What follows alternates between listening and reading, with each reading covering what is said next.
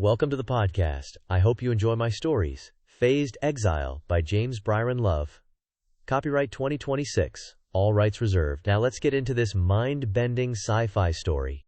Nico sat in the corner of his apartment, the soft hum of the city below barely reaching him through the double-paned windows. The room was dim, lit only by the muted glow of his monitors and the occasional flicker of a street lamp outside. He leaned back in his chair, fingers steepled in front of him, eyes scanning the cascading data on the screens. Names, dates, movements, transfers, all of it coalescing into a single, unbearable truth. For years he had been a tool. Not a soldier, not a man with agency, but a mechanism of carefully orchestrated power plays that used his skill, his discipline, and his obedience to eliminate anyone inconvenient to those hidden behind layers of bureaucracy. He let out a slow breath and moved to the first file on his list. The coordinator, Jonathan Reyes. Mid-40s, wiry, meticulous, and insulated by more security protocols than any ordinary operative could navigate. Reyes' life had been a model of precision, trains timed to the second, offices locked down, schedules alternating between public appearances and secure meetings. Nico studied the patterns over days, nights blending into one another as he followed the man's movements virtually, cross-referencing CCTV feeds, corporate logs, and travel manifests. Reyes was untouchable to anyone who lacked the insight of someone who had been on the inside, who had walked the same halls, who had understood the invisible rhythm that governed every decision he had made. From his apartment, Nico charted a series of vulnerabilities. Reyes always traveled between two main facilities on Tuesday nights. The first leg of the journey was predictable, a shuttle from his private office to a secured transport hub, lightly monitored but highly structured. The second leg, however, was where the human element crept in. Guards, fatigue, and procedural complacency created gaps no algorithm could predict perfectly, but Nico could anticipate them through observation. The data told him when Reyes would be most isolated, and the patterns revealed the margin of safety required to act without immediate detection. He shifted to the second target, Emilia Cartwright, the financier. She managed the covert flows, the silent payments that lubricated complicity, the invisible trails of money that ensured obedience. Cartwright was precise, but not meticulous in the same way Reyes was.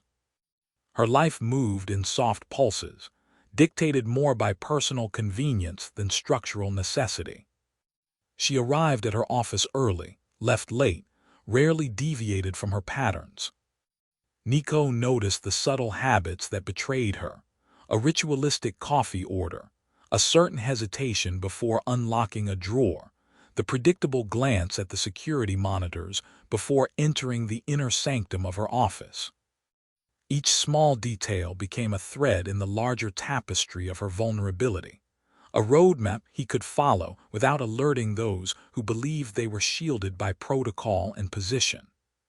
Finally, there was the administrator, Helena Marks. Mid-50s, calculating, with the quiet authority that made people underestimate her. Marks controlled internal oversight, erased evidence, and maintained a network of records that made inconvenient truths disappear without a trace. She was cautious, perhaps overly so, but that caution bred predictability. Nico spent long hours mapping her movements in remote archives, the rhythm of her inspections, the timing of her interactions with subordinates, the subtle cues she left behind in her routine. There was a point in the middle of each week when she reviewed sensitive documents, alone, in rooms where surveillance was limited to internal sensors she trusted implicitly. It was here that Nico identified his opening. Each target was insulated, but not infallible. Nico's training allowed him to see not just the security in place, but the human factor layered atop it, the fatigue, the arrogance, the misplaced trust. He reviewed every detail multiple times, correlating patterns, calculating probabilities, and rehearsing in his mind each approach. He knew the consequences of miscalculation.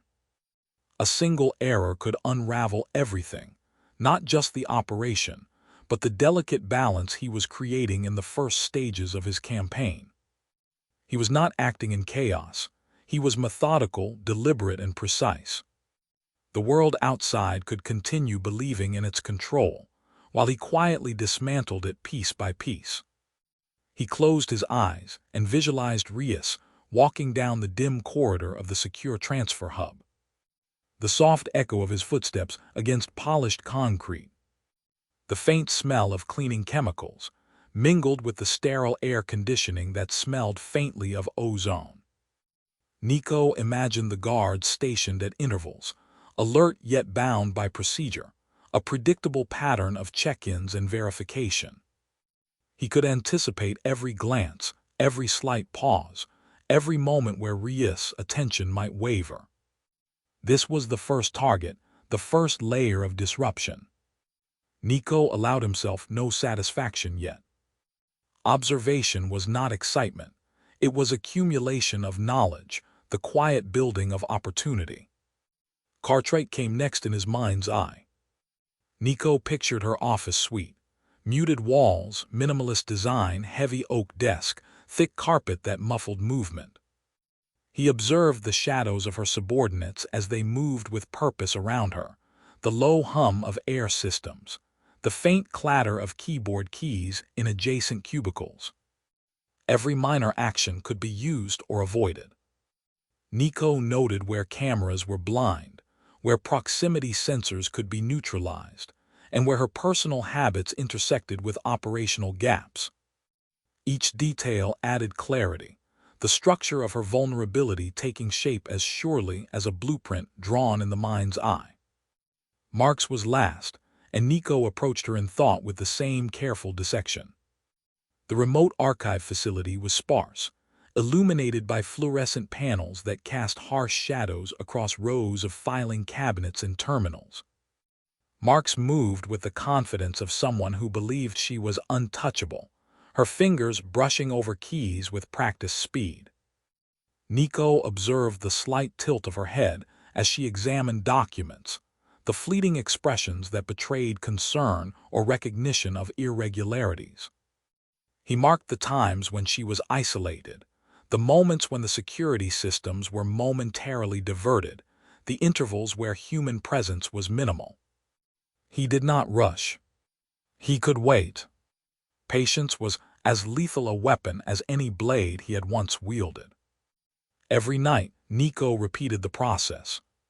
He layered observations upon observations, noting dependencies and redundancies, plotting contingencies for every plausible response the targets could make. He knew the system relied on compartmentalization. Each of his targets believed themselves insulated by layers of bureaucracy and technology, untouchable to ordinary forces. Nico was not ordinary. He was an instrument repurposed, a mind honed for obedience now sharpened for deliberate action. And in the quiet of his apartment, surrounded by the glow of his screens, he began to feel the weight of inevitability settling over him. The system that had used him would never see him coming, and yet it would feel the void he was about to create. He reviewed the files once more. Rias Cartwright Marks. 3 names, 3 nodes of power. Each operating in insulated circles, each unaware of the other's dependencies, each blind to the preparation that had been accumulating for months. Nico allowed himself a brief mental survey of their strengths and weaknesses. Rias' predictability was both his strength and his vulnerability. Cartwright's arrogance created a subtle margin of error. Mark's meticulousness masked repetitive habits that could be exploited.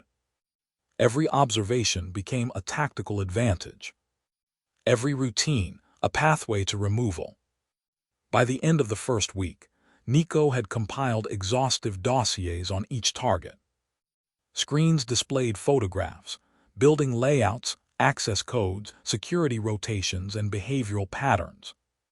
He cross-referenced every anomaly he could find, noting deviations and stressors that might aid his approach. He practiced sequences in simulation after simulation, refining timing, movement, and positioning. Every action was rehearsed, every contingency accounted for. There was no improvisation, no reliance on luck. The architecture of their removal was as calculated as the architecture of their manipulation of him had once been. He paused, staring at the growing digital map of routines and vulnerabilities. The city sprawled beneath him, alive and unaware. Traffic lights blinked on programmed cycles, people moved through streets with casual oblivion, and the hum of infrastructure masked the invisible threads he had begun to trace. Nico considered the balance of power, the silent fractures already forming in the corridors of authority, the dependencies that would collapse once his first actions were set into motion. Observation alone was powerful. Understanding the system, dissecting it from within, gave him leverage. Patience and knowledge were the first stage of control. As the hours slipped by, Nico's mind wandered briefly to the consequences. Not fear, not hesitation, but awareness. Every life he touched in the execution of his plan would vanish, and every ripple would extend far beyond the immediate targets. Yet he reminded himself that the architects had already done the same to countless others. Their manipulation had erased accountability, silenced dissent, and twisted obedience into tools for their own gain. He owed no one mercy. Precision was justice in its purest form.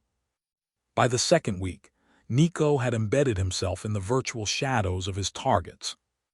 Cameras, access logs, and digital communication streams were analyzed and stored. Every point of vulnerability was cataloged. Every deviation from routine noted.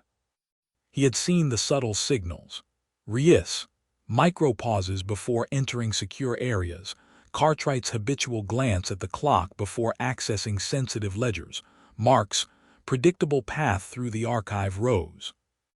These were not coincidences. They were exploitable patterns, openings that no ordinary observer would detect. Nico was no ordinary observer. He rehearsed again methodically. He visualized each approach, each movement, each escape route. In his mind, Rias moved through the hub corridor. Cartwright sat at her desk. Marks examined her files. He imagined contingencies, unexpected guards, minor malfunctions, inadvertent human error. Every possibility had been accounted for. He allowed the quiet satisfaction of control to settle over him. Observation was not action, but it was the precursor to it, the stage where inevitability began to take shape. And as Nico leaned back in his chair once more, the city lights reflecting faintly off his screens, he understood that the first step, the patient, meticulous observation of the architects, was nearly complete. He had seen them, understood them, and mapped the spaces where their confidence blinded them. The framework of removal existed in his mind, as precise and cold as the truth he had uncovered. In this phase, Nico was untouchable, unobserved, and unstoppable. The system had relied on his compliance. Now it would pay for that reliance, silently, surgically, and without warning. The night was thick with fog when Nico made his first move. The streets were silent, empty, and slick, with the residue of a recent rain. Headlights cut through the mist in distant arcs, fading as cars passed over intersections. He moved along the alleys parallel to Rias' shuttle route, staying within shadows, careful to avoid the cameras he had previously noted as blind spots. His gloves brushed the cold metal of the fire escape ladder as he climbed, heart steady despite the tension. Every motion had been rehearsed, every contingency prepared. He paused at the edge of the rooftop, overlooking the transfer hub. The shuttle was arriving on schedule. 2 guards flanked the vehicle, their movements casual, unhurried, as if the night were theirs to dominate. Nico crouched, pulling a small scope from his pack and scanning the scene. "Patience," he muttered under his breath. "Let them settle. Let the rhythm dictate the timing." A voice came through his earpiece, steady and professional, carrying the controlled cadence of someone trained to speak only when necessary. It belonged to a remote handler Nico had worked with for years, a former logistics analyst who understood timing, surveillance gaps, and operational flow better than most people understood their own neighborhoods. The man was not on site and never would be.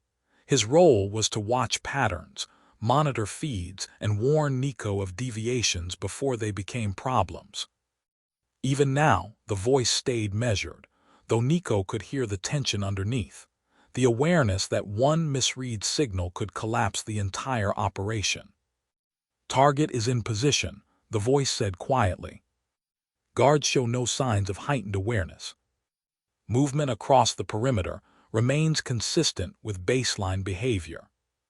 You have a 5-minute window before rotation begins. Repeat 5 minutes. Timing is exact." Nico nodded, unseen by anyone. "Copy."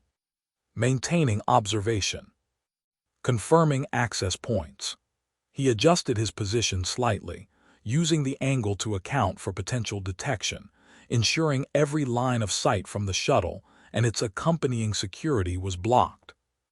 Minutes stretched as Nico watched Rias exit the building, his stride measured and exact, the kind of movement that came from years of operating inside rigid systems where deviation was treated as error. Rias did not hurry, nor did he hesitate without reason. His shoulders stayed square, his head level, posture disciplined in a way that suggested confidence built on routine rather than awareness. The corridor lights reflected off the polished floor as he walked, and Nico noted the even spacing of his steps, the timing between each footfall, all of it aligning perfectly with the data Nico had already reviewed dozens of times. Rias paused at the threshold, just long enough to check a handheld device, his thumb moving in a familiar pattern across the screen. The pause was not caution, it was habit. Nico recognized the sequence instantly, the brief scan of readouts, the micro-adjustment of grip, the unconscious tilt of Rias's head as he confirmed what he already expected to see. The signals, the internal checks, the silent confirmations flowing through secured systems had all been mapped in advance. Rias had no idea that every reading he trusted, every confirmation he relied on, had already been anticipated and folded into Nico's timing. "He's following protocol," Nico whispered, the words barely audible even to himself. His eyes never left the man below as he continued, voice steady, analytical rather than emotional. "Every step predictable. That predictability is the opening." The guards shifted, a slight distraction that Nico had anticipated. He slipped down the side of the building, moving like liquid through the darkness, closing the distance to the access point he had prepped. His hand rested on the metal latch for only a second before the mechanism gave way smoothly, silent. Inside the facility, corridors stretched, sterile and empty, lit by cold fluorescent panels. Nico's movements were precise, silent. Every step measured, his breathing controlled. Rias entered the corridor, unaware of the shadow following him. Nico's eyes tracked his movement, counting steps, noting hesitation, waiting for the exact moment he had calculated. He raised his hand, a small device in his palm, and the world shifted in a controlled instant. Rias froze mid-step, then collapsed quietly into the padded restraint Nico had deployed, a mechanism of control Nico had designed to be undetectable, leaving no immediate evidence. Outside, the earpiece crackled softly, the brief burst of static giving way to a familiar, controlled voice. The handler spoke with the same restrained precision as before, every word chosen to convey information without emotion or assumption. Coordinator neutralized. No alarms triggered. No anomalous alerts across internal or external systems. Exfil route remains secure. Repeat, no alarms. There was a short pause, just long enough to confirm secondary feeds before the voice continued. Current indicator show no deviation from baseline response. Proceeding to next target. Nico remained still for a moment, eyes scanning the empty corridor as if expecting the space itself to react. Only after he confirmed the absence of movement did he answer. "Proceed," he said quietly, his tone deliberate and controlled, carrying neither urgency nor hesitation. Next is Cartwright. Her routine is fragile, built on personal habits rather than layered redundancy. She arrives early, before the building fully comes online. He shifted his weight, already transitioning mentally to the next phase. Tomorrow morning she'll be alone. Support staff won't be in position yet, and security coverage will still be minimal. We exploit that window before anyone else reaches her. By morning, Cartwright's office was quiet. The street below shimmered in early sunlight, pedestrians moving without notice of the absence of one woman whose influence had quietly controlled enormous sums. Nico watched her arrive through a concealed vantage, noting the small habits that revealed her vulnerability, the habitual glance at the security monitors, the key she almost always dropped in the same small dish, the brief pause to straighten papers before entering the inner sanctum. He entered the building through a service entrance he had previously identified, doors unlocked by a minor oversight in staffing, unnoticed by anyone but him. Corridors were silent, the low hum of the HVAC the only sound. He moved deliberately, a shadow among shadows, until he reached the office. Cartwright looked up as a presence moved across the room. "Hello?" she asked, voice bright but tinged with curiosity, sensing a disturbance she could not yet identify. Nico's reply was calm, measured, with a precision that betrayed no emotion. "Good morning, Miss Cartwright. I think we need to talk." Her brow furrowed. "Who is? What?" "No introductions necessary," he said, stepping into the light. "You understand the network. The silent payments, the transfers, the oversight you've ensured. It ends tonight." She stumbled back, eyes wide. I don't understand." "You can't." "I can," Nico interrupted softly but with finality. "And I will. You'll disappear quietly. No alarms, no trace. By the time anyone notices, it will be too late." Her hands shook as she reached for the phone, but he moved with deliberate speed, ensuring she had no chance to summon help. Within minutes, she was secured in a containment protocol Nico had prepared, silent, invisible, and total. The financial network she had controlled immediately responded in chaotic ways. Transactions halted, questions unanswered, balances temporarily inaccessible. Nico observed through remote monitoring, noting the subtle disruptions ripple outward. The administrator, Marks, proved more challenging.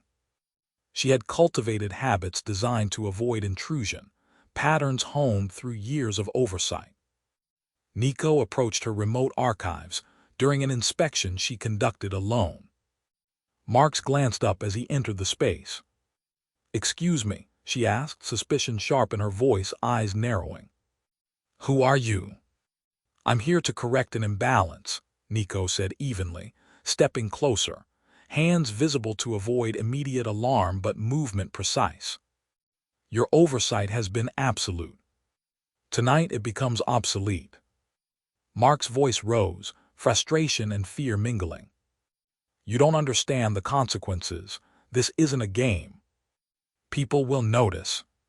"Security." "No one will notice." "That is the point," Nico interrupted, calm, unwavering. Everything you've manipulated, every record you've erased, every safe passage you thought secure, it will end tonight. No trace, no warning. Your absence will be your signature. Her eyes darted around the room, searching for escape or backup. Nico moved with a fluidity that masked both preparation and inevitability. Within moments, she too was contained, her fall masked as an accident among the fragile equipment she had meticulously maintained. Files were left in disarray, yet no one suspected interference. Systems recorded the anomaly as minor, easily overlooked, an error within normal operations. As he exited, Nico allowed himself a moment of quiet observation. 3 targets removed. Execution clean. Systems will adjust without disruption, beyond anticipated patterns. The night was quiet again, empty streets under the cover of darkness. He walked the alleys back to his apartment, muscles taut, mind sharp. Each elimination had been surgical, precise, and silent. He hadn't celebrated or lingered on satisfaction. Action without indulgence was key. He had acted not as a man with vengeance, but as a practitioner of deliberate control, reshaping the power structure with surgical detachment. Later, in the dim glow of his apartment, Nico reviewed the aftermath. Systems were faltering in subtle ways, emergency protocols delayed, communications interrupted, decision chains hesitated. The voids he had created were unseen, undetected, yet they existed. Each disappearance had caused a ripple, a structural fracture that no ordinary analysis would immediately identify. He muttered under his breath, almost to himself, "The system is still standing, but it's weaker now. Fragile where it thought itself secure." The observation was methodical. He noted delays in internal reporting, the pause between requests for validation and actual decisions being made. Leadership vacuums emerged in patterns he had predicted, and subtle instability percolated through the ranks. Nico's eyes traced the networks he had once served, now destabilized by his quiet intervention. The plan was far from over. This was the first wave, the initial disruption. Each action was contained to avoid unnecessary chaos, but the consequences would compound. The system had relied on his compliance, and in removing the architects, he had demonstrated that control was fragile, dependent, and fallible.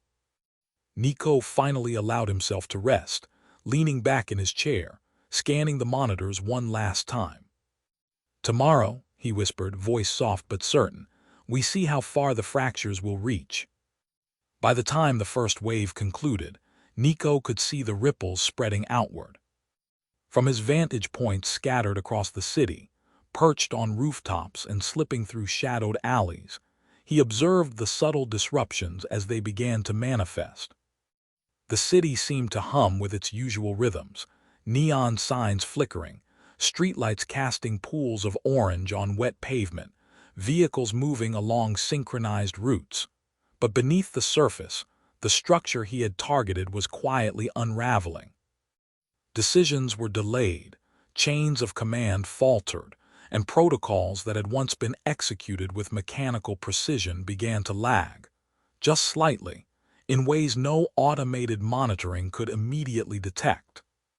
Inside a communications hub in the financial district, a middle-aged systems analyst ran her hands through her hair, staring at the cascading alerts on her screen. I don't understand," she muttered to her colleague, her voice sharp but tight with tension. The office was silent except for the low hum of servers, a mechanical lullaby that usually suggested calm stability. 2 coordinators disappeared overnight. There's no alert, no breach, no unauthorized access, but the operations schedule is fractured. Some of the commands aren't executing.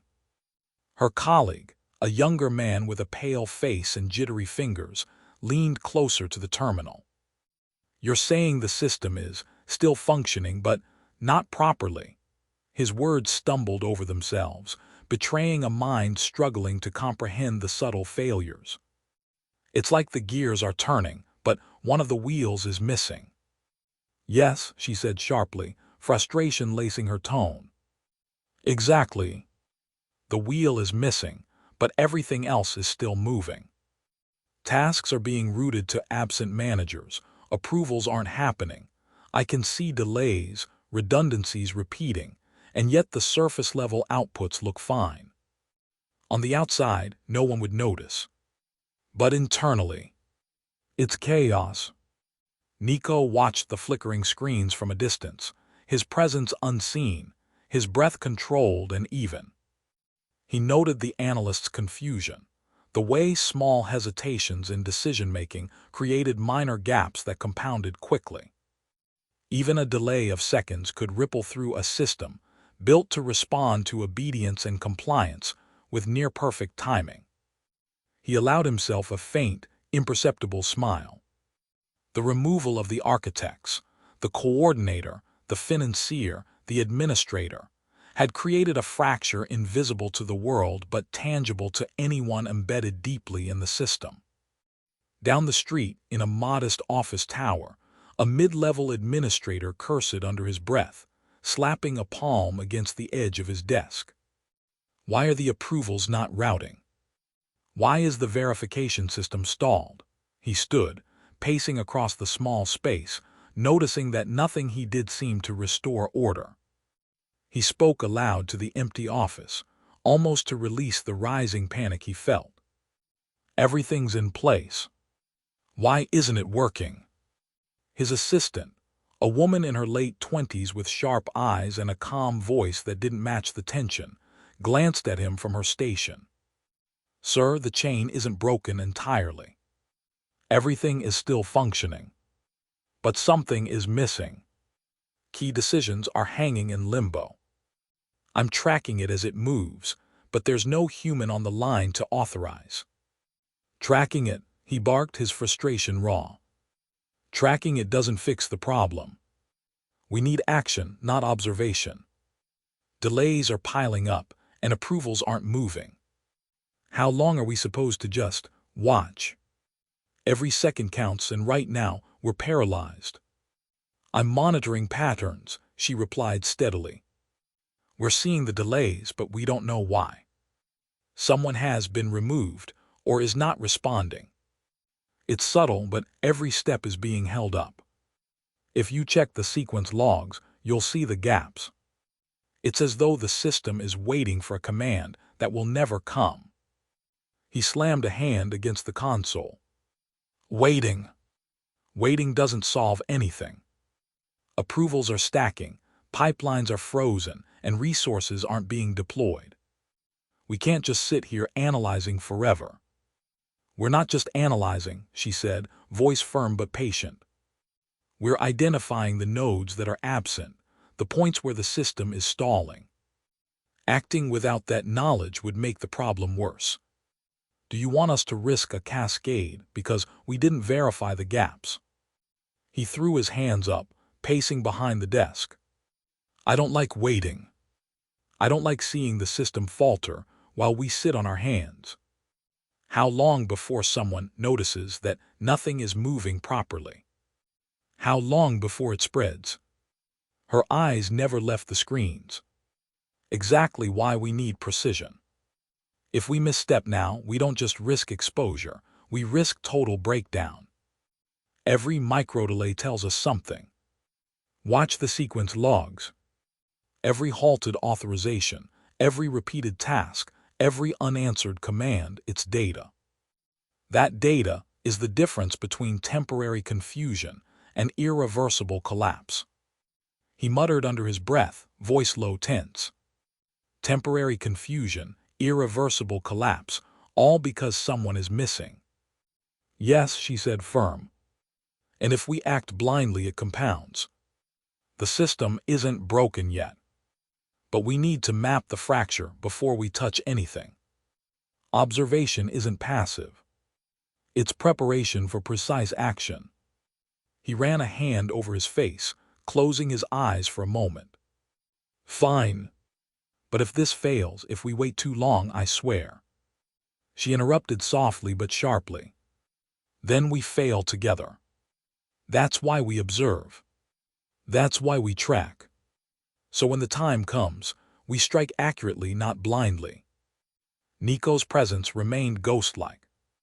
From his vantage point above the office, he could see the micro-frustrations accumulate into real, measurable hesitation. Every human interaction, every phone call attempted, every redirected workflow added to the quiet strain he had engineered. He had left no messages, no trace, no evidence of intent. The system faltered not because of error, but because it had been deliberately stripped of its expected inputs. By evening, the ripple reached the higher levels of control. In a sleek command center lit by the cool blue glow of countless screens, a senior executive rubbed his jaw, reviewing reports that no longer made sense. "All protocols are executing," he said to the group assembled around him, voices tight with disbelief. "All standard operations are active, but there are lapses. Responses are delayed, authorizations missing, sequences repeating unnecessarily. Who is responsible for this? Who authorized the suspension?" One of his lieutenants, a tall man with thin-rimmed glasses and a voice measured like Nico's own, stepped forward cautiously. "Sir, we have no indication of human error or cyber intrusion. All systems are intact, yet the chain of command is faltering. I recommend isolating the gaps, identifying the absent nodes, and then redistributing tasks manually." The executive slammed a fist against the desk, his anger a low roar. "No, we don't have time for redistribution. This is unprecedented. There's no explanation, no reason why this is happening. And the system still runs. How can it run when we have gaps this large?" Meanwhile, Nico traced the consequences like a meticulous observer, his mind cataloging every hesitation, every stutter in communication, every brief pause in execution. Drones hovering above the city reflected the changing landscape below, the mechanical heartbeat of a world still functioning, yet subtly warped by absence. Emergency protocols lagged at intersections, responses to minor incidents slowed, and security measures that depended on layered approvals faltered in the most delicate ways.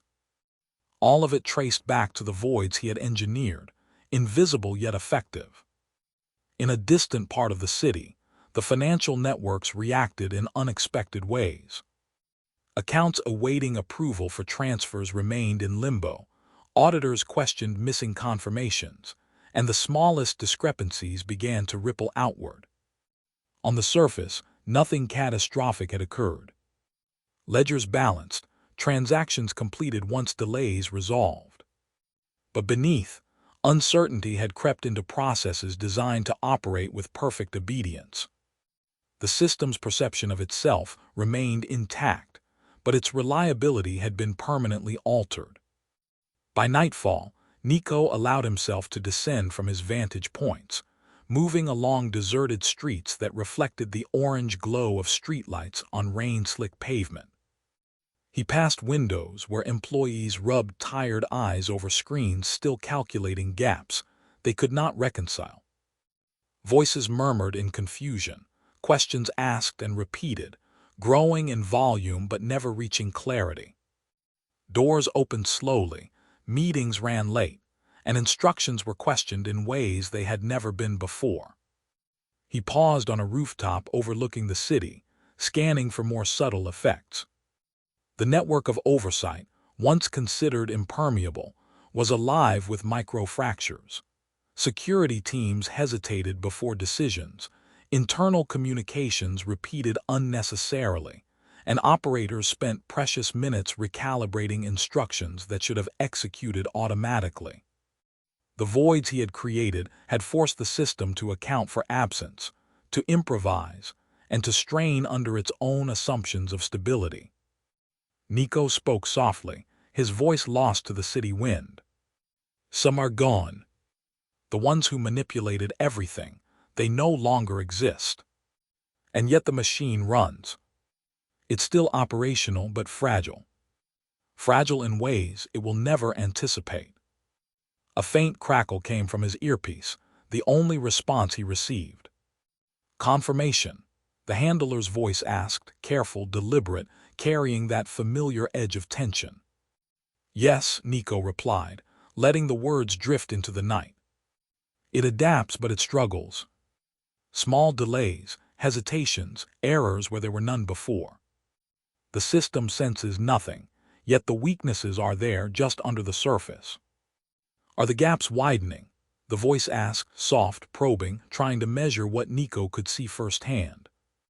Not yet, he said. But the fractures are real. The machine will hold for now. But it cannot anticipate the absence that exists everywhere it once relied on. That absence is permanent, and it changes everything, even if no one realizes it yet. The handler remained silent for a moment, the faint hiss of static the only acknowledgement of Nico's assessment. Understood came finally. Continue monitoring. Document what shifts, even if it seems trivial. The system's fragility, it's the only advantage we have. Nico exhaled, letting the cold wind brush past him. I'll watch. Every hesitation, every micro-failure. Everything it cannot account for, I'll see it first. He watched the city pulse with life, normal on the surface, yet entirely changed in its invisible architecture. The fractures were subtle, quiet, deliberate, and permanent. The system remained intact, but no longer seamless. By the time darkness fully enveloped the skyline, Nico had catalogued every hesitation, every faltering response, every misaligned sequence. He had confirmed what he already knew. The world moved as if nothing had changed, but under the surface, the foundations had shifted, and the power structure was quietly, irrevocably destabilized. Nico's senses snapped into overdrive the moment the first drone appeared. It wasn't a shadow on the skyline or a faint hum he could ignore. It was a calculated, predatory presence, slicing through the air with cold efficiency. The drone's black, angular frame glinted faintly in the pale, flickering streetlights, every edge sharp, every sensor rotating with methodical precision. Its infrared eyes swept over the city, scanning thermal signatures, monitoring for irregular movement, analyzing potential escape routes. And then, unmistakably, it locked onto him. He dropped low behind a rusted dumpster, the metallic tang of decay, and refused mixing with the acrid smoke of distant fires, filling his nostrils and threatening to clog his breathing. The wind shifted, carrying away his scent for just a moment, a fragile veil of anonymity. His heartbeat pounded in his ears, each thump a counter-rhythm to the whirring of the drone above. The city had changed overnight. Familiar streets now seemed alien, hostile, designed to trap him. He could hear the faint whine of electrical grids overloading, street lamps flickering, and the distant wail of sirens, an orchestra of chaos designed to channel him into the kill zones. Already on him, a voice crackled in his earpiece, measured, clinical, cold. It was detached, the tone of someone who had spent hours watching movement patterns, studying escape velocities, predicting trajectories with precision. Multiple thermal vectors, northwest block. Cameras showing deviation from normal patterns. Keep moving, he's aware. Understood. Another voice interrupted briefly, sharper now, slightly tense, the urgency threading through the clipped professional cadence. I'm locking the adjacent grids. If he shifts toward the west exit, the automated gates will engage. Confirm visual on secondary thermal signature. A faint crackle responded immediately. Secondary signature still visible, came the reply, precise but strained. Tracking the reading now. Movement is irregular, but consistent enough to maintain lock. Sensors are sensitive, but so is he. We're not losing sight. The first voice pressed, tension edging into the controlled tone. Maintain lock. Any deviation, any spike, engage barriers immediately. Do not hesitate. Confirm every angle. We cannot allow him a single unmonitored path. A quiet acknowledgement followed. Copy. Monitoring all vectors. West exit grid engaged. Thermal overlay aligned. Rechecking secondary feed. Awaiting any shift from target. The clipped voice returned, deliberate, firm. Good. Keep it tight. If he moves west, automated gates trigger instantly. No mistakes, no delay. Confirm you have eyes on every potential escape route adjacent to that corridor. Confirmed. The second voice replied, steady, measured, though the tension in the tone betrayed awareness of the stakes. All adjacent grids locked. Thermal feeds aligned. Any deviation, any break in pattern will be reported immediately. Nico didn't respond. He didn't need to. Every fiber of his body was keyed to the approaching threat. The slight shimmer of sensor lenses, the faint electrical hum in the air, the staccato steps of armored boots echoing in distant alleys. Explosions erupted down the block, concrete ripping apart, shards scattering into broken glass windows, papers fluttering like dead leaves. Smoke curled and twisted through the streets, thick enough to obscure but thin enough to leave hints of shapes and movement.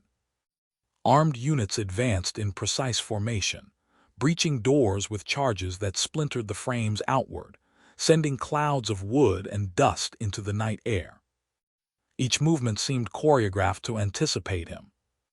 It was no accident. Every detail of the operation, from drone flight patterns to street barricades, was calculated to constrain him, anticipate his instincts, and force him toward traps.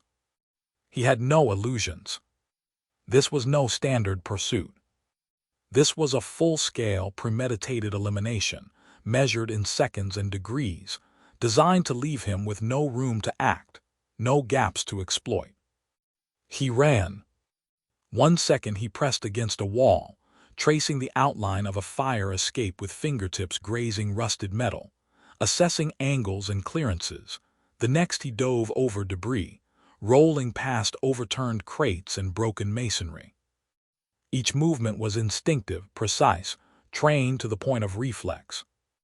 He could hear the drones adjusting their trajectory, the faint whir of microservos spinning in anticipation as sensors scanned heat patterns from blocks away.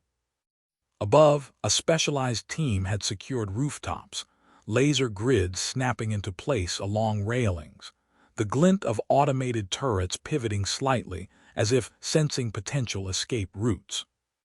Every alley, every doorway, every corner was covered. Every route had been accounted for, every potential escape preempted. Thermal on him. Northwest alley clear. A sharp, commanding voice barked over an open comm channel, tense but clinical. Copy, another voice answered immediately, almost simultaneously. Predictive tracking active. He's near structural delta. Cameras aligned to anticipate lateral movement.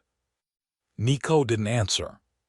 His boots thudded softly against cracked pavement, eyes darting to vent shafts, stairwells, and windows, calculating angles of approach and lines of sight. Smoke hung thick in the alleyways, acrid, biting, curling into his lungs, mixing with the smell of burned rubber and dust. It masked his heat signature for moments, but he knew the concealment was temporary. Every inhalation burned, every step carried the risk of detection, every heartbeat a potential death knell. A pair of drones banked low, forcing him to leap into a narrow side street barely wide enough for a truck. The air vibrated with the electrical hum of surveillance electronics. The smell of ozone mingled with gunpowder and city grime, making his stomach twist. He crouched behind a battered delivery truck, chest heaving, eyes catching the reflection of streetlights glinting on broken glass. The The street was littered with obstacles, fallen signage, overturned trash bins, barricades left from prior engagements designed to slow him down. Every movement had to account for exposure. Even the slightest mistake could mean detection, or worse, death. "Don't let him double back," a voice ordered sharply over comms. Predictive grid shows a preference for eastward movement. "Cover the exits. No hesitation. Do you copy?" "I copy," another voice confirmed. Perimeter tightening. Roof teams report visual confirmation of heat signatures in alleyway Delta. Anticipate reroute through secondary structures. Thermal spike noted east stairwell, the first voice added seconds later. Confirm engagement. He's adjusting pace. Nico adjusted his pace, fully aware that they expected him to react predictably, to repeat instincts honed over years of field operations. He slowed, dropped low, sliding into shadows, blending with the jagged geometry of the alley walls. A flickering street lamp above painted irregular bands of light across his body, breaking thermal patterns, just enough to give him a fraction of advantage. Every step was a calculation. Every slight movement, every adjustment of angle was intentional. He could hear the faint beep of motion sensors activating, the soft clicks of automated locks engaging, the distant vibration of armored vehicles repositioning.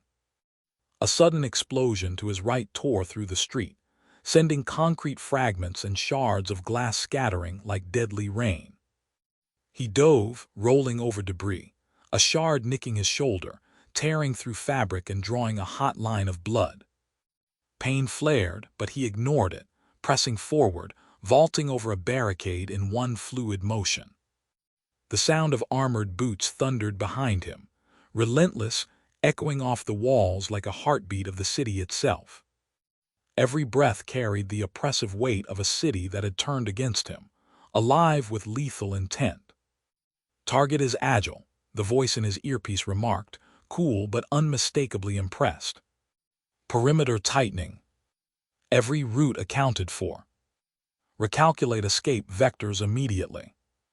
"They're not recalculating fast enough," Nico muttered under his breath, ducking beneath a shattered window frame, surveying the debris-strewn hallway inside. "I see the gap's small but enough. If I time it perfect." Above, a drone adjusted its trajectory, sensors locking on for a fraction longer than he anticipated. He used the moment to vault over a dumpster, rolling into the shadows of a doorway. Inside, the air was thick with the scent of damp concrete, mildew, and peeling paint. Dust choked the light from shattered windows, creating pools of gray that seemed to swallow him whole.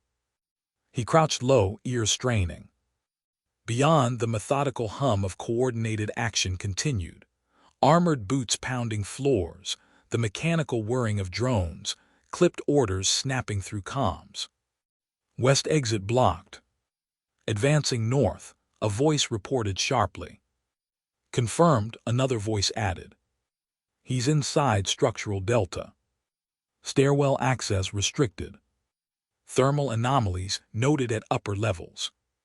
Adjust roof coverage." Nico waited, muscles coiled, heart hammering. Every nerve screamed tension. The city itself pressed against him like a living, hostile organism, watching, sensing, anticipating. Every corner could conceal a threat, every street a trap. And yet he moved with precision, slipping through the patterns, exploiting timing gaps, staying just out of reach of absolute coordination. The first drone dipped low, narrowly missing his head as he dived behind a reinforced door frame. Sparks leapt from the frame on contact, smoke curling and twisting into the hallway like serpents. Thermal readings shifted, the earpiece crackled. "He's inside the structure. Confirm route and check for booby traps immediately."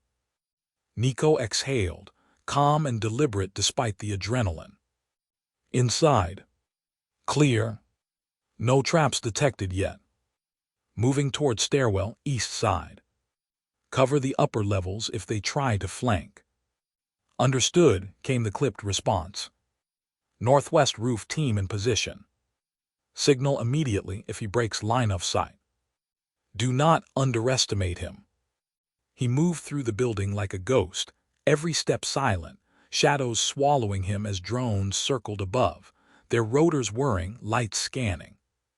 The rhythmic cadence of boots pounding the floors echoed faintly in the distance, almost synchronized with the whirring of cameras and mechanical sensors. Every movement outside was pre-mapped, every potential escape route anticipated, every corridor accounted for in a lethal web. Nico didn't pause.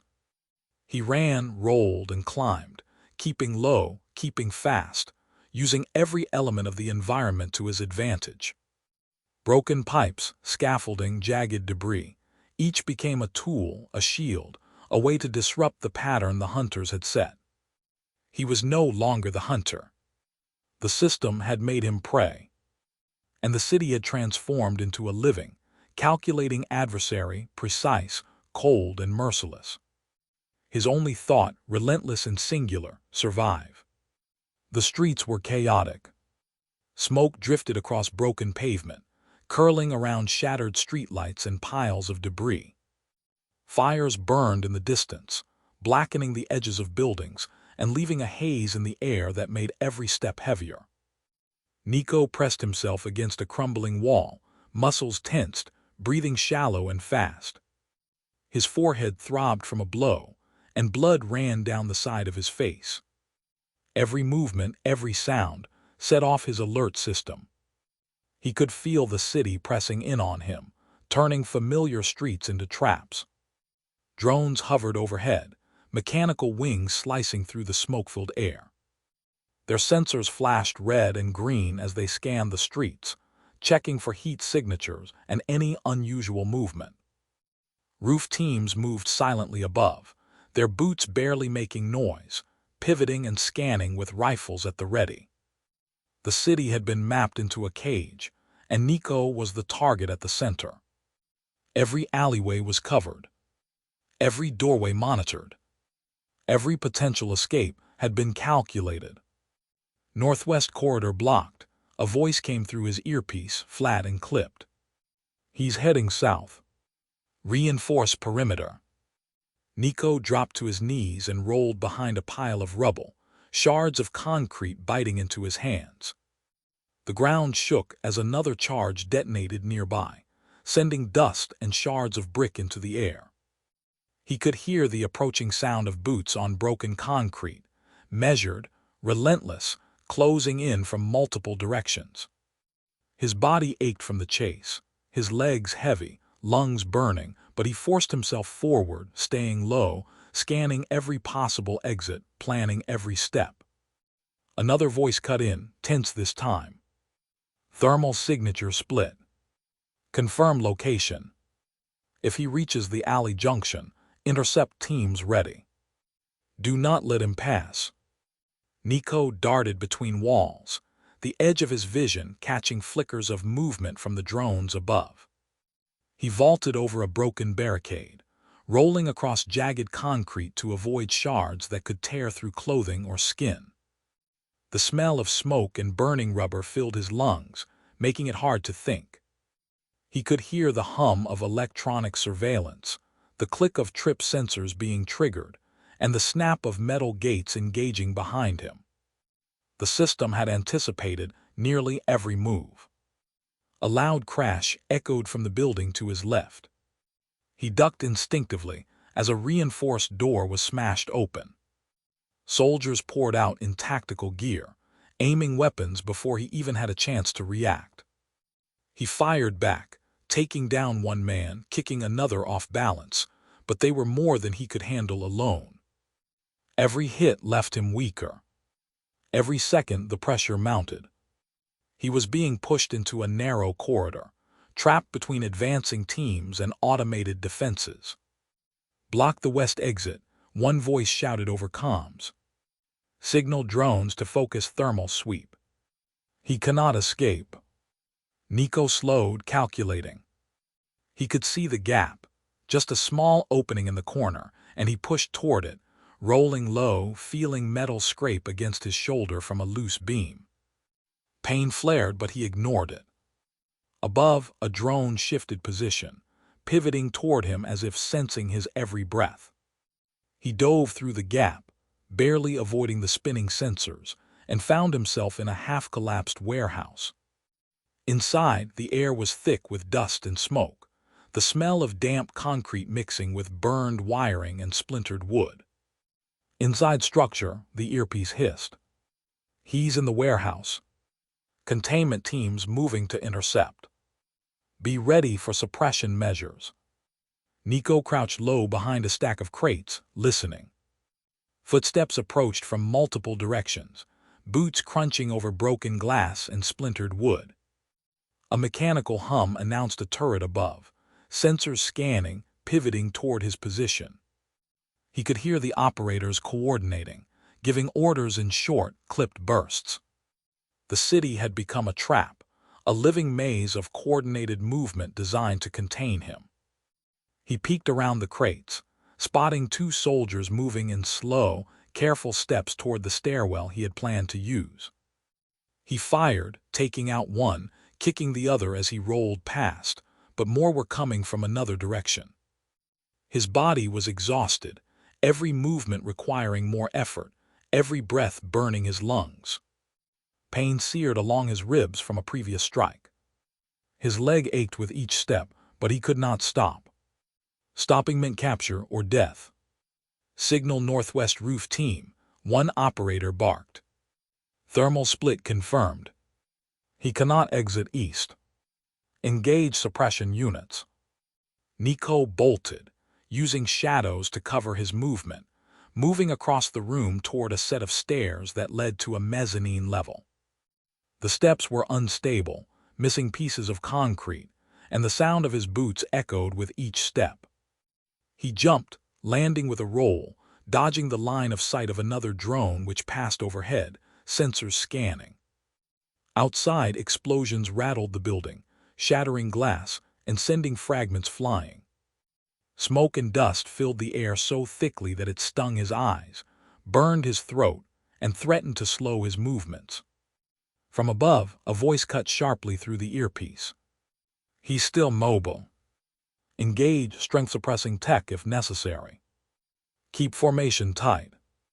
Do not allow exit." Nico gritted his teeth. He could see the containment teams closing in, their devices glowing faintly with electromagnetic fields designed to sap his strength, slow his movements, and neutralize any advantage he still had. He struck, rolling past one, pushing him back with all his remaining power, but another grabbed him from behind. The electromagnetic field surged, burning across his muscles, forcing him to his knees. "Hold him," another operator ordered. "Deploy immobilizers." Pain and exhaustion overran him. He swung, kicked, and twisted, but the technology weakened his strength with each motion. One soldier's hand clamped around his shoulder, while another pressed a device to his back that locked his limbs in place. He gritted his teeth and struggled, but the energy draining from the field made him falter, stumble, and collapse. "Subject restrained," a voice reported, calm and measured now. "Blood loss noted. Injury stabilizing. Extraction ready. Ensure full compliance." Nico lay there, chest heaving, bloodied, limbs bound, unable to move. The warehouse was silent, except for the hum of drones above and the soft, methodical sounds of the soldiers around him.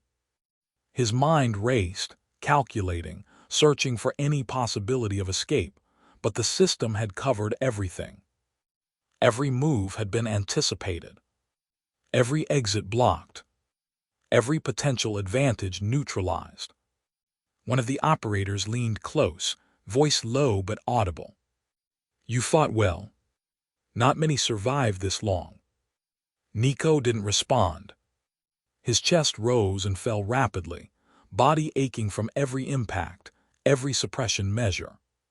He could feel the weight of the city pressing in, the surveillance, the technology, the human presence, all converging to remove him entirely.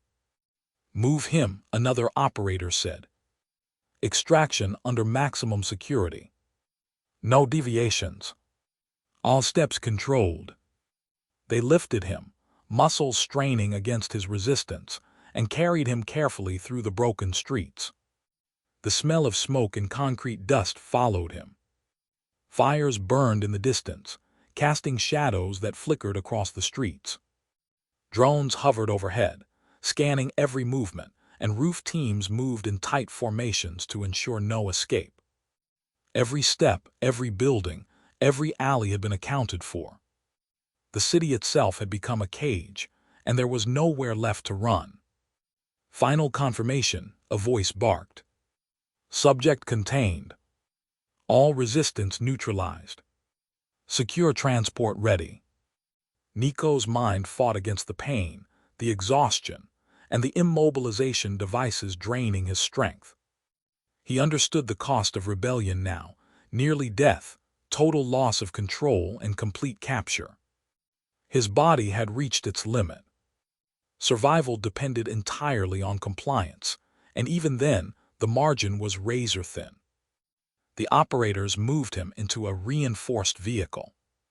He could feel the vibrations of the engine, the metallic cold of the restraints against his skin, and the weight of the city pressing against every inch of his consciousness.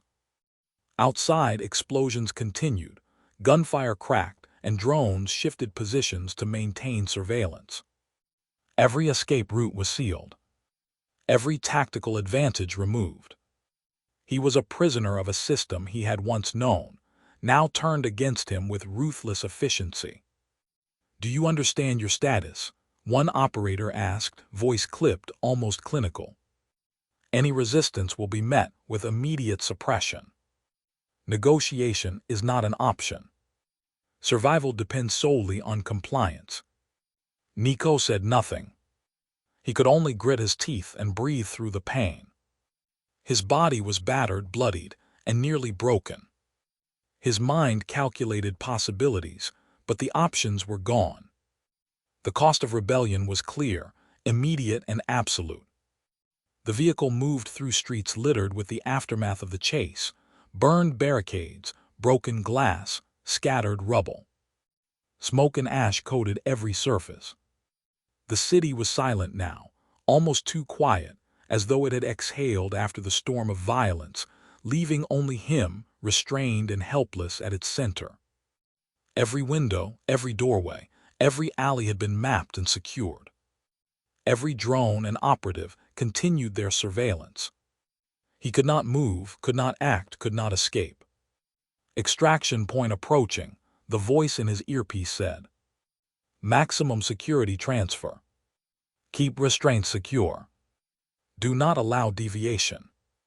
Nico's eyes flicked around the interior of the vehicle, taking in the reinforced panels, the locked compartments, and the quiet efficiency of the operators.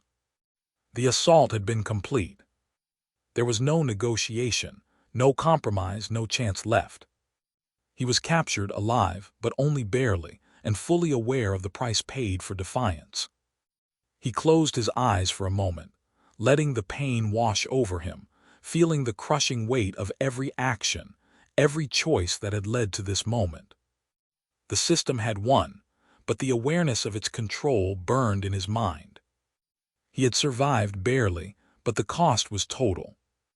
Every second of the journey reinforced a single truth: the system would not tolerate rebellion.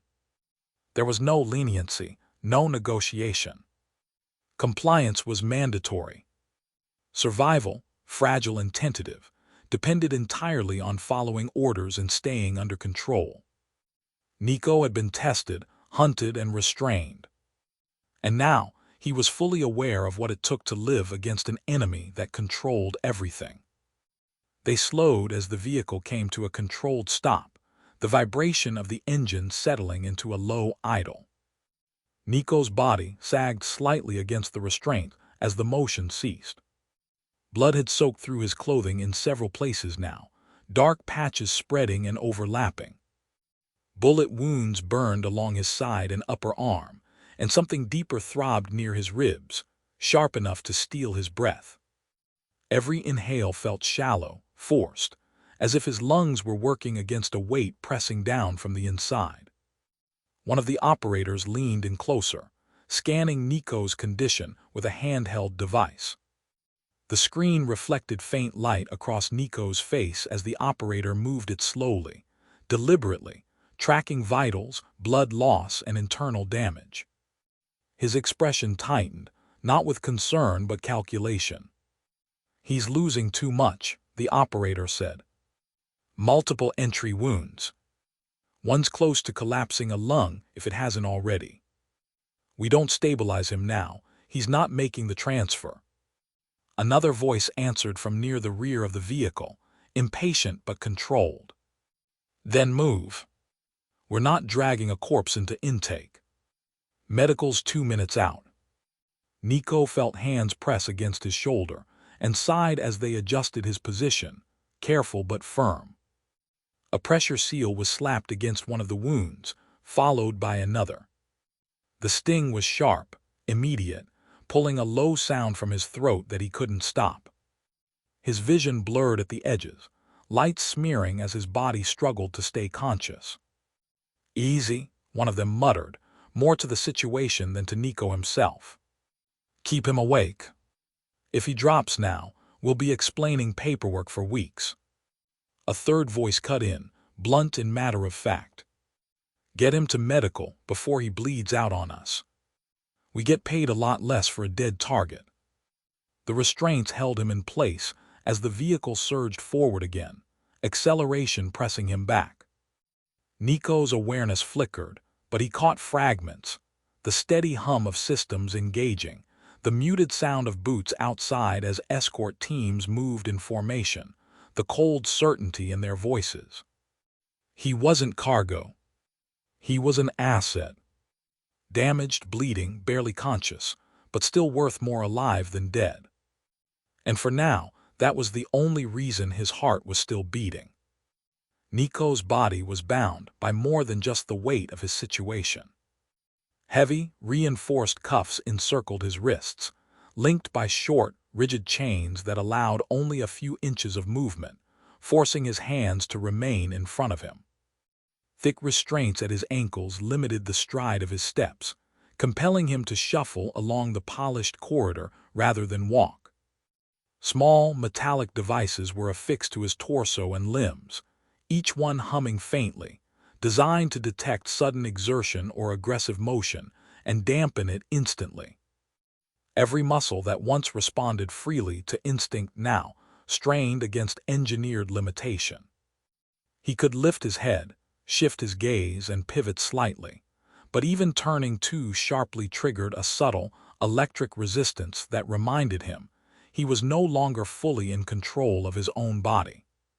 The corridor leading to the chamber was antiseptic, sterile to the point of hostility. Nico's footsteps echoed faintly against the polished floor, each tap a metronome counting down the moments until the inevitable. The walls were a pale gray, featureless, smooth to the touch, reflecting the harsh fluorescent lights above in a way that made it impossible to gauge depth or texture. There were no windows, no doors to other areas visible, only the endless corridor leading to the chamber at the far end. The air smelled faintly of ozone and cleaning solvents, a sharp contrast to the metallic tang of blood and sweat still lingering from his recent capture. He was flanked by 2 officers, their armor streamlined, black and matte, almost ceremonial in its precision. Every movement they made was deliberate, rehearsed. Hands never lingered on their weapons, but they were always within reach, fingers brushing triggers and grips as they walked.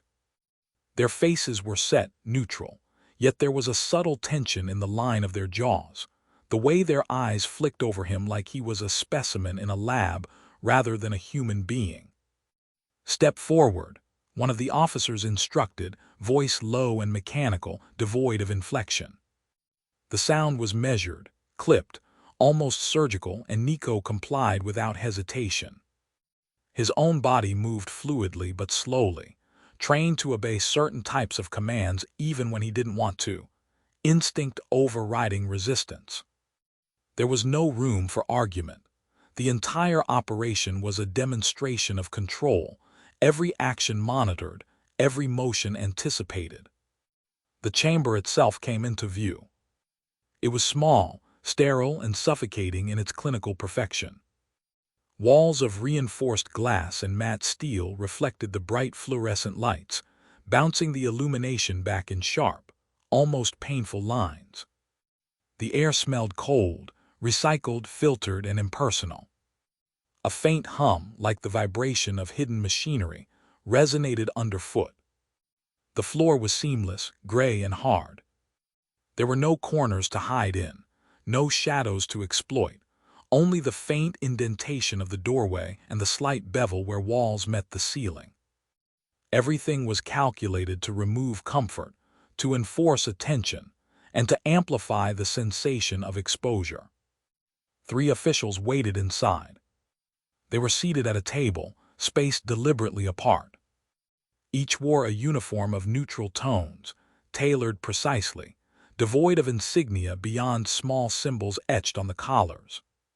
Faces expressionless, they held tablets and papers, glancing down occasionally, fingers tracing lines and data points with quiet precision. Their posture was impeccable, back straight, shoulders squared. No one smiled. No one reacted. The air around them radiated authority, a quiet, unyielding force. "Stand here," one of the officials instructed, gesturing to the center of the chamber. Nico obeyed, placing his feet firmly on the floor, chest tight with tension, eyes scanning every detail. He noted the sharp edges of the table, the gleam of metal instruments lined neatly along the far wall, the subtle vibrations in the floor beneath the chairs. Everything in the room was designed to reinforce control. "You are here to hear the charges against you," the head official began, voice clipped and formal, each word pronounced with careful enunciation. "Disobedience. Unauthorized elimination of high-level personnel. Breach of trust. Each act has been cataloged, verified, and cross-referenced. Every data point has been checked. There is no ambiguity. Your actions are quantified and measured, and the consequences follow directly from this assessment." Nico's jaw tightened slightly, but he said nothing. His hands were loosely clenched at his sides, knuckles white beneath the tension in his fingers. He felt the weight of the chamber pressing in, the cold surfaces reflecting the stark reality of his situation. No one spoke out of turn. The officer's eyes flicked from tablet to tablet, checking notes, scanning procedures, and ensuring the flow of information remained uninterrupted. "Item 1, the official continued, tapping a small device on the table that produced a faint click. A holographic display sprang into the air, projecting a 3-dimensional rendering of locations, movements, and records. "Evidence of disobedience. You bypassed the assigned operations protocol on multiple occasions. Each deviation has been logged, time-stamped, and correlated with the subsequent outcomes. There is no question as to the causality." Nico's mind raced, scanning every movement, every data point they projected. He recognized the operations in the projections. He had lived them, each step, each elimination. The hologram spun slowly, 3-dimensional reconstructions of rooms, corridors, and positions of personnel. Lines traced trajectories, dots marked positions. The presentation was cold and precise, devoid of emotion, highlighting his actions as calculated anomalies rather than human decisions. "Item 2, another official continued, voice flat and unwavering. Unauthorized elimination of high-level personnel. Each target has been verified. Financial, administrative, and strategic value quantified. The removal of these individuals created measurable disruptions. There is no dispute as to the legitimacy of the documentation. Nico's eyes flicked to the second official, who nodded slightly before tapping a second tablet. A sequence of images appeared: security logs, biometric scans, movement patterns. Each moment of his intervention was meticulously recorded, analyzed, and broken down into actionable data. There was no ambiguity, no subjectivity. The presentation stripped away context, morality, and intent. It reduced him to a series of events and numbers, a living experiment assessed in real time. "You understand the gravity of these actions?" the head official asked, voice even, almost devoid of expectation. "This is not a matter of opinion, discussion, or negotiation. You were entrusted with operational discretion, and each failure or deviation carries weight. Your behavior has been cataloged, analyzed, and verified. You are here to acknowledge the documented sequence and accept procedural determination." Nico didn't answer immediately. He shifted his weight subtly, toes brushing the cold floor. The hum of ventilation filled the pause, blending with the low whir of electronic systems and the faint click of digital interfaces. He could hear the officials' pens tapping faintly against tablets, a measured counterpoint to the quiet of the chamber. "Item 3, the third official spoke, his tone similarly mechanical. "Breach of trust. Internal oversight procedures, chain of command compliance, and operational reporting protocols were all circumvented.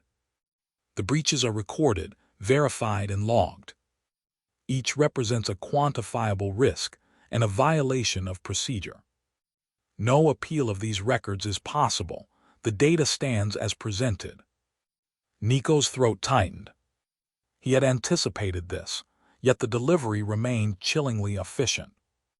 There was no anger, no condemnation. Just procedure.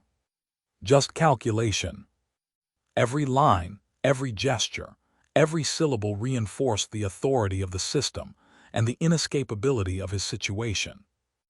"Are you aware of the extent of the review conducted?" the head official asked, raising an eyebrow slightly. "Every action has been corroborated. Every anomaly accounted for. The documentation has been cross-referenced across multiple independent systems. Any attempt to refute this record will be automatically logged as a further violation." "Yes," Nico said quietly, voice steady despite the tight coil of tension in his chest. "I am aware." His words were simple, neutral, yet deliberate. There was no protest, no bargaining, only acknowledgement. He understood they were performing their function, and he knew resistance here would be irrelevant, futile against the cold efficiency of the chamber. "Very well," the head official said, proceeding to catalog the chronological actions for final review. The tablet projected a series of timelines, each moment of operational deviation laid out in precise increments of minutes and seconds. Dots moved along paths, trajectories indicated motion, and annotations highlighted deviations from protocol. Nico recognized every path as one he had taken, every choice dissected into measurable impact. "This review is complete," the second official said, voice flat. "You have been given full transparency regarding the offenses attributed to you. Every detail has been cataloged. Any attempt to deny or obscure these facts is itself part of the record and will be included in the final procedural documentation." Nico exhaled slowly, chest rising and falling. He observed the officials methodically, noting their small movements, the slight adjustments of their chairs, the subtle way their fingers hovered over controls. Nothing was left to chance. Every action, every word, every projection was designed to remind him that control lay entirely in the hands of the system. "Do you have any statement regarding the records as presented?" the head official asked, eyes locked on him. "Any acknowledgement, comment, or clarification must be brief, factual, and procedural." "No," Nico replied simply, voice steady, neutral. "The records are accurate."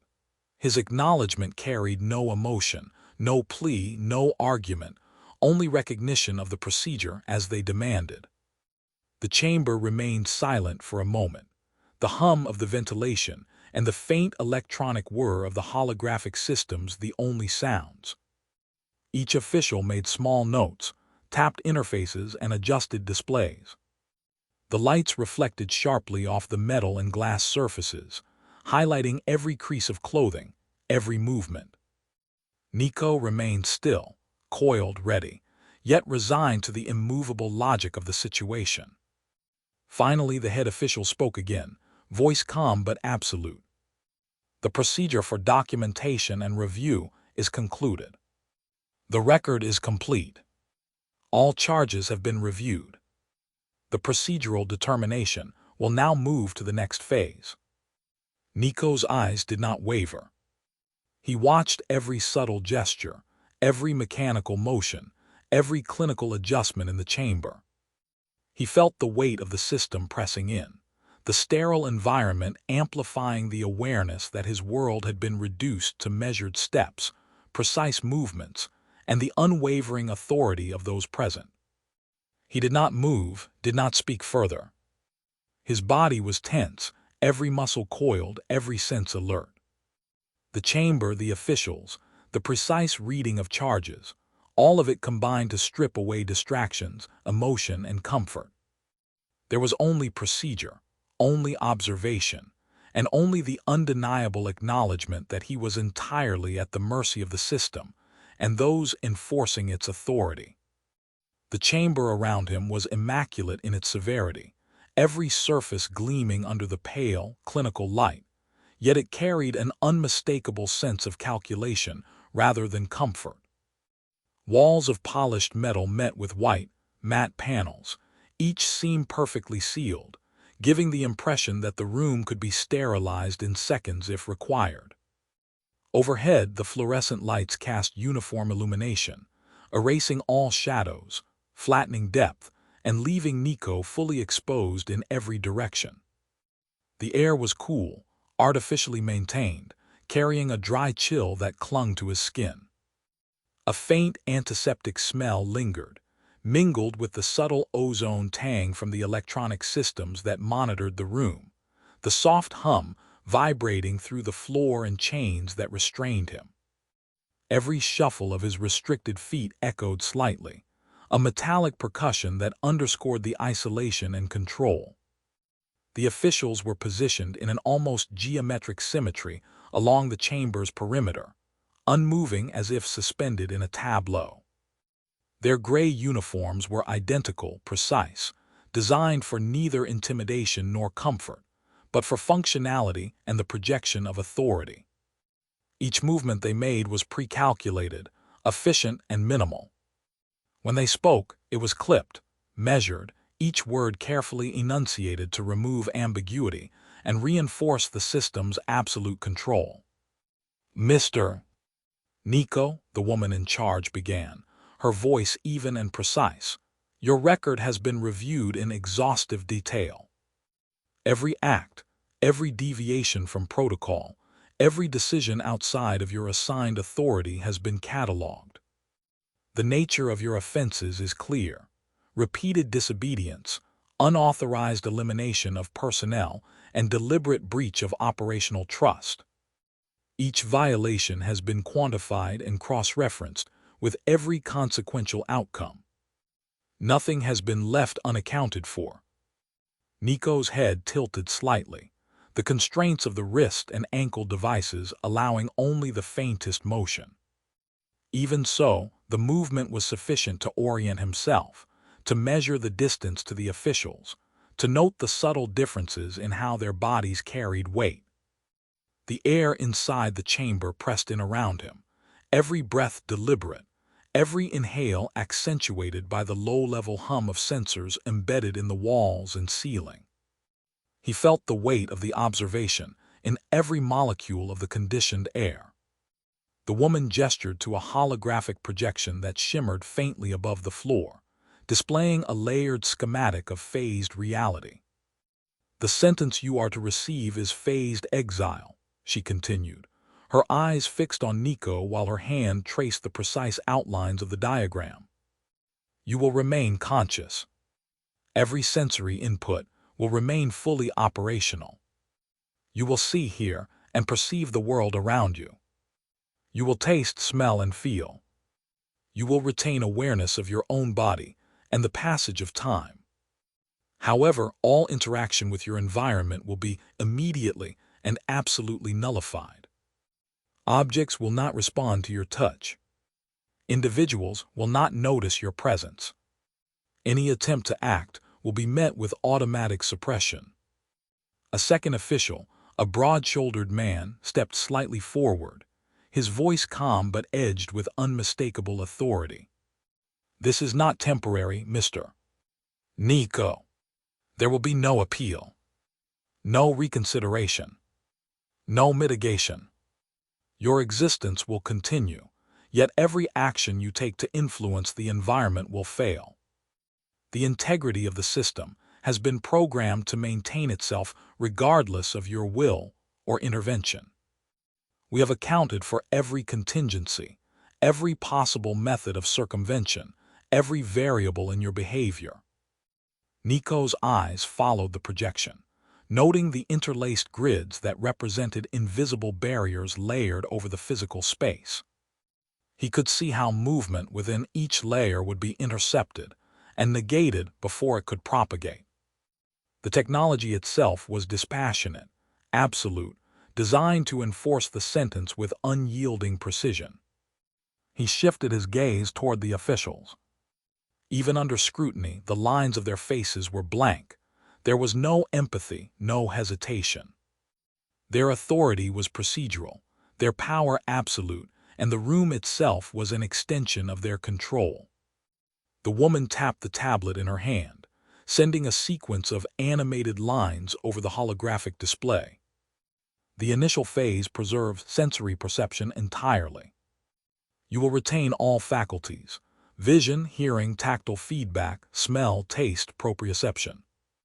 You will experience reality fully, but you will not influence it.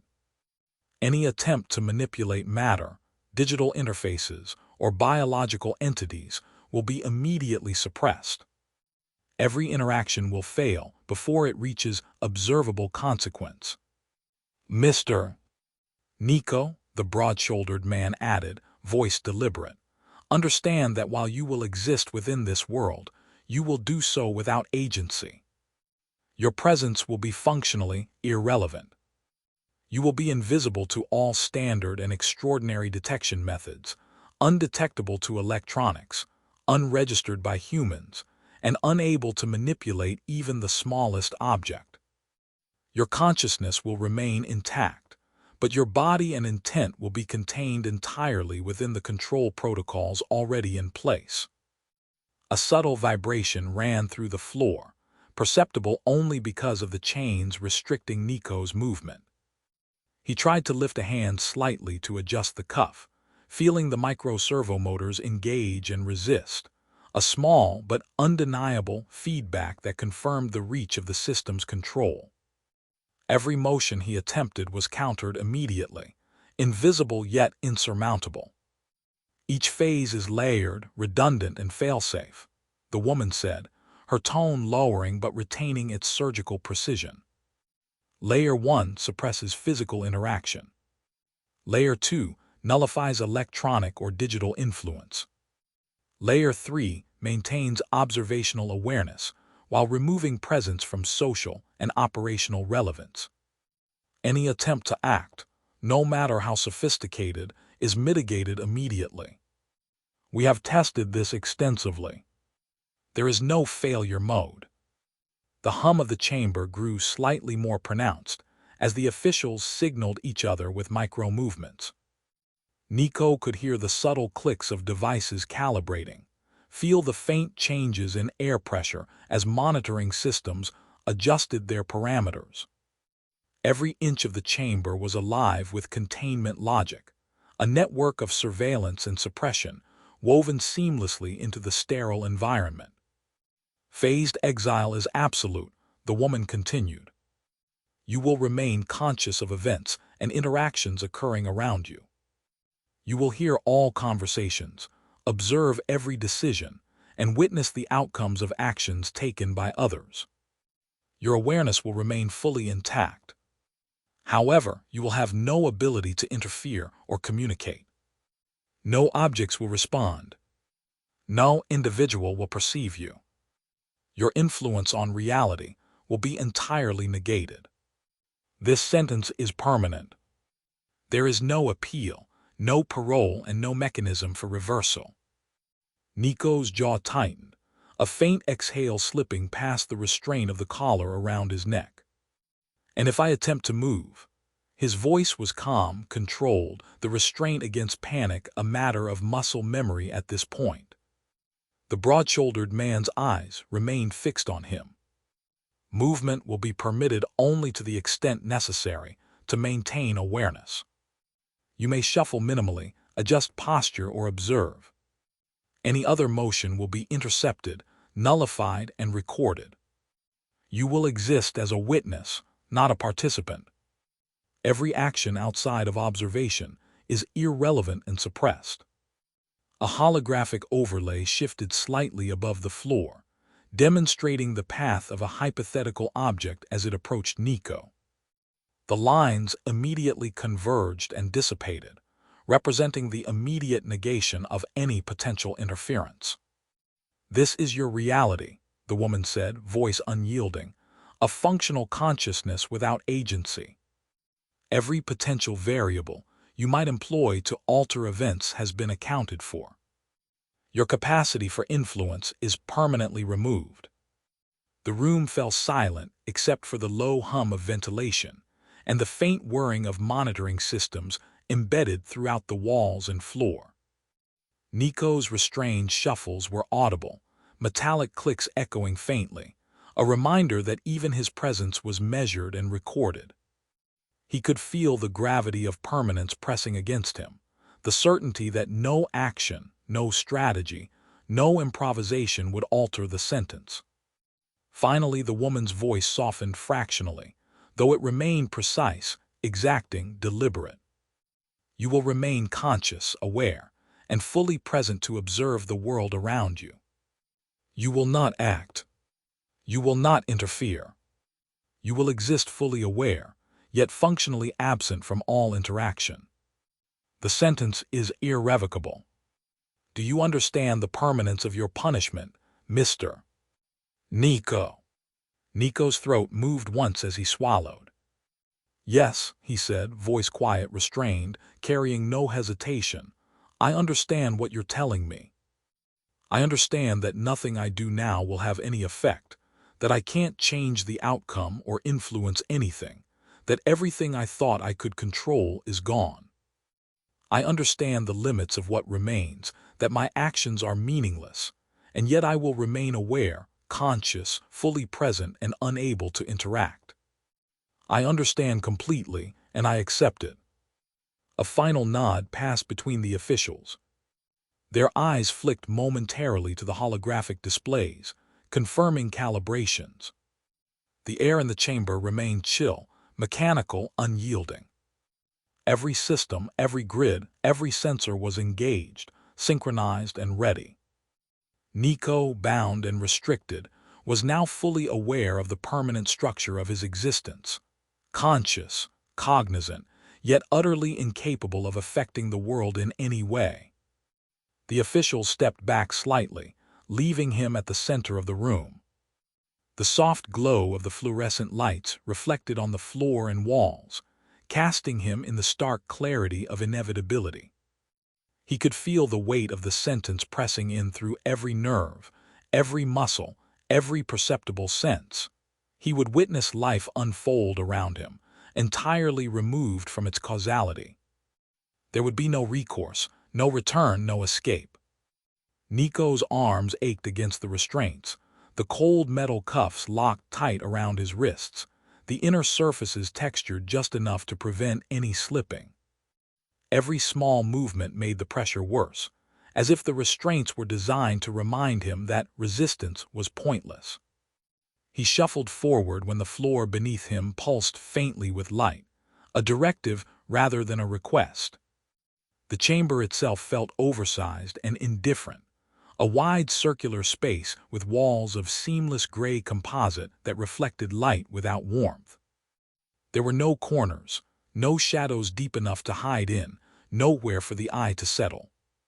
The fluorescent panels above hummed steadily, their sound blending with the low vibration in the floor, a constant mechanical presence that made the room feel alive in the worst way. Each panel's reflection created multiple faint duplicates of Nico, layered over himself, reminding him of the omnipresence of the system. There was nowhere to be alone, nowhere he could not be measured. The air carried the sharp, clinical smell of disinfectant layered over ozone, dry enough to sting the back of his throat. Breathing felt deliberate, like every inhale had to be consciously chosen. Nico could taste the faint metallic tang of the restraints, the taste of inevitability mixed with the antiseptic air. At the far end of the chamber, 3 officials stood behind a low, angular console embedded directly into the floor. They were evenly spaced, their posture identical, shoulders squared, hands either folded or resting lightly on their tablets. Their clothing was uniform, dark, severe, without insignia, designed to erase individuality. Their faces were calm to the point of emptiness, eyes obscured behind thin, wire-framed lenses that reflected the chamber lights back at him. Every subtle movement they made was deliberate. A pen lifted, a finger pressed, a tablet swiped. Nothing happened without purpose. One of them lifted her hand, and the ambient hum shifted slightly as the room responded. A section of the wall brightened, resolving into a floating schematic. Layers unfolded outward, translucent rings and grids overlapping in precise alignment, each segment pulsing faintly as if breathing, showing Nico exactly where he would be allowed and where he would be completely erased from consequence. "Nico," she said, her voice amplified just enough to carry clearly, smooth and clipped, every word perfectly enunciated. "We are now formally restating your sentence. This restatement is mandatory. You will hear it in multiple formats to ensure there is no misunderstanding." Her gaze swept over him briefly, cold, and he felt as though she were scanning not just his body, but every thought, every flicker of resistance. She tapped her tablet once, and the diagram expanded. "The phase system will isolate you from all physical, social, and causal interaction. Your consciousness will remain active and uninterrupted. You will retain memory, perception, awareness, and temporal continuity. You will not, under any circumstance, be able to influence outcomes." The words seemed to stretch the air itself, pressing down on him, pressing into every nerve. The officials did not blink. They did not hesitate. Their precision only made it worse, emphasizing the totality of what was happening. Another official stepped forward half a pace, his movement synchronized with a subtle shift in the diagram. "To be explicit," he said, voice flat, "objects will not respond to you. Living beings will not perceive you. Environmental systems will ignore your presence entirely. Speech, motion, force, intent, none of it will register. The system does not fail, and it does not adapt in your favor." Each word landed with the weight of inevitability, a hammer driving the point home repeatedly. Nico's gaze tracked the graphics despite himself. Color-coded barriers wrapped around a simplified human outline. Him, each layer labeled with terms that felt more like accusations than explanations. The outermost zones were red, insistent, absolute. The inner layers were sterile blue, each one a measure of his futility. "So nothing," he said quietly. His voice echoed faintly, thin against the room's acoustics. "There's nothing I can do." "Correct," the third official said without hesitation, eyes never leaving her screen. "You will witness the world continuing in full fidelity. Events will occur in real time. Your intentions will be recorded, but they will produce no effect. You are designated observer only. She added almost offhand, your participation is impossible. Your impact is null. The system ensures this consistently, repeatedly, permanently. Nico flexed his fingers instinctively. The cuffs tightened almost imperceptibly, responding to the motion. Pain and numbness intermingled. And if I try anyway, he asked. If I reach out. If I touch something. If I stand in front of someone. The first official gestured again, and the diagram shifted to show arrows collapsing inward, terminating before contact. Any attempt at interaction will be nullified at the system level. You will experience the attempt. The attempt will fail. There is no degradation over time, no erosion of enforcement. This is not a condition that weakens. Her tone left no room for hope, no room for interpretation, only relentless fact. His jaw clenched. So you're saying I can spend decades trying, and it won't matter? Yes, the second official replied. Decades. Centuries if applicable. Time does not alter the parameters. Each effort, each attempt, each motion, each word, each breath you expend recorded. Inconsequential. Nico swallowed, the sound loud in his own ears. And if I help someone, he pressed. If there's an accident. If someone's dying. If I know something they don't. You will observe, the third official said. You will not intervene. Your presence will not be detected. Your warnings will not be heard. Your actions will not exist to anyone but you. Ever. Permanently. The system does not permit exception. A faint vibration ran through the restraints as Nico shifted his weight, a warning pulse that traveled up his arms. This is a sentence with review, he asked. There's no term. No evaluation period. No future reconsideration. The officials exchanged a brief glance, then the first spoke again, slower now, as if addressing a malfunctioning system rather than a person. There is no appeal. There is no parole. There is no probationary phase. There is no sentence review. There is no future hearing. There is no executive override. There is no contingency clause. There is no mechanism to suspend or terminate the phase. There is no exception. There is no loophole. There is nothing. She stepped slightly to the side, allowing the diagram to expand again, this time displaying a long, uninterrupted timeline stretching forward without markers. It seemed infinite. The timeline itself felt like a sentence, extending far beyond any natural human life, a deliberate and conscious punishment.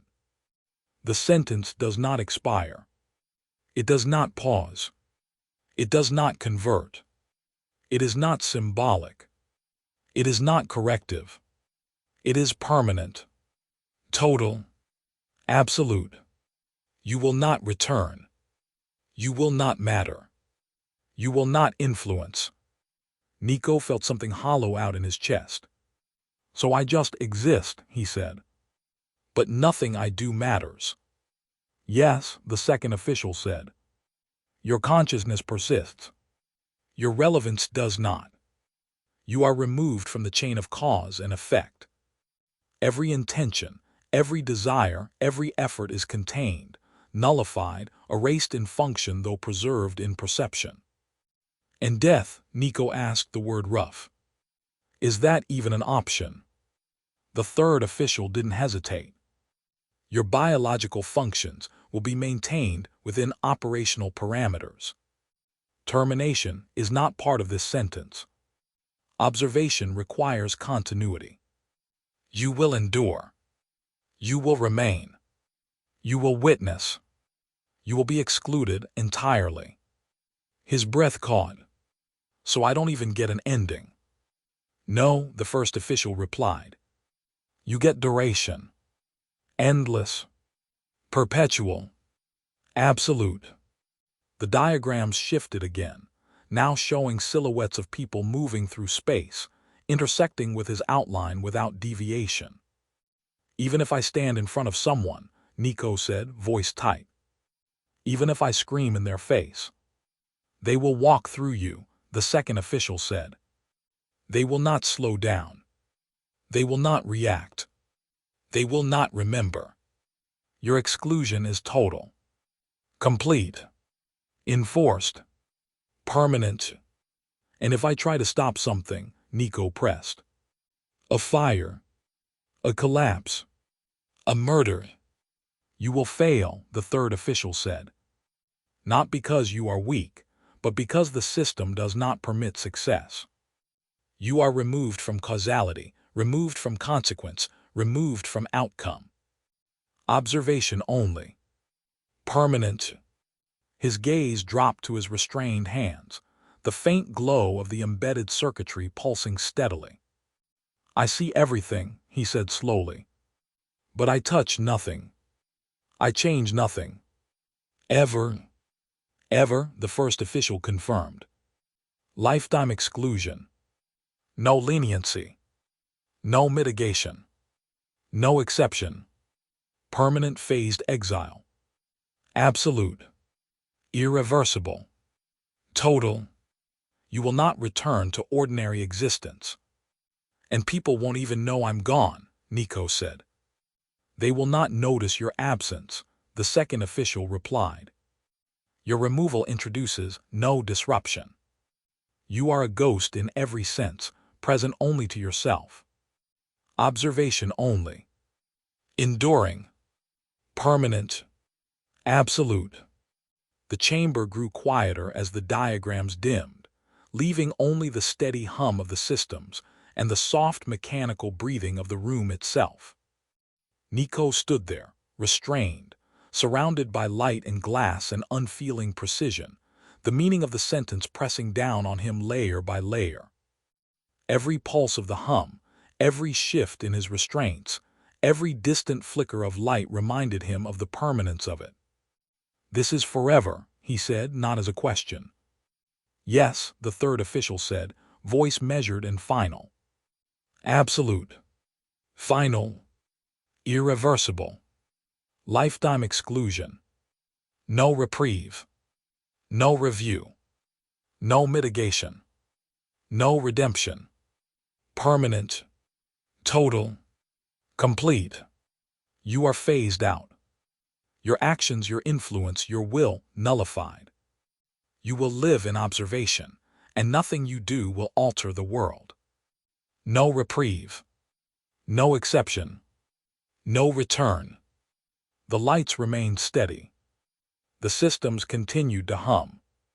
The world, somewhere beyond the walls of the chamber, was already moving on.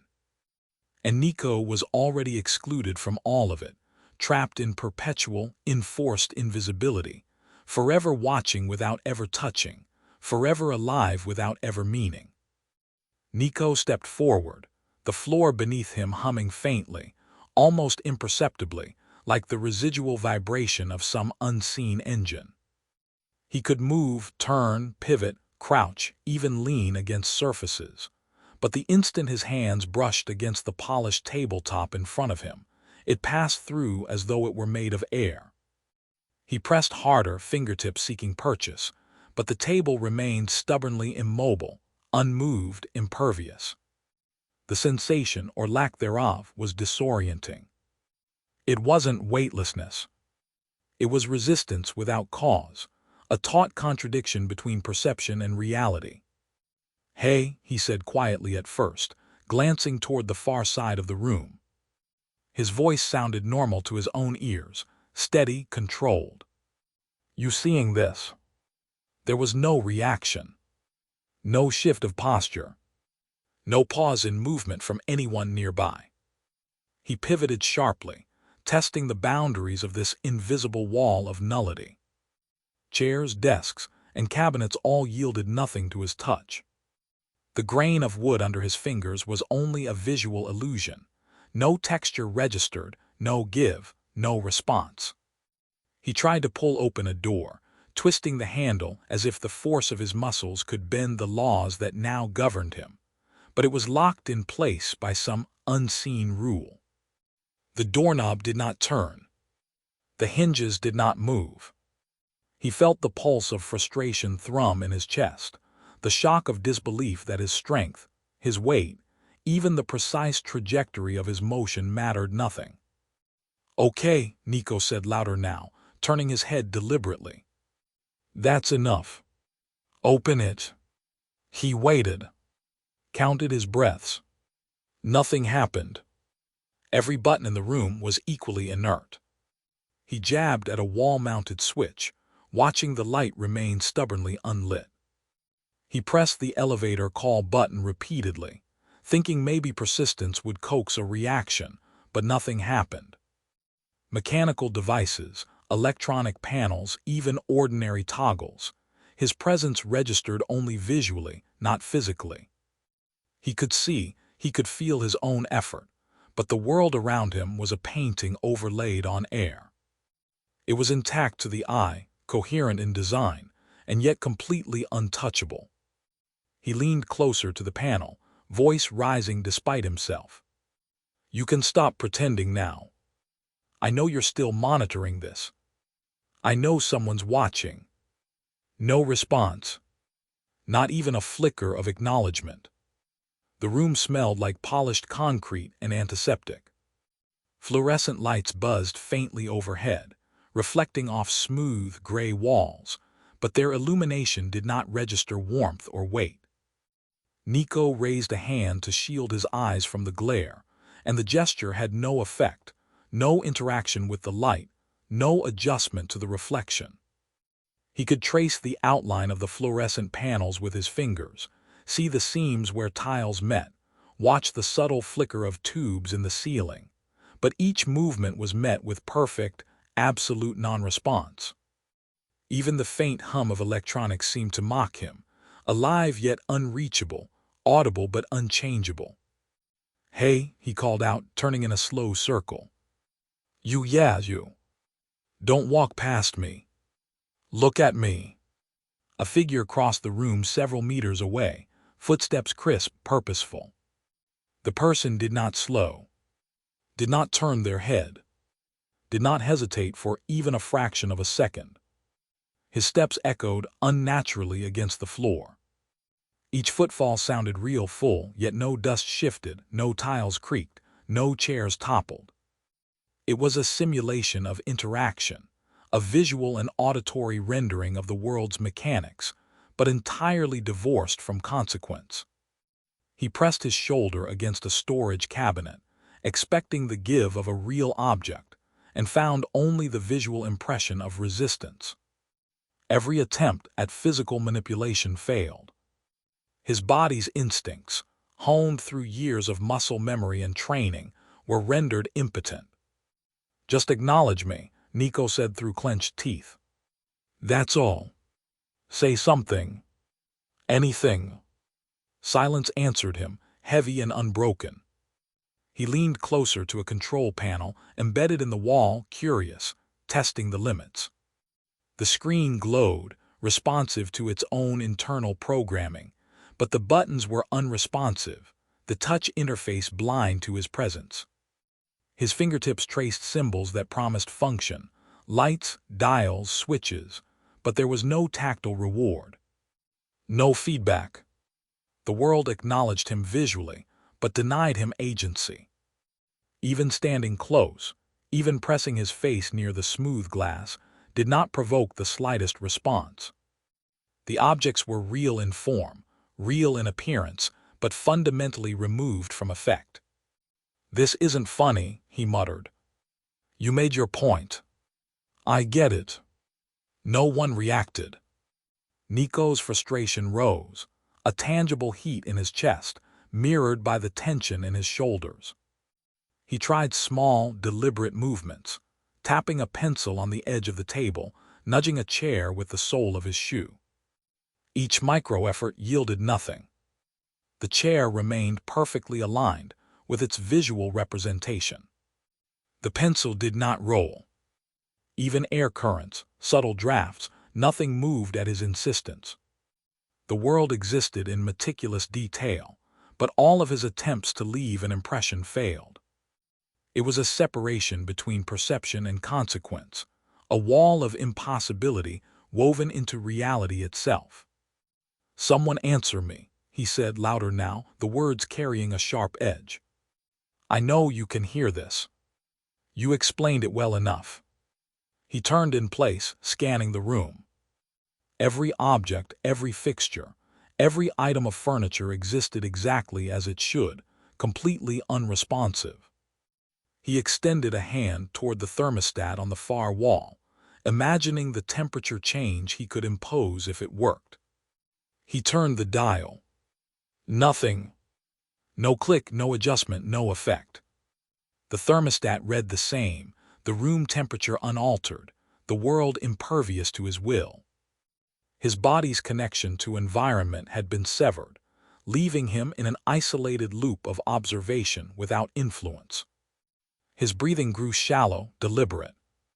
He tested his voice next, a small, controlled murmur. "Hello," the sound emerged, yet the objects remained inert.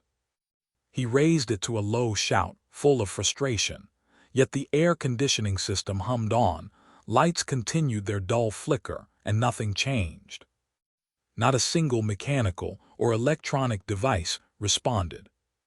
It was as though he were a ghost in a perfectly rendered world, his presence acknowledged by nothing except his own perception. "I'm right here," he said, spreading his hands. "I'm not hiding."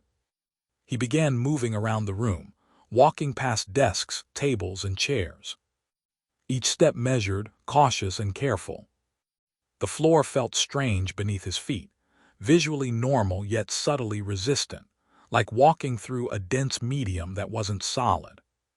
He shifted weight from one leg to the other, crouched to test balance, extended hands to touch surfaces, leaned against the walls. Every movement reinforced the permanence of separation. Every object, every mechanism, every potential tool refused him entry. His eyes could follow motion, his body could exert effort, but the world's response was zero. The ceiling lights cast elongated shadows on the gray walls, shadows that moved with him but could not interact with him. He could trace them with his eyes, follow their shape as he shifted from side to side, but any attempt to catch or block them proved impossible. His body's motions and the physical properties of the environment were decoupled. Gravity still held him down, friction slowed his steps, balance still mattered, but all meaningful interaction was stripped away.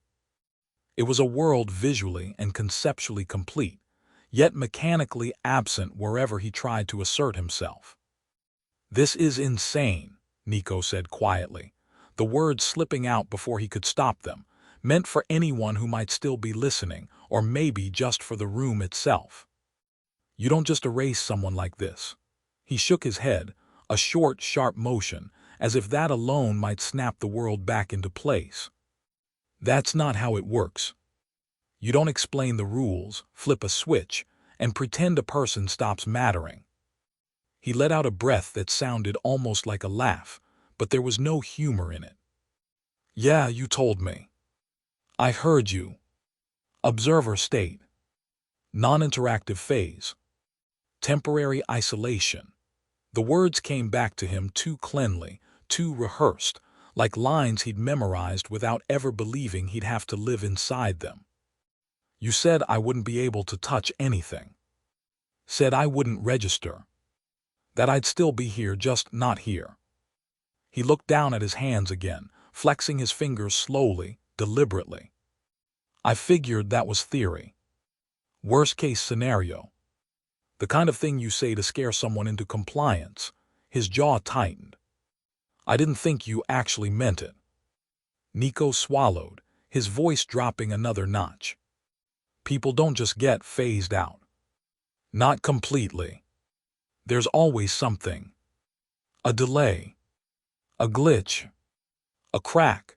He glanced around the room as if daring it to contradict him. "Something supposed to push back."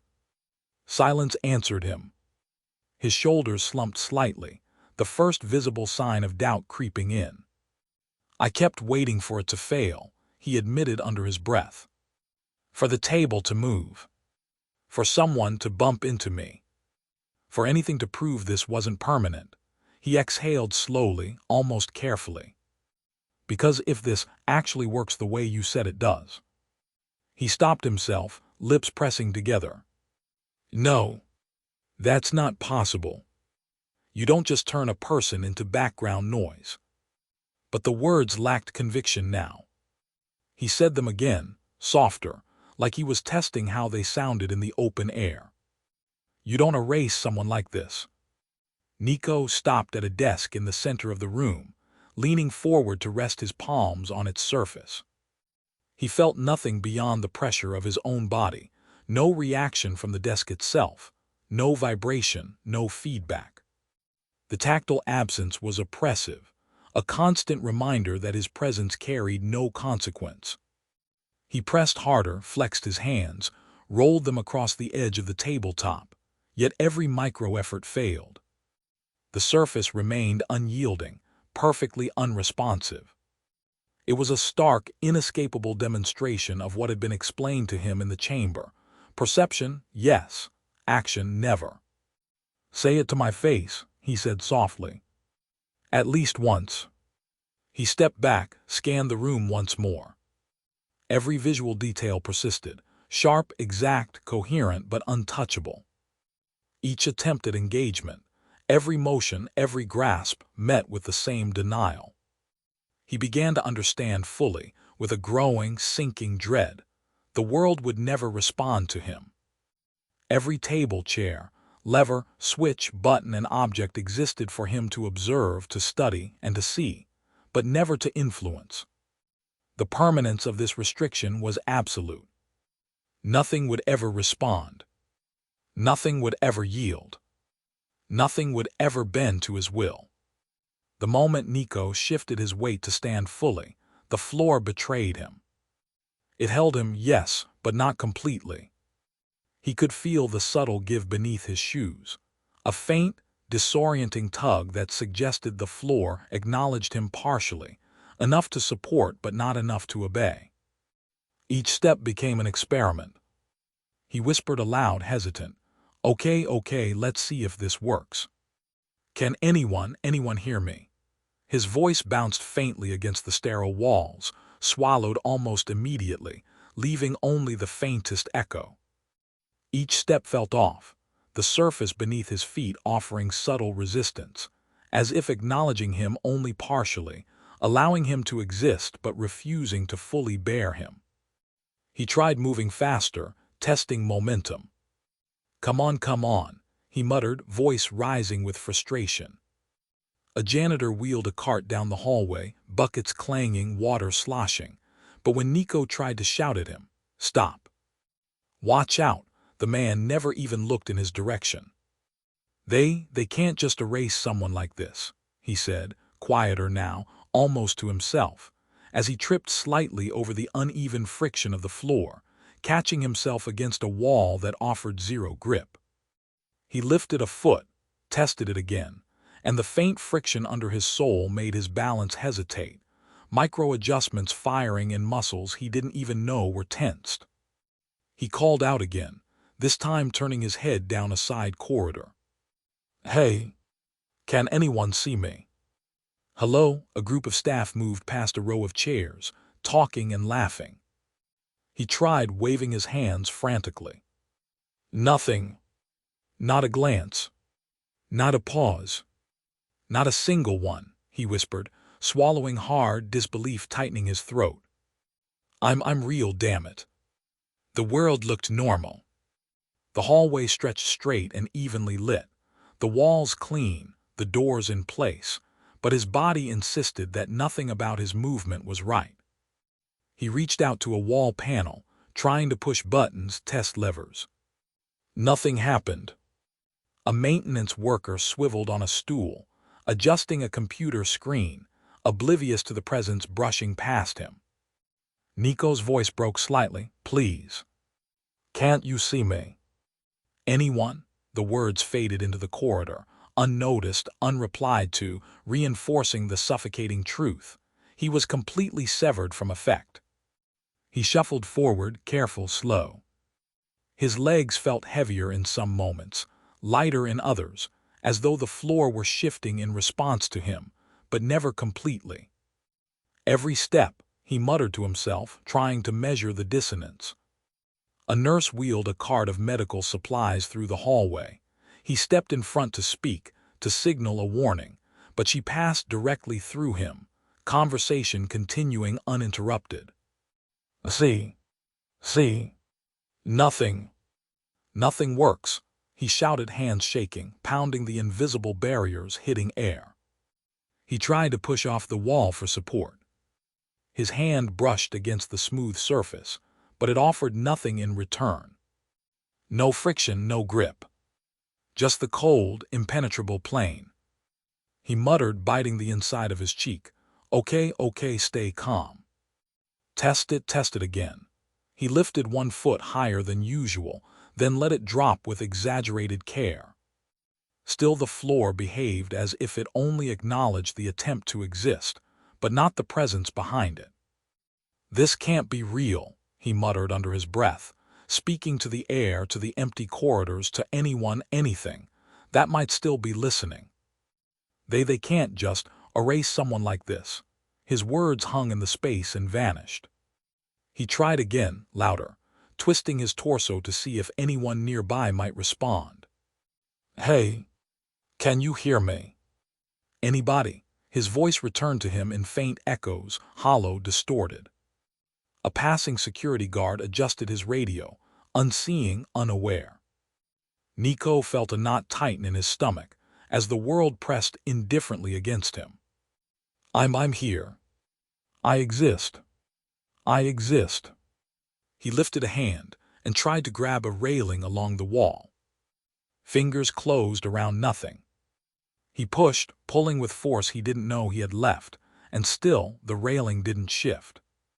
His own pulse kicked in against his wrist, as if the effort itself were registering, but only internally. Nothing moved. The chair at the end of the hallway, the tables he passed, the doors, each was visually intact but physically untouchable. A mail carrier wheeled a cart right through him without pause. Nico yelled, "Wait. Stop. You're gonna." The words dissolved into silence. He could see their edges, the metallic glint of handles, the subtle imperfections in scratches, but they might as well have been holograms. Every attempt to manipulate the environment ended in the same nullity, each failure reinforcing the impossibility of influence.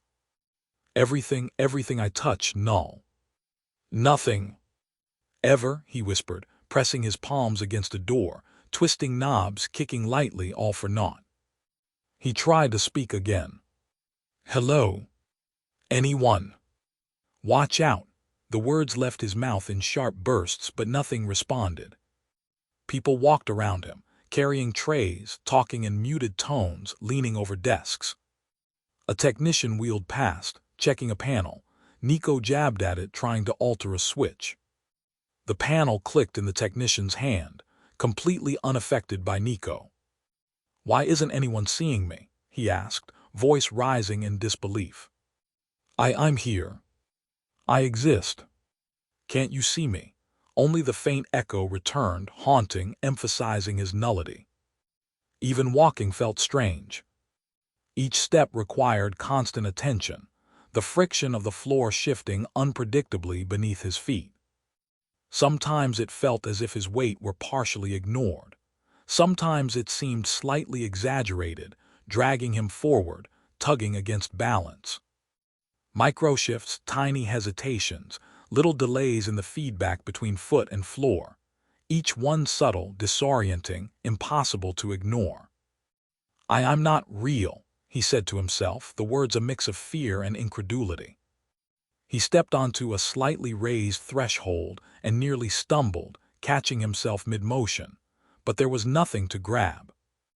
The environment respected his presence visually, but resisted all other assertions. He looked back, tried calling again, Someone. Anyone. I'm here.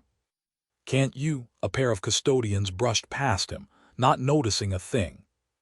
He screamed nothing. They see nothing. I can't touch anything. He stopped for a moment in front of a door, fingers hovering above the knob, and spoke aloud again. Open. Please open. No response. He pushed, twisted, kicked lightly. Still nothing. He leaned back, exhaling sharply, and muttered to himself, frustrated and incredulous. It's permanent. Everything. Nothing responds. He paused, watching a nurse walk past, lowering a tray of instruments. His fingers flexed in frustration. They don't even notice. None of them see me. Nico's voice became a constant companion, a way to assert that he existed at all. Can anyone hear me? He asked. I'm here. I'm moving. I'm real. Each time, the only response was the hollow echo of his own words. His mind screamed against the impossibility, against the enforced separation between perception and effect. His eyes traced the walls, the furniture, the door handles, searching for imperfection, loophole, anything. There was none. The world's obedience to his nullity was total. Even familiar spaces betrayed him. Rooms he had walked through countless times now felt alien. Desks were in the same positions visually, but he could not lean on one, could not push a chair back, could not pick up a pen. Every gesture reinforced that he was removed, disconnected, a ghost moving in a solid world. Maybe this isn't fully implemented yet. Maybe it's a delay. He raised a hand to a chair, pressed, leaned. Nothing. No. It's really real. Nothing I do has effect. The attempt to interact became obsessive. He tapped on tables, grabbed at walls, moved to doors, twisted handles. Every failure added weight to the knowledge. The system did not fail. It did not adjust. It did not relent. Everything, he whispered. Everything I touch, nothing responds. Everything I try, null. Ever. His voice was rough, trembling with frustration, disbelief, and the creeping understanding that this was no experiment, no error. It was final. Even micro-motions, tilting his head, shifting his weight, leaning against walls, were resisted subtly. His muscles worked harder than expected, his proprioception thrown off by the partial acknowledgement of his presence. Each small resistance, each failed grasp, each futile push was a physical echo of the punishment he had been told about. I exist, I move, I breathe, but I cannot touch, he said. I cannot act. I cannot influence. Ever. He attempted to speak to anyone he passed. Excuse me. Stop. Listen to me, no recognition. People continued through the hallways, interacting normally, completely oblivious. Objects remained inert. Tables, chairs, doors, even buttons on control panels, nothing would respond. He swung an arm to catch a passing book, to lift a lever, to pull someone aside, and it passed through harmlessly. And they don't even see me. None of them, he whispered. The hollow finality of the observation, the impossibility of any effect, pressed in on him from every angle. Step by step, corridor by corridor, Nico realized the full weight of his exile. His movements, his voice, his hands, all null. The hallways stretched slightly with each turn, compressed subtly as he glanced back. Furniture visually in place, but mechanically untouchable. He tried small gestures to test resistance, leaning, pushing, knocking. Every time, the same immutable reality repeated. He was a shadow in a world that did not know shadows existed. By the time he reached the far end of the corridor, the internal repetition of disbelief had become a mantra. I can move. I can see. I can breathe. But nothing responds. Nothing. Ever. Nothing I do ever matters. His hands flexed, tested, flexed again. The faint pulse of his internal feedback, like the old restraints, reminded him that motion was permitted, effect forbidden. His own body was the only thing he could feel. The rest of the world was impervious.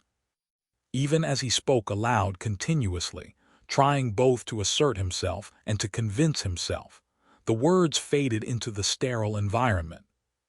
I exist. I move. I try. Nothing changes. Nothing. Ever, and the hallways, the doors, the furniture, and the people went about their tasks as if he were a ghost, an observer permanently severed from influence. By the end of it, Nico realized the full, terrifying permanence of his state. The micro-frictions of movement, the subtle instability of the floor, the visual fidelity with mechanical nullity, and the absolute disregard of the environment all pressed down on him like a weight. His voice echoed in the hallways unheard. His attempts to touch or influence nullified. Every action reinforced the truth. He was alive, conscious, aware, and utterly disconnected. The world had continued without him, and he would move within it forever, a dislocated presence, incapable of change. Nico stopped in the middle of the corridor, chest heaving, sweat prickling along his spine. He raised his voice, first quietly, then louder, as if shouting would bend the rules they had set around him. Hey, you! Wait! Stop! His words ricocheted off the sterile walls, bouncing back to him hollow, meaningless. A nurse turned the corner, carrying a clipboard, her shoes clicking on the polished floor.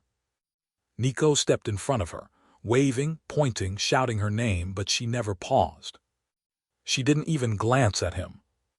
Her pen scratched across paper, her lips forming words he couldn't hear, a conversation that existed without him. Come on, he yelled, voice cracking. Look at me. Can you see me? Please, he reached out, tried to grab her arm, tried to stop her, to make her aware of him. His fingers passed straight through her uniform, brushing empty air. He stepped closer, stumbling slightly, still trying to hold her gaze. She moved around him effortlessly, like a ghost slipping through shadows. His own heart pounded in frustration. I'm here. I exist, he shouted again, spinning to catch anyone, anybody. 2 maintenance workers were moving a cart down the hallway. Nico ran toward them, waving both arms, shouting their names, trying to flag them down. He called, pleaded, swore under his breath. Stop. Look. Can't you see me? They passed as if he were air, chatting about supplies and schedules, oblivious to his presence. He reached for the cart, trying to move it aside or even just brush against it, and it didn't so much as shift. His hand felt the faint pulse of his own grip, the resistance of muscles tensing, but nothing else. He stumbled backward, muttering, pacing in small loops. It can't be real, he whispered, voice low, trembling. He raised his hands, gesturing wildly at a group of doctors walking down the hall, discussing charts. Hello. Listen. I'm here. Can anyone please see me? The words vanished into the air. No one acknowledged him, no eyes turned, no voices broke to answer. Even the ambient noises, the hum of lights, the distant buzz of elevators, remained indifferent. Nico's legs felt unsteady, as if the floor were only partially holding him, echoing the disconnect he experienced socially. Why can't anyone see me? He asked himself aloud. He tried again, louder, and his words cracked as they left his throat. I'm here. Stop. Talk to me. Don't just walk by. The same empty corridors reflected nothing back but the faint, ghostly echo of his own panic. He moved toward a wall, leaned against it for support, pushed against it with his full weight. The surface didn't budge. It did not acknowledge him, except as a minor friction under his hands. He spun in place, catching sight of a janitor sweeping near the end of the hall. "Hey, please. Watch out," Nico called, running forward, waving his arms. The janitor stepped aside mechanically, never noticing him, stepping over his outstretched foot as if it weren't there. Nico fell back a step, voice rising higher, desperate. I exist. I'm moving. Can anyone see me?" The only response was the echo, bouncing between the walls, hollow and fading. The hallway stretched endlessly, familiar yet foreign. He tried to grab a chair to steady himself, leaned on a desk, pushed a door handle, everything visually present, mechanically inert. "This is insane," he said, voice rough. "I'm standing here, and nothing responds. I can move. I can see. I can breathe. But I don't matter." He pointed at a group of nurses rounding a corner. "I'm here. Look at me. Can you hear me?" Their footsteps and chatter continued without pause, each laugh, each question, each movement ignoring him. He took a shaky step toward them, then another, shouting, waving, trying to make a single person aware. "Stop. Please. Look at me." His words reverberated through the corridor, thin and hollow. No one changed course, no one hesitated, no one even seemed to register him. A trash cart rolled past, and Nico tried to grab it, pull it aside, block it, anything, but his hands passed through empty air. He groaned, falling back against the wall, slumping slightly. I'm a ghost," he whispered, eyes following the humans as they moved on without thought of him. "I can see them," he muttered, voice cracking. "I can see everything, but I can't touch it, can't change it, can't do anything." His words became repetitive, a mantra for himself, shouted at passing people, at empty spaces, at walls and doors and chairs. "I exist. Look. Please. Listen. Can anyone see me?" His voice rose and fell, a rough tide in the sterile corridor. Everyone continued, unaware, unbothered. Even when he tried to run alongside them, step for step, trying to intersect their path, it was useless. They remained oblivious, their interactions unchanged. He stumbled forward, stopped, spun, muttering to himself. Maybe it's temporary. Maybe they're testing me. Maybe." He grabbed at a railing along the wall, fingers brushing emptiness, wrist flexing to feel some resistance that never came. "No," he said sharply, panic rising. "No. It's permanent. Everything, nothing responds. Nothing. Ever." He yelled this at the next person passing, voice cracking. "Can anyone hear me? I'm here. I'm moving." "Stop." The group around him laughed at a comment among themselves, walking through the corridor like Nico wasn't even there. He sank to one knee briefly, gasping, then rose, hands on his head, voice echoing through the hall. "I exist. I see. I breathe. But nothing responds. I can't, no one notices me. I'm here, but I'm gone." He spun, raising both arms, waving at a cluster of doctors checking charts in a room down the hall. "Hello. Watch out. Can anyone stop?" Their eyes never left their work, their voices continued without interruption.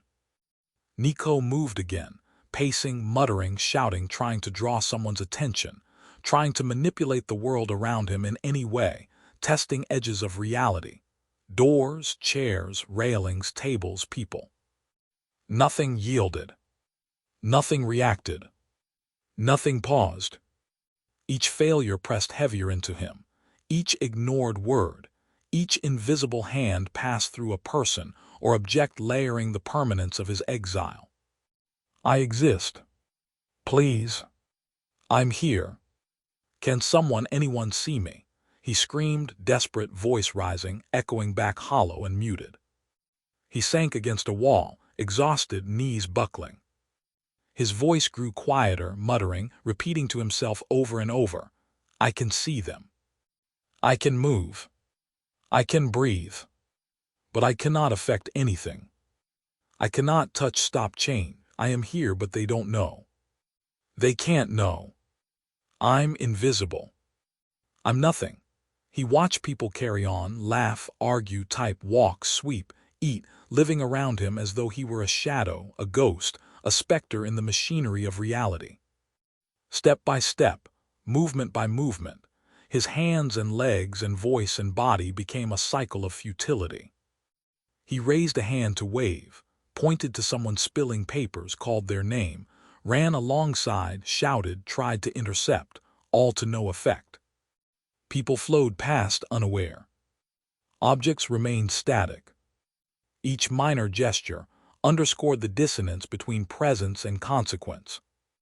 I exist, he whispered, but I'm nothing. I'm gone. I can move and see, but I can't touch, change, do anything. By the time he reached the far end of the hallway, his voice was hoarse from shouting, his body tense from constant micro-adjustments to unstable floor friction, from futile attempts to grasp or stop anything. He leaned against the wall, breathing hard, muttering over and over to anyone who might hear. I exist, I move, I'm here, but nothing responds. Everything, everyone, me, it's all disconnected forever.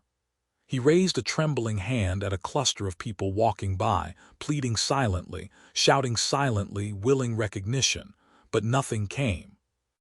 The echo of his own voice was all that returned. Every motion, every shout, every attempt to stop someone, every grasp at an object or person that passed through him without effect, layered into Nico's consciousness the absolute truth. He could see, he could move, he could exist, but he could never influence. He was a permanent observer, fully aware, fundamentally disconnected, and irrevocably isolated. The world went on, alive and responsive to all others, but forever blind to him. Nico froze for a heartbeat, and the thought hit him like a cold shock. If he stopped, if he let himself linger, the floor beneath him might betray him. The polished surface, so solid and real in appearance, seemed suddenly unstable, subtly sagging in his mind's eye. His pulse raced as the understanding solidified. He had to keep moving.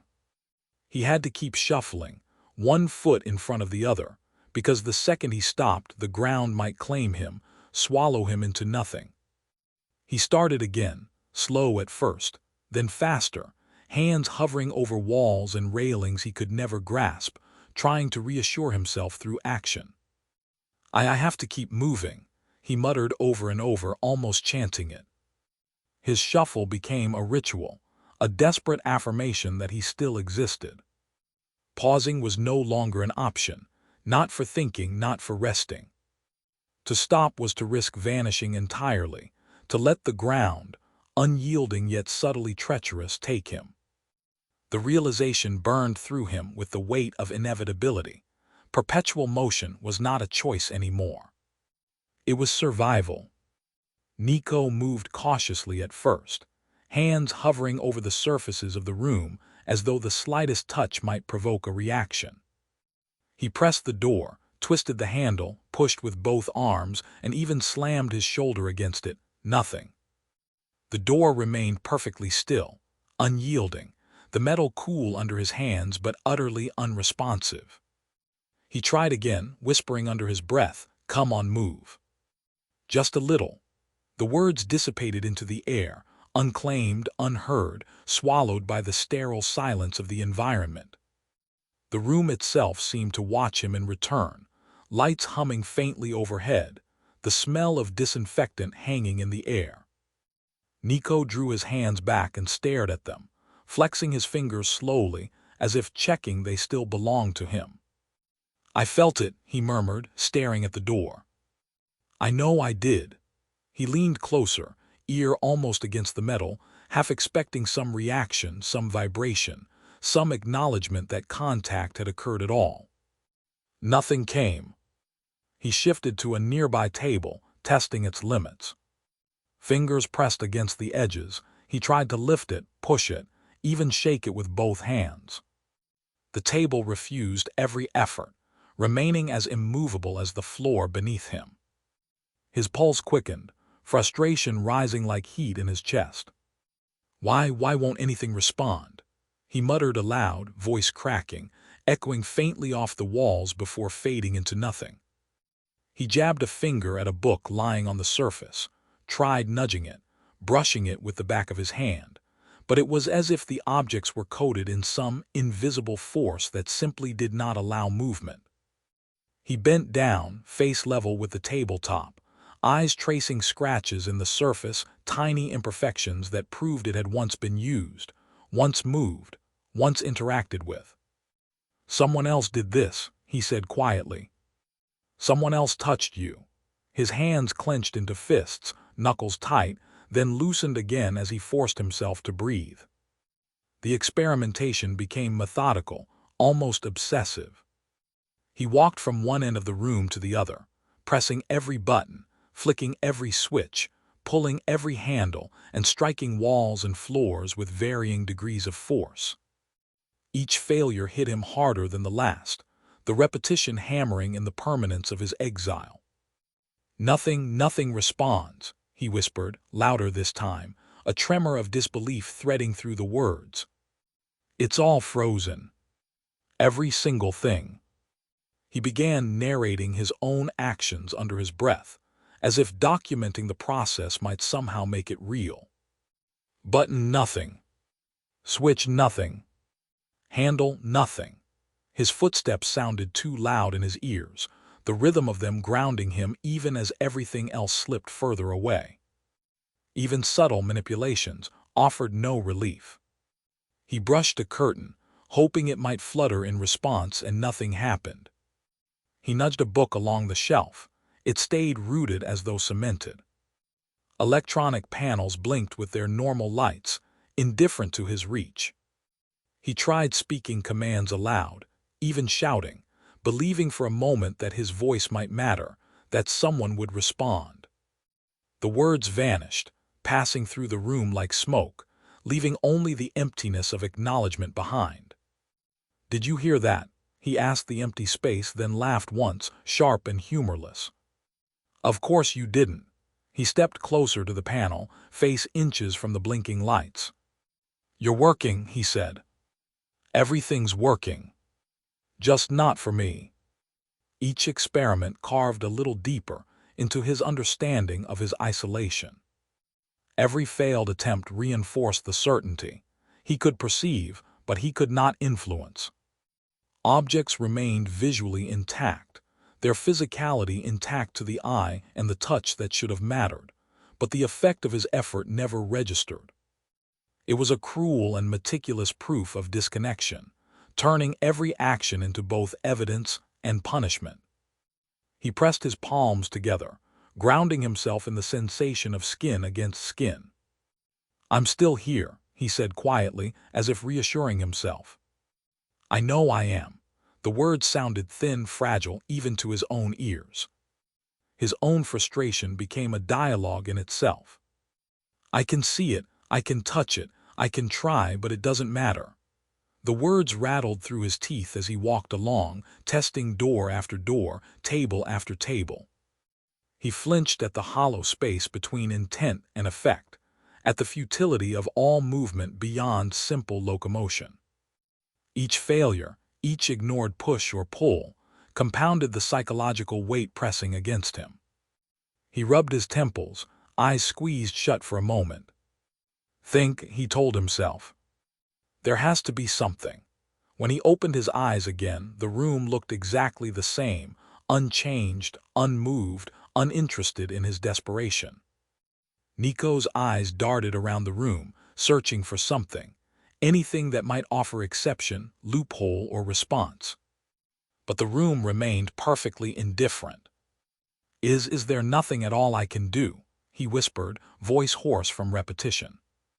He struck the floor lightly, expecting a reaction, a vibration, a shift, a creak, but only his own heartbeat echoed back. Every sound, every effort, existed solely for himself. There was no consequence, no acknowledgement, no reciprocation from the world he had once known. He crouched briefly, palm flat against the floor, feeling its cold smoothness. "You're real," he said softly. "I know you are." His hand lifted again, empty, unchanged. The impossibility of interaction became increasingly oppressive.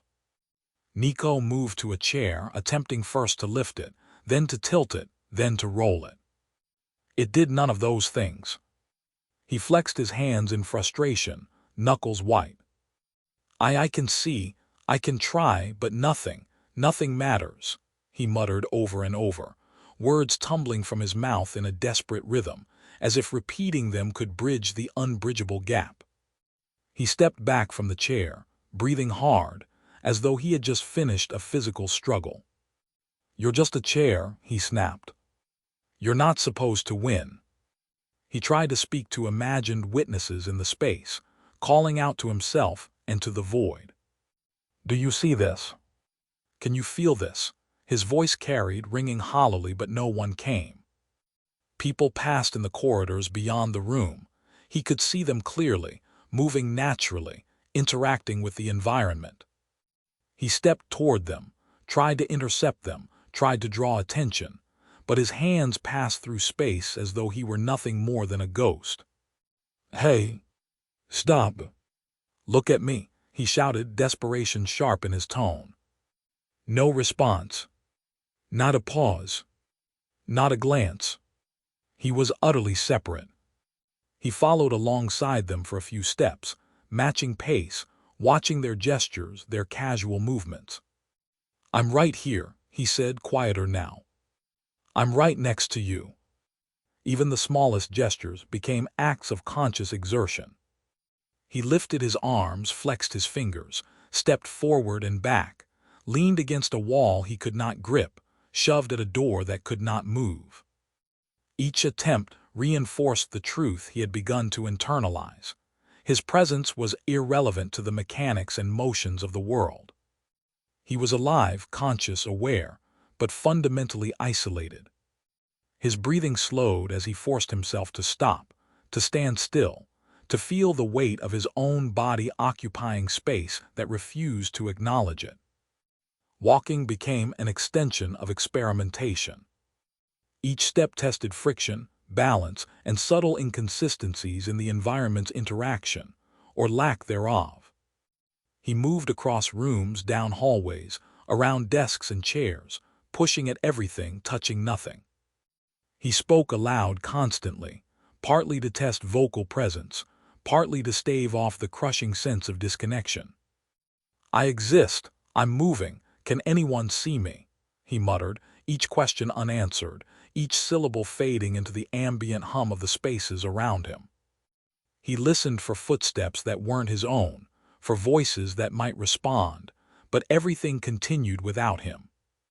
The repetition of failure began to warp his perception of the environment itself.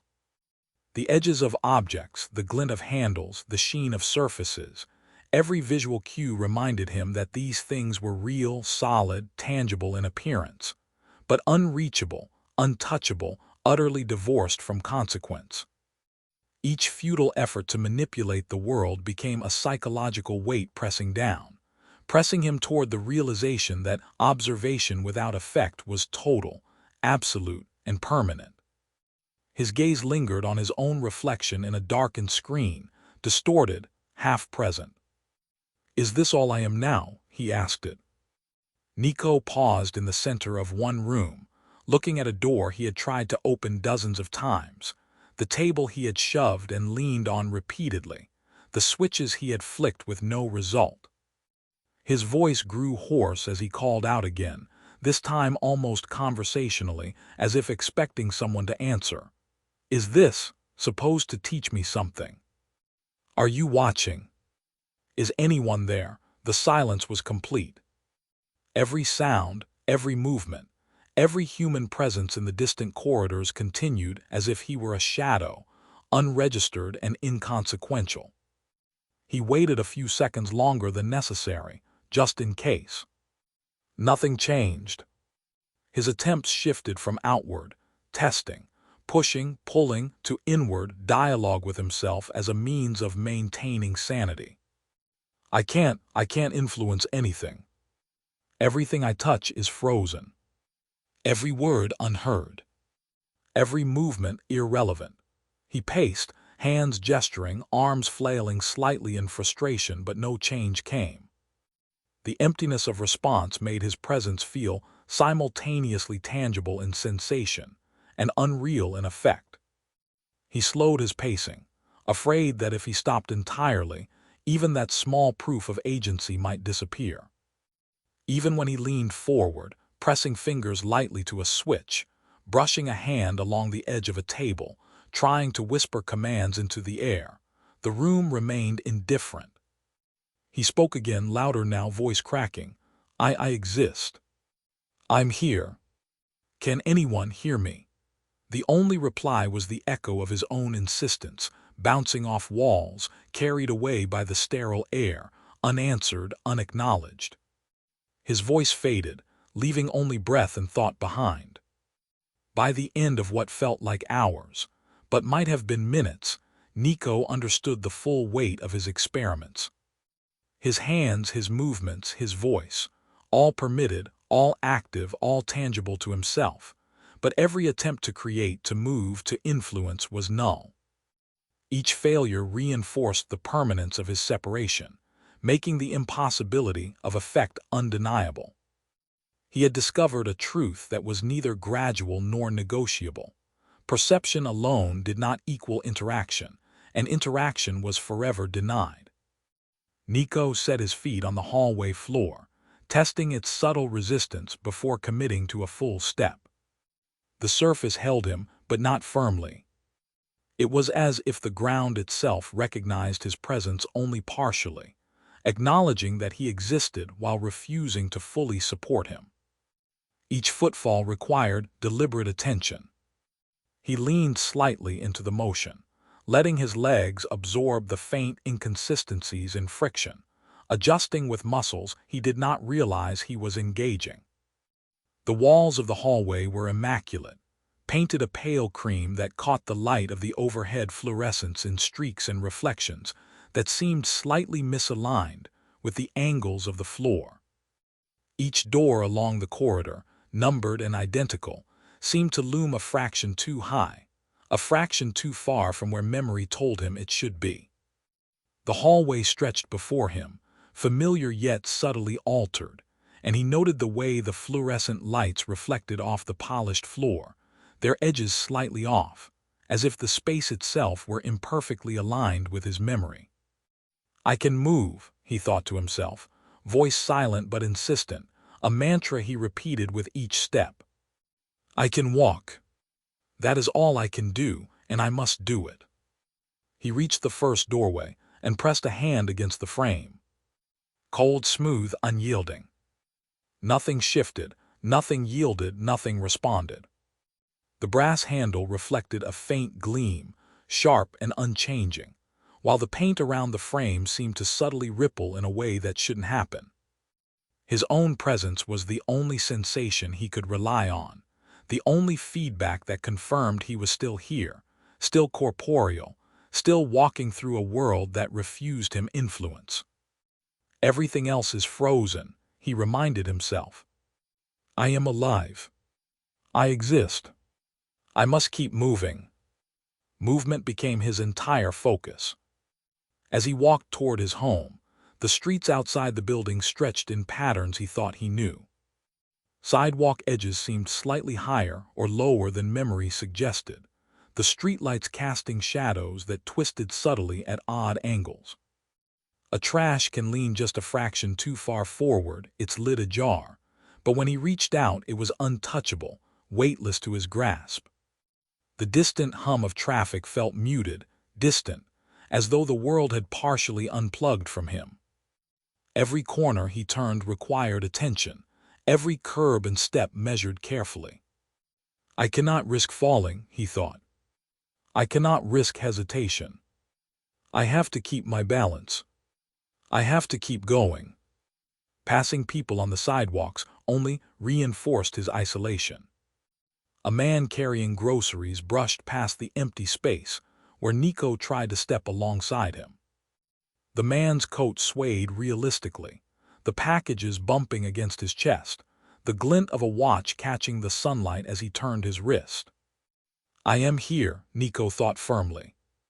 I am not invisible. You just cannot feel me. You cannot notice me. But I am present. His voice, though silent, echoed in his mind with the weight of insistence. Every object along the way, the lampposts, the parked cars, the trees lining the street, even the individual cracks in the sidewalk, remained visually real, fully detailed, but entirely impervious. The bark of each elm tree varied in roughness, ridges and knots sharply defined, yet it yielded nothing to touch. He ran a hand along one trunk, feeling nothing beyond his own fingers brushing against air. The leaves rustled faintly in a breeze that he could neither feel nor hear, and birds perched high on branches shifted, as if aware of something he was not. He flexed his hand, felt the pulse in his wrist, the tension in his forearm, and used that alone as proof of his own reality.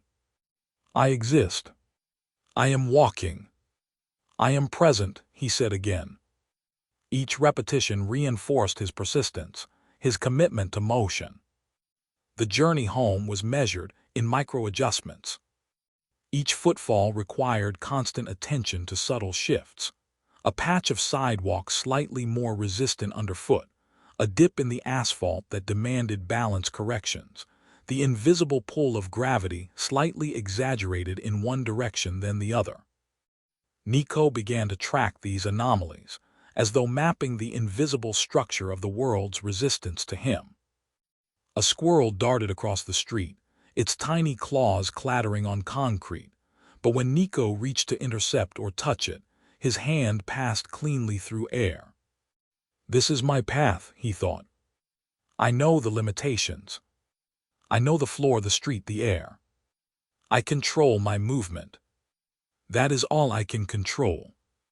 As he approached the familiar front of his house, the sight should have been comforting, but it was layered with alienation. The paint on the door gleamed faintly, each grain of wood visible, each panel sharply outlined. The steps leading to the porch held tiny imperfections, a chip here, a shallow crack there.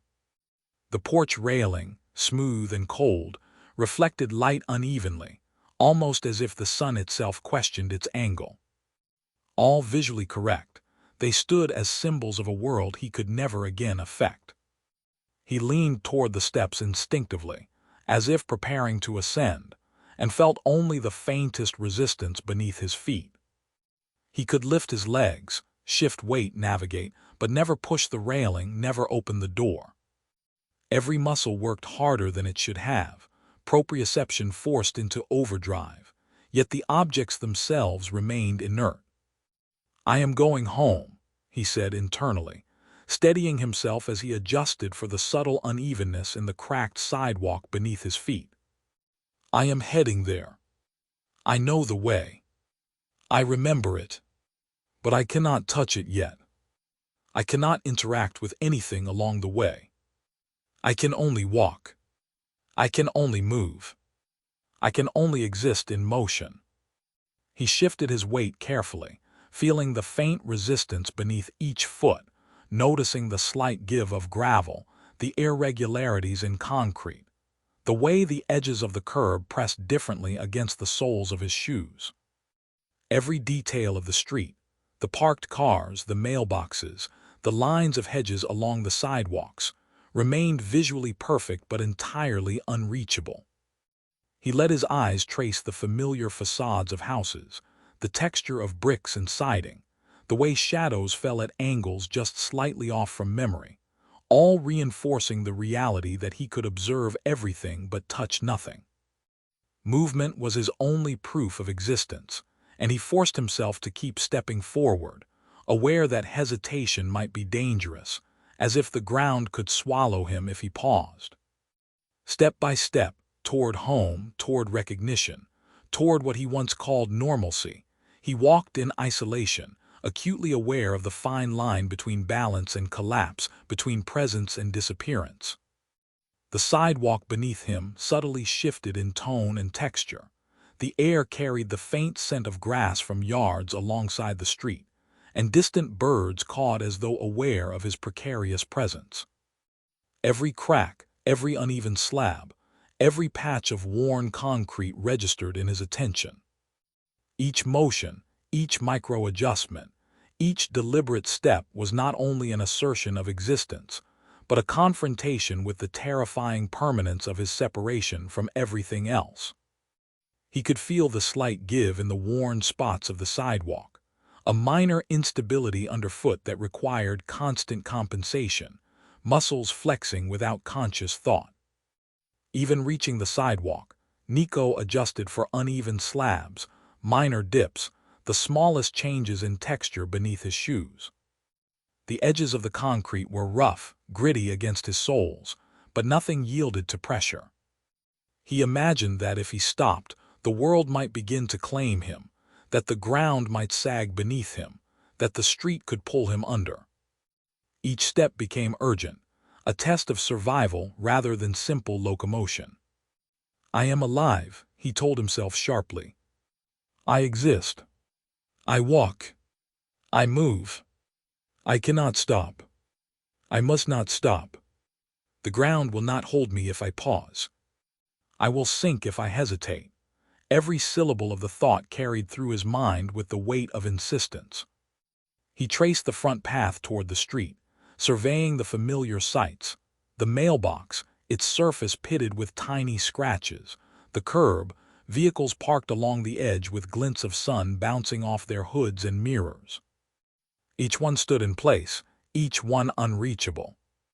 He reached toward them instinctively, but his hands found only air. The subtle resistance beneath his feet reminded him that standing still too long might be dangerous.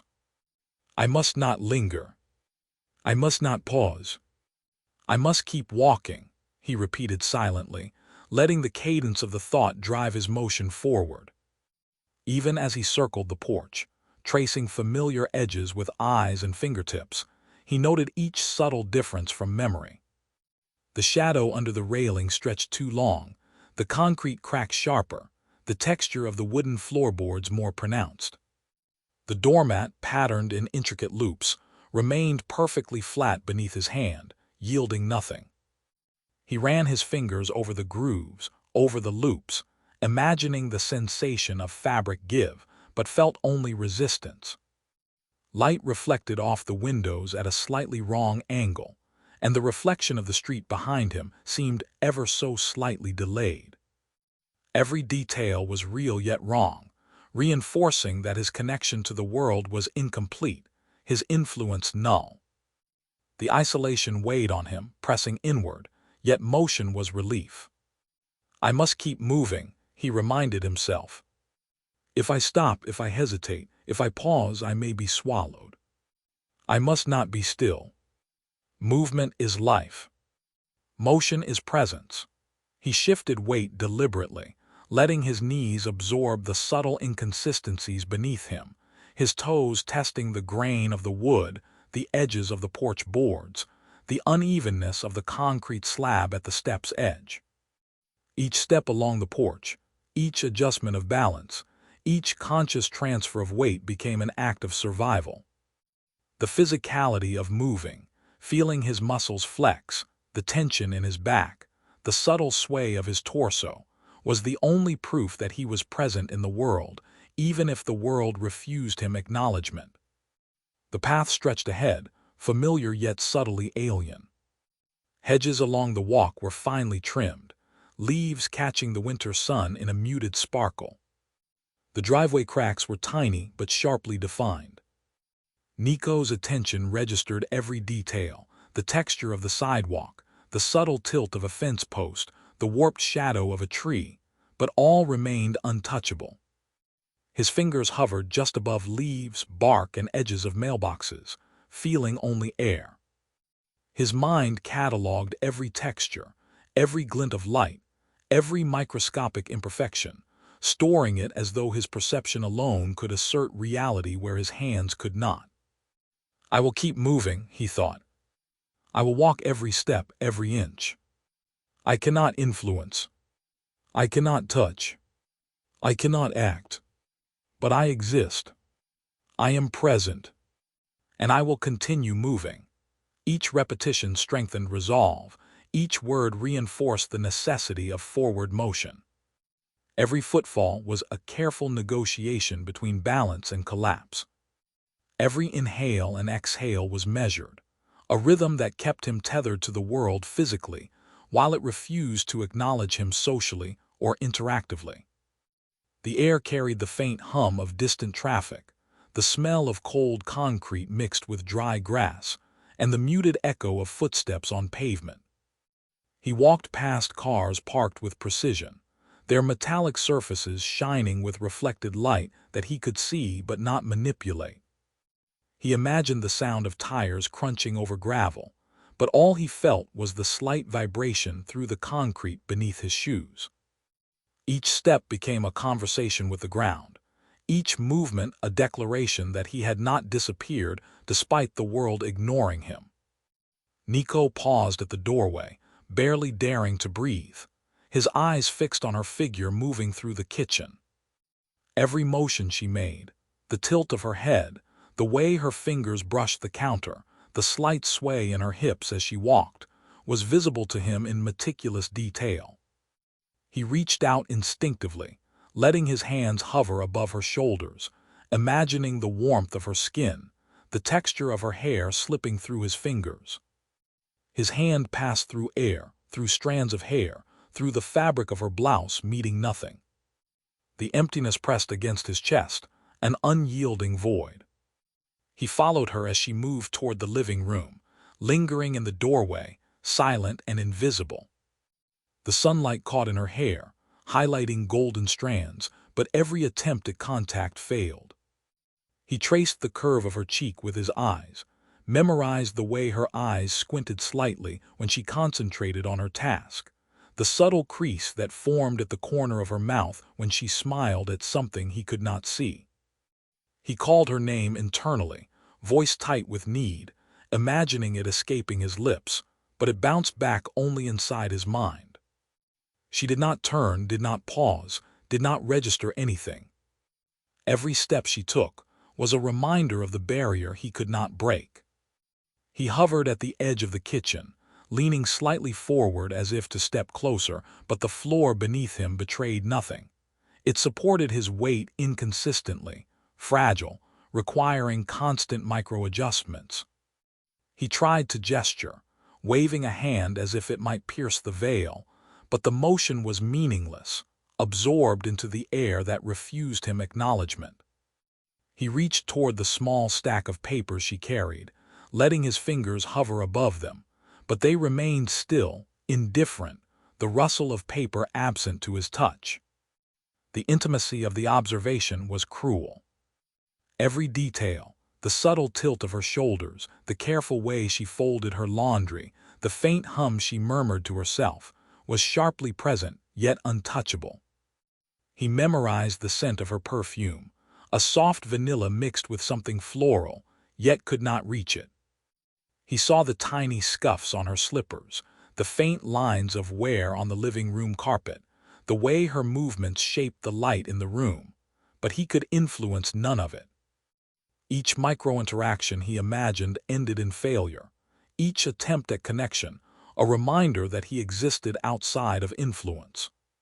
He lingered by the doorway, letting his eyes follow her hands as she set down the basket and reached for a chair. "I am here," he thought sharply internally, a mantra against the void. "I am here, and you do not see me. You cannot see me, you cannot feel me, but I exist." He tried to let the thought extend into action, imagining himself pulling her close, brushing her hair back, catching her wrist to stop her from moving. Every imagined gesture ended in nothing, leaving only the hollow echo of his desire. She moved through the house with natural rhythm, humming softly to herself, unaware of his presence. He tracked her meticulously, noting where her shoes hit the floor, the faint creak of the wooden boards, the way her blouse brushed against her arms. He could follow her routines endlessly, watch her make tea, check the windows, straighten the cushions, but he could not alter a single element. He reached out again, fingertips passing through her arm as though it were air. The physical impossibility struck him anew. He was present, aware, capable of perception, but utterly powerless to interact. The cruelty of it intensified as he lingered near the couch, letting his hands hover above the fabric where she rested a basket. He could see the subtle indentation her hand made in the soft weave, yet pressing on it produced nothing. He tried to imagine shifting the basket, even slightly, but his effort dissolved against the unyielding reality. Every failed attempt sharpened the clarity of his exile. Observation alone was all he possessed, and with it came torment. Nico followed her as she moved toward the hallway leading to the bedrooms.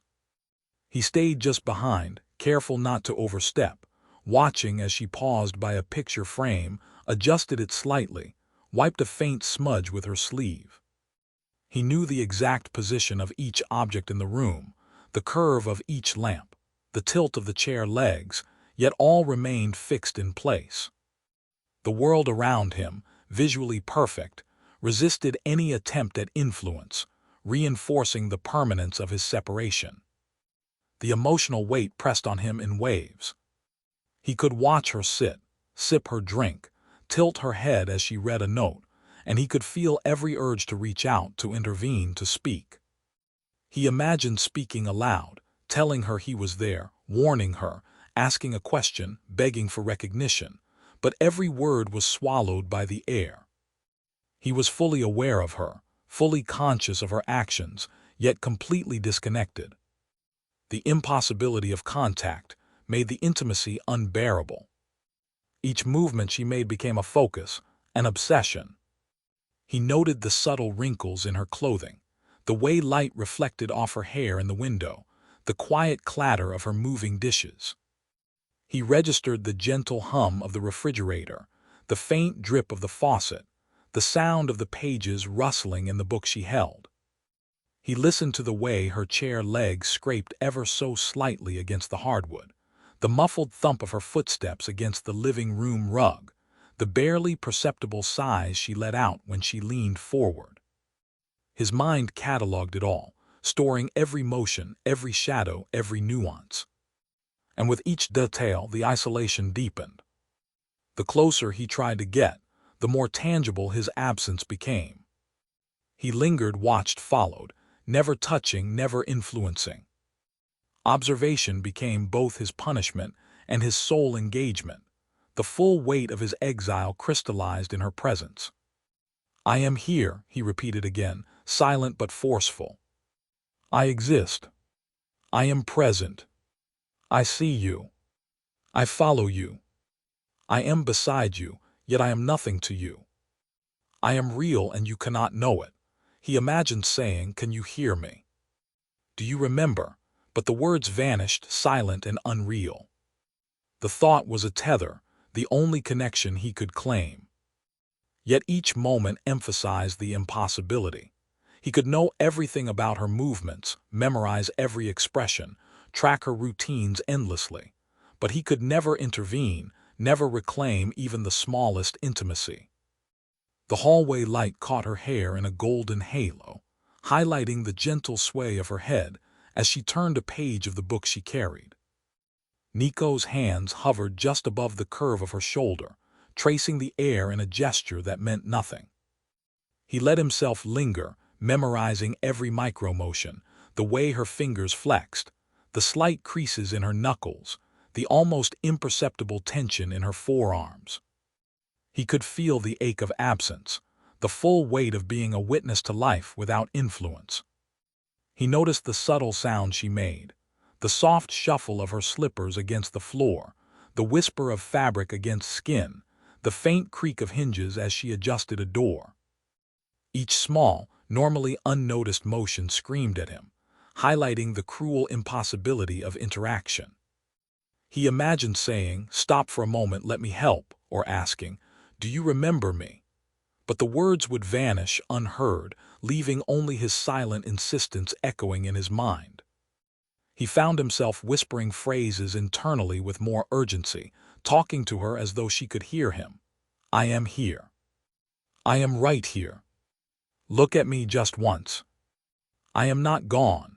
He spoke to himself in growing intensity, cycling through imagined conversations, questions, even apologies. Each one failed to bridge the gap.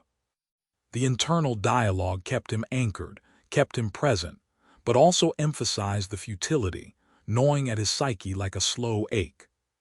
Every second stretched, each movement she made reinforcing the cruel permanence of his condition. Nico could follow her through every room, track every mundane task, catalog every detail, but nothing he did mattered. He remained tethered to perception alone. There was no bridge, no feedback, no interaction, only the persistent, unyielding knowledge that he existed in proximity but outside consequence. He allowed himself a final gesture, letting his hands float above her arms as she reached for a teacup. I am here, he thought one last time, deliberately internal but forceful. I exist. I see you. I am beside you. I cannot touch you, but I am present. The impossibility of interaction, the refusal of the world to respond, struck him fully. Observation had become both his prison and his only reality, and the emotional cost was absolute. As he walks through familiar streets and empty corridors, Nico first notices small, almost imperceptible anomalies. A shadow flickers where no object should cast one. A reflection lags slightly behind the movement of a door he remembers closing. Floor tiles appear misaligned for a fraction of a second, and light bends in ways that should be impossible. He pauses, squints, shakes his head, convincing himself at first that fatigue or stress must be warping perception. But the inconsistencies continue, precise, patterned, deliberate. He mutters under his breath, low, almost conversational.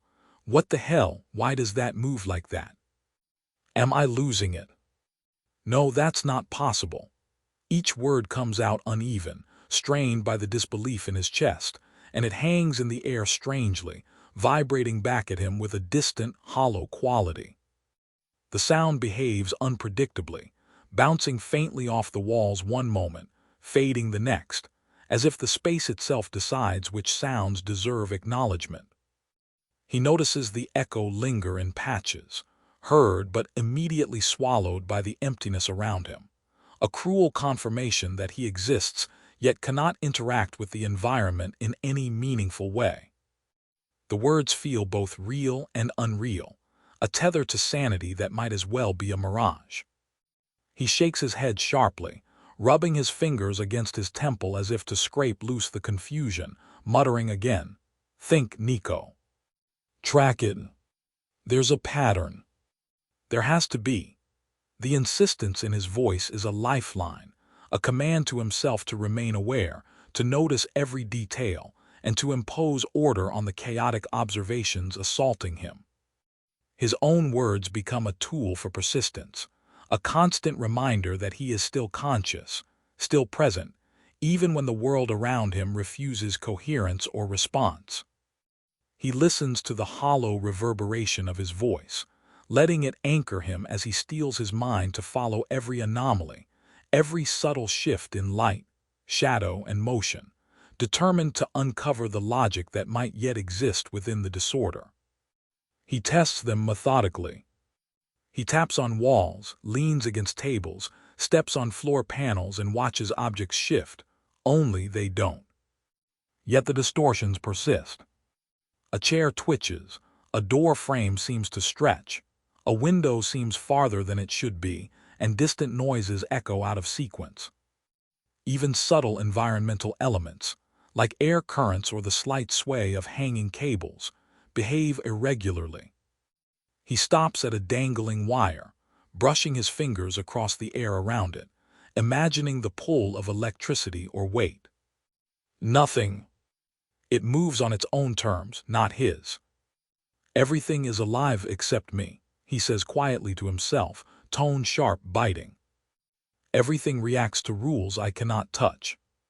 I am a ghost in a machine I do not control. His voice carries the thought, the words sharp in the empty corridor, bouncing softly off walls, unheard by anyone, acknowledged by nothing. He continues walking, careful to note every flicker of shadow, every stutter in light, every misaligned edge of tile. He counts them in his mind, repeating silently. 1, 2, 3, 4, noting differences in timing, duration, and placement. With every step, Nico begins cataloging these anomalies in his mind. He notes timing, location, and type, searching for rules, patterns, anything he can understand. If I map this, if I see the rhythm, maybe I can predict it. Maybe I can work within it, he reasons internally, voice rising slightly with the thought. No. Stop talking out loud. Stop calling attention. It won't matter. No one can hear me. No one ever hears me. The world seems at once frozen and fluid, a place caught between memory and reality, where ordinary laws are suspended and the normal sequence of cause and effect is distorted. He pauses at a hallway intersection, running a hand through his hair, eyes scanning the floor, walls, ceiling. The tile along the edge of the hall seems to breathe, minute expansions and contractions, as though the structure is aware. A light overhead flickers off rhythm, and he mutters softly, "Even the lights, everything obeys something, but not me." Even the familiar rooms of his own home feel strange. Doors appear to shift their hinges slightly, carpets ripple subtly, and light pools where it should not. He notices the way the corner of the living room appears stretched at an angle, a chair closer to the wall than memory allows, shadows stretched unnaturally long across the floorboards. He stops to inspect, squats slightly, eyes close to the carpet, fingertips hovering above it. The texture is unchanged, yet the visual distortion is undeniable. "It's not real," he says aloud. "Or it's real but wrong. Everything I thought I knew is a lie even here. Even home." He speaks more often now, half to himself, half to force his consciousness to persist. "I see it, I see the breaks, I see the rules. I will understand them. I have to." He steps forward cautiously, testing the space in front of him with careful, deliberate movements. Each micro-step feels like negotiating with a world that exists on its own terms, unyielding to his will. The floors shift just enough to require balance adjustments. The air hums faintly, carrying no discernible scent, yet feeling charged, expectant. He imagines someone watching, studying him as he walks, and mutters bitterly, "I know. I know you're watching. You think you've trapped me, maybe you have. But I am not nothing." He catalogues even small flickers in peripheral vision, the way light shifts off a window sill when he isn't directly looking, the subtle distortion of an object half hidden in shadow, the faint ripple of air near a doorway. There's a rhythm, there has to be a rhythm. Things happen in patterns. I just have to see them, he whispers to himself, voice low, almost comforting in the quiet.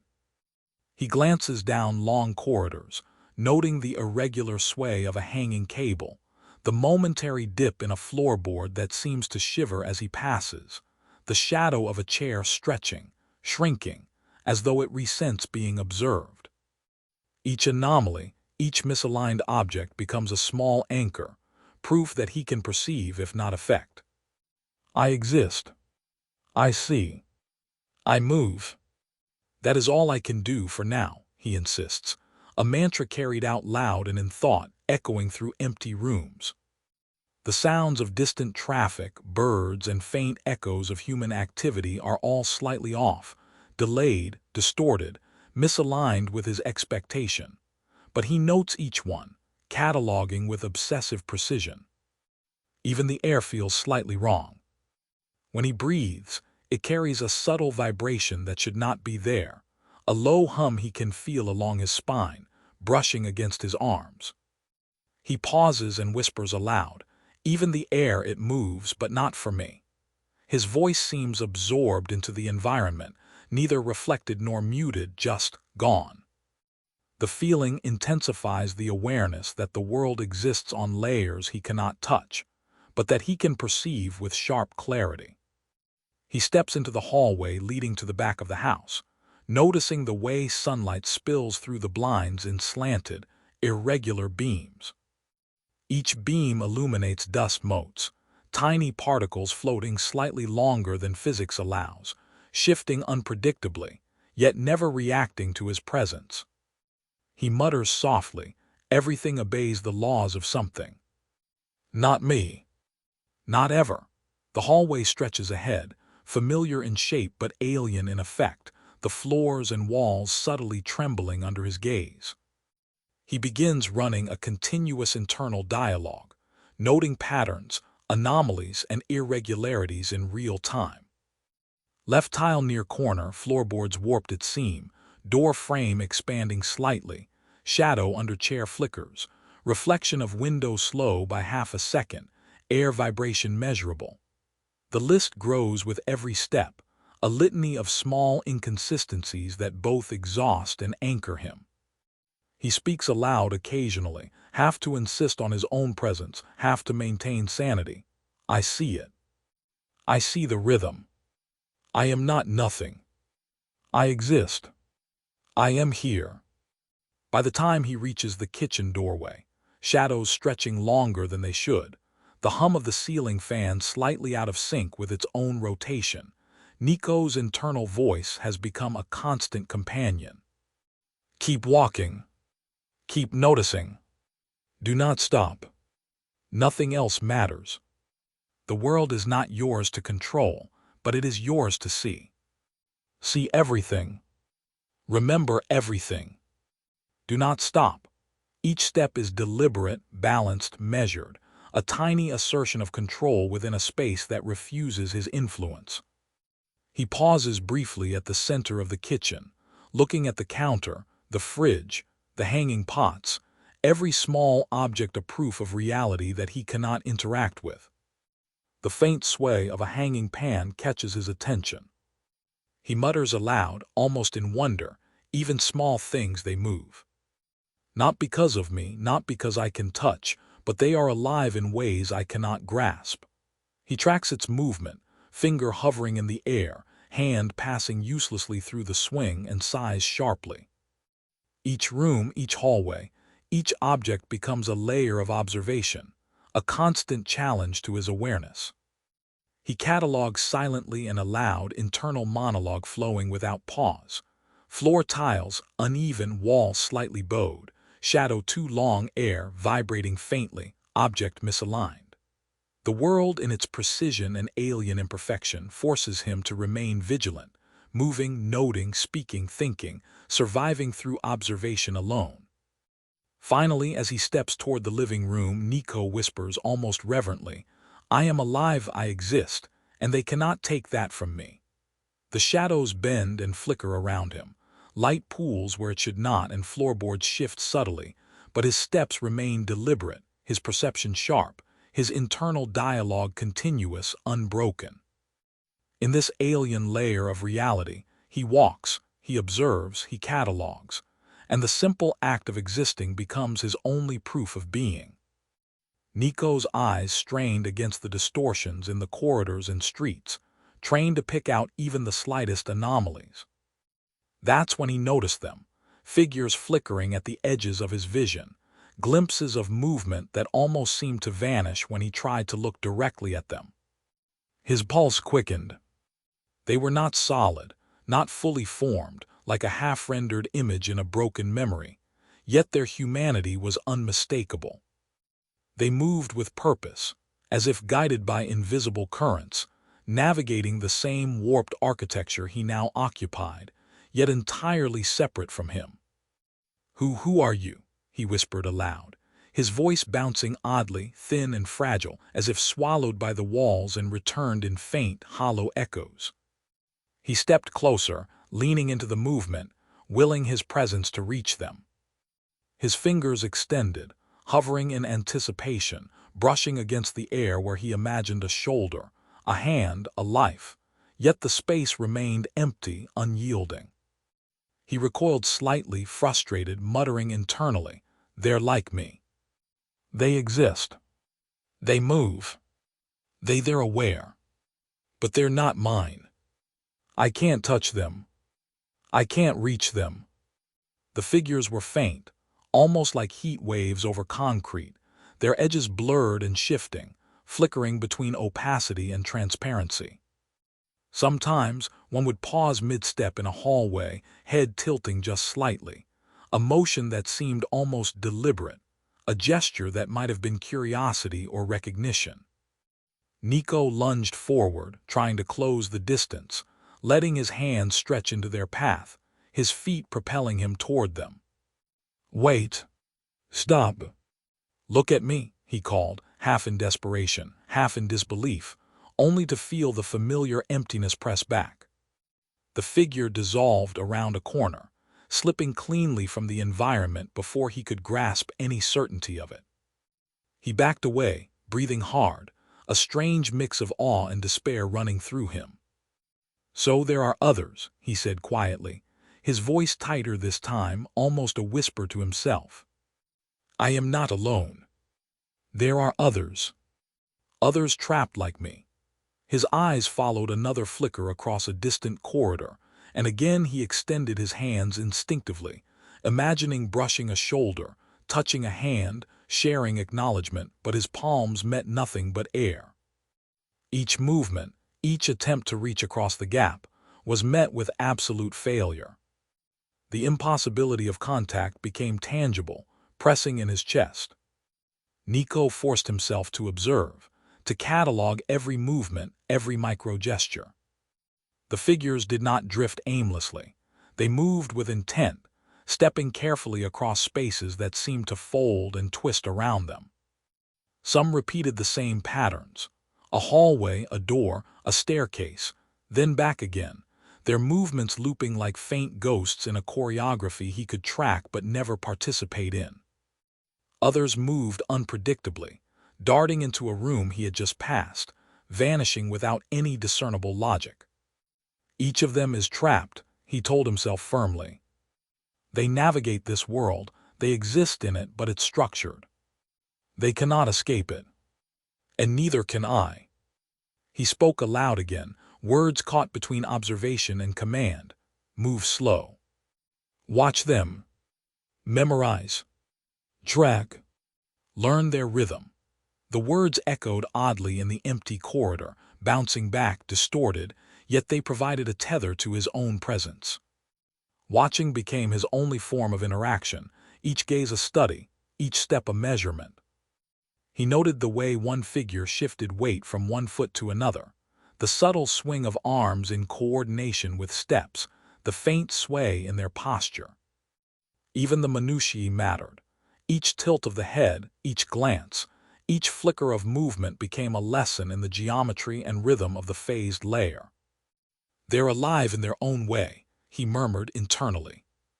"They move with purpose. They react. They exist. And yet, just like me, unreachable. Observed, never touched. A mirror of my own exile." His voice rose briefly, spoken aloud, strained by the effort of insistence. "You hear me. I see you. I am here."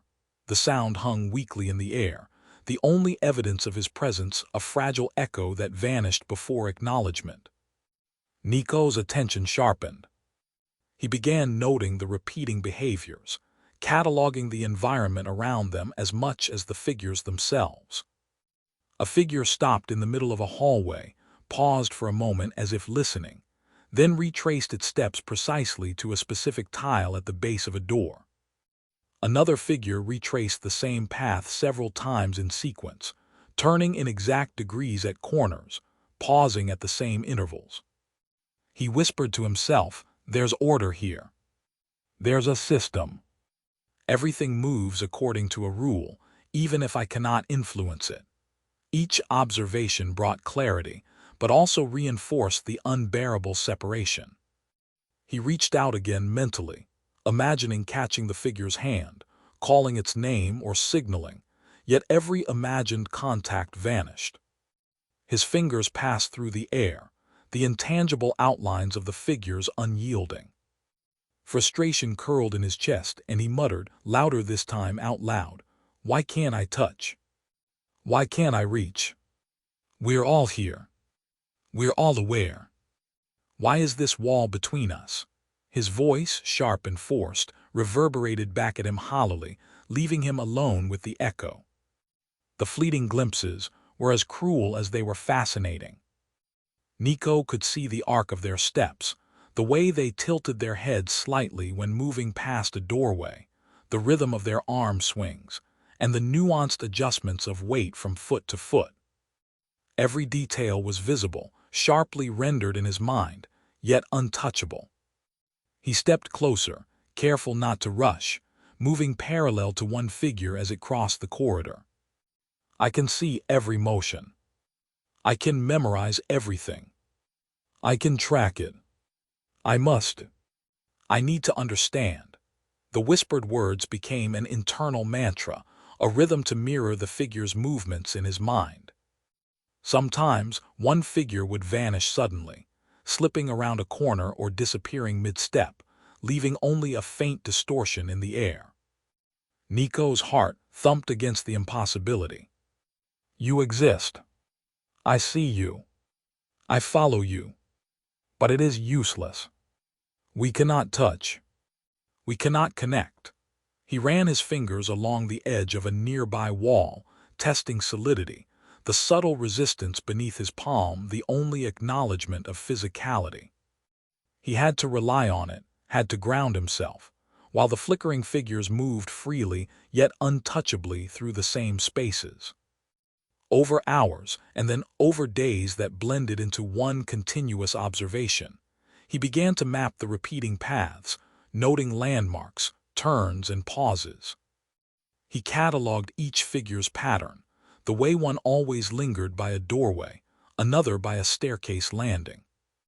He spoke to himself constantly, narrating every movement, reinforcing every observation. Pause here. Count steps. Note posture. Check alignment. Track the anomalies. Track the rules. Everything is bound by some measure. Everything obeys something. Even them. The internal dialogue became relentless, a running commentary to maintain his awareness and sanity. He watched a figure pause, tilting its head toward a stairwell. Nico mimicked the pause in place, almost as if moving in unison might create a connection. "We are similar. We are aware. I can follow. I can mirror. But I cannot reach. I cannot influence. I cannot touch." The words rang aloud faintly, his voice filling the empty corridor with insistence that no one could hear, as if the air itself absorbed them. The figures' presence transformed into both fascination and torment. Nico noted how their hands flexed, how the weight shifted subtly, how steps landed almost imperceptibly differently depending on the surface. Each micro-movement was catalogued, repeated in his internal dialogue. Every step is deliberate. Every motion has a pattern. I can see it. I can track it. I can memorize it. But I cannot change it. I cannot intervene. I cannot touch. I exist only as witness. He began predicting movements, adjusting his pace to shadow one figure at a distance, whispering instructions to himself. Move slow. Don't rush. Follow the corner. Anticipate. Wait for the pause. Note the hesitation. Memorize the timing. Observe the rhythm. Each whispered phrase became part of a loop, an internal cadence to maintain his mental clarity. Yet each observation reinforced the reality that he could only follow, never interact. The cruelest part was the sense of camaraderie he felt toward them, a strange kinship. We are all here. We are all aware. We all move, we all exist. And yet we are unreachable. We are mirrors of each other, trapped in the same system, bound by rules that we cannot alter. He allowed himself a moment to watch them, to marvel at the human semblance, the purpose behind each step, the hint of individuality in the tilt of a head or flex of a hand. But the impossibility of interaction remained an ever-present weight pressing against him, a reminder of the boundaries he could never cross.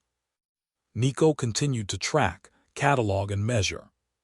He memorized every path, every pause, every flicker of movement. He spoke aloud, muttered, whispered, reinforced his observations with endless internal commentary. They repeat. They pause. They turn. They move with precision. There is structure here. There is order. I can understand it.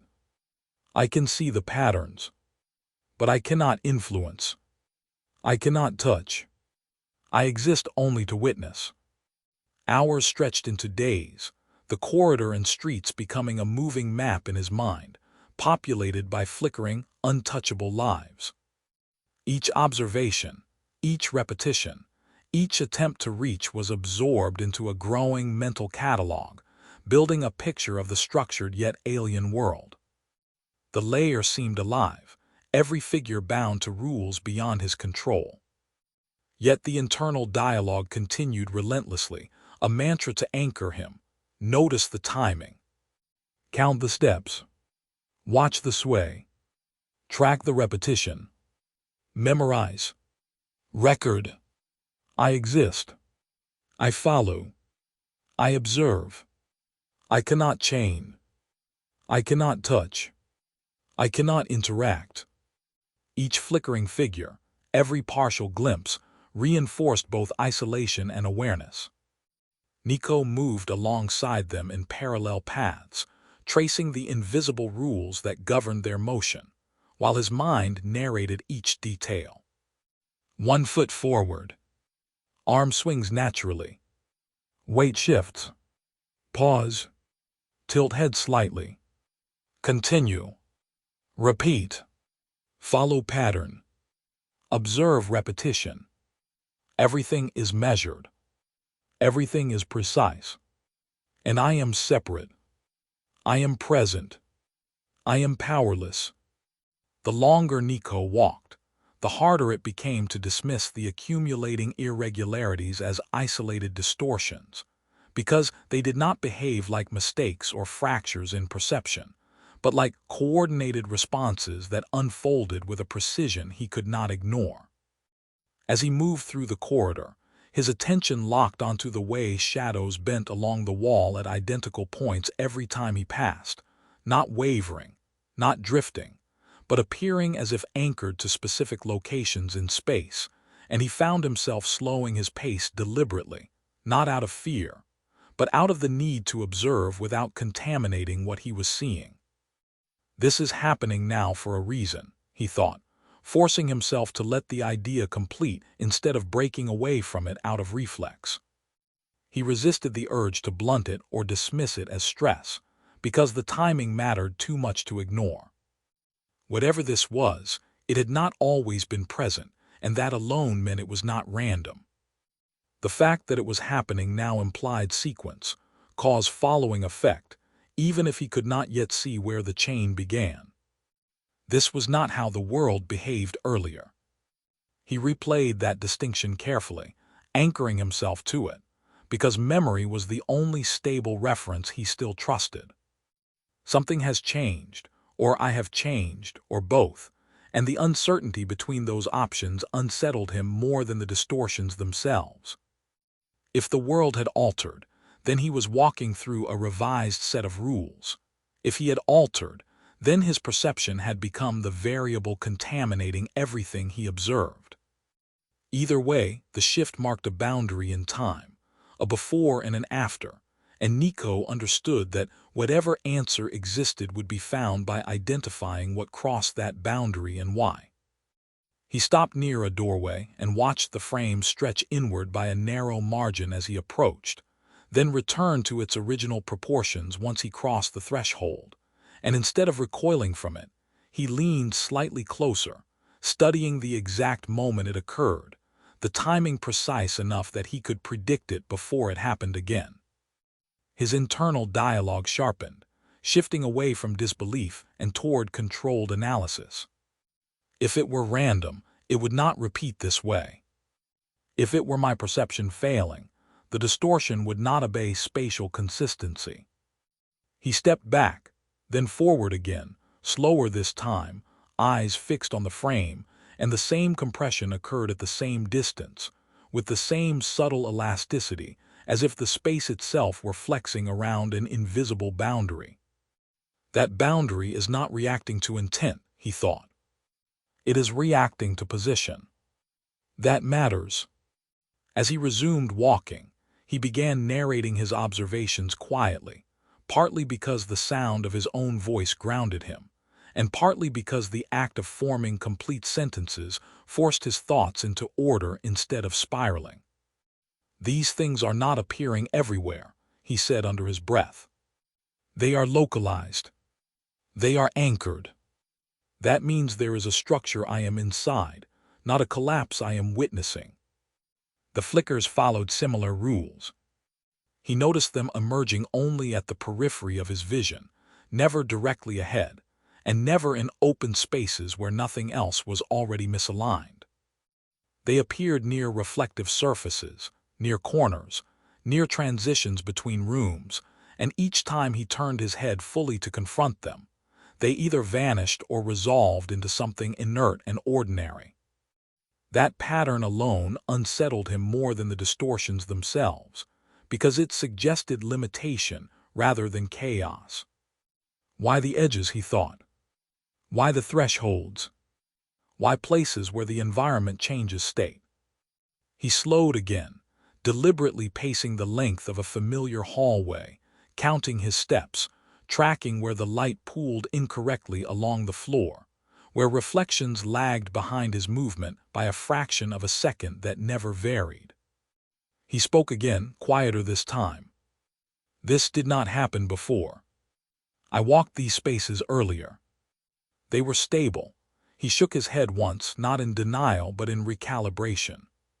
So the variable is not the location. The variable is time, or exposure, or awareness.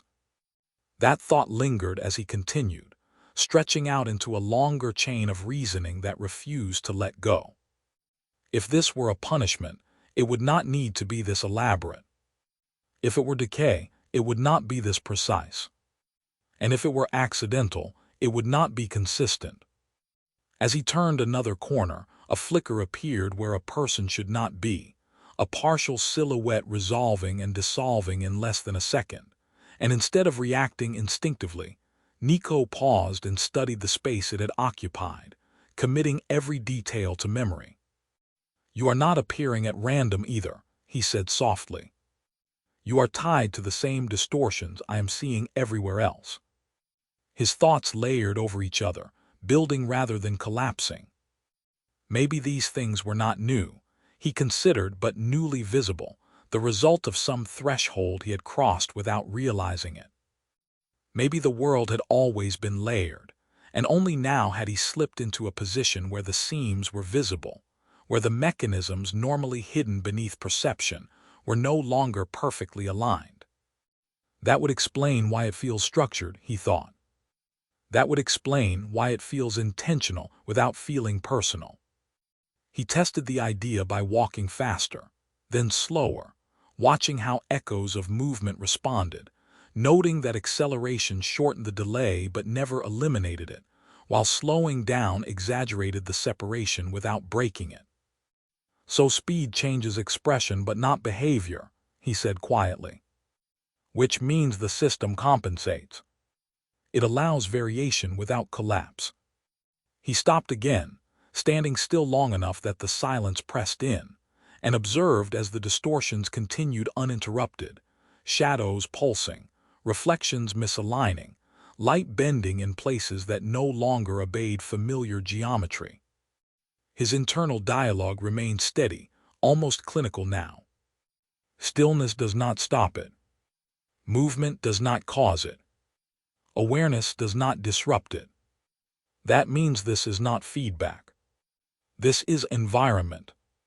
The realization carried weight, but not panic. This is not happening to me, he said under his breath. This is happening around me. The distinction mattered more than he expected because it reframed his role entirely. He was not the source of the instability. He was an occupant within it. As he walked on, the pieces began to assemble into something resembling coherence, not because he understood the system, but because he could now see its boundaries. The distortions followed rules. The flickers appeared only under certain conditions. The echoes obeyed timing constraints.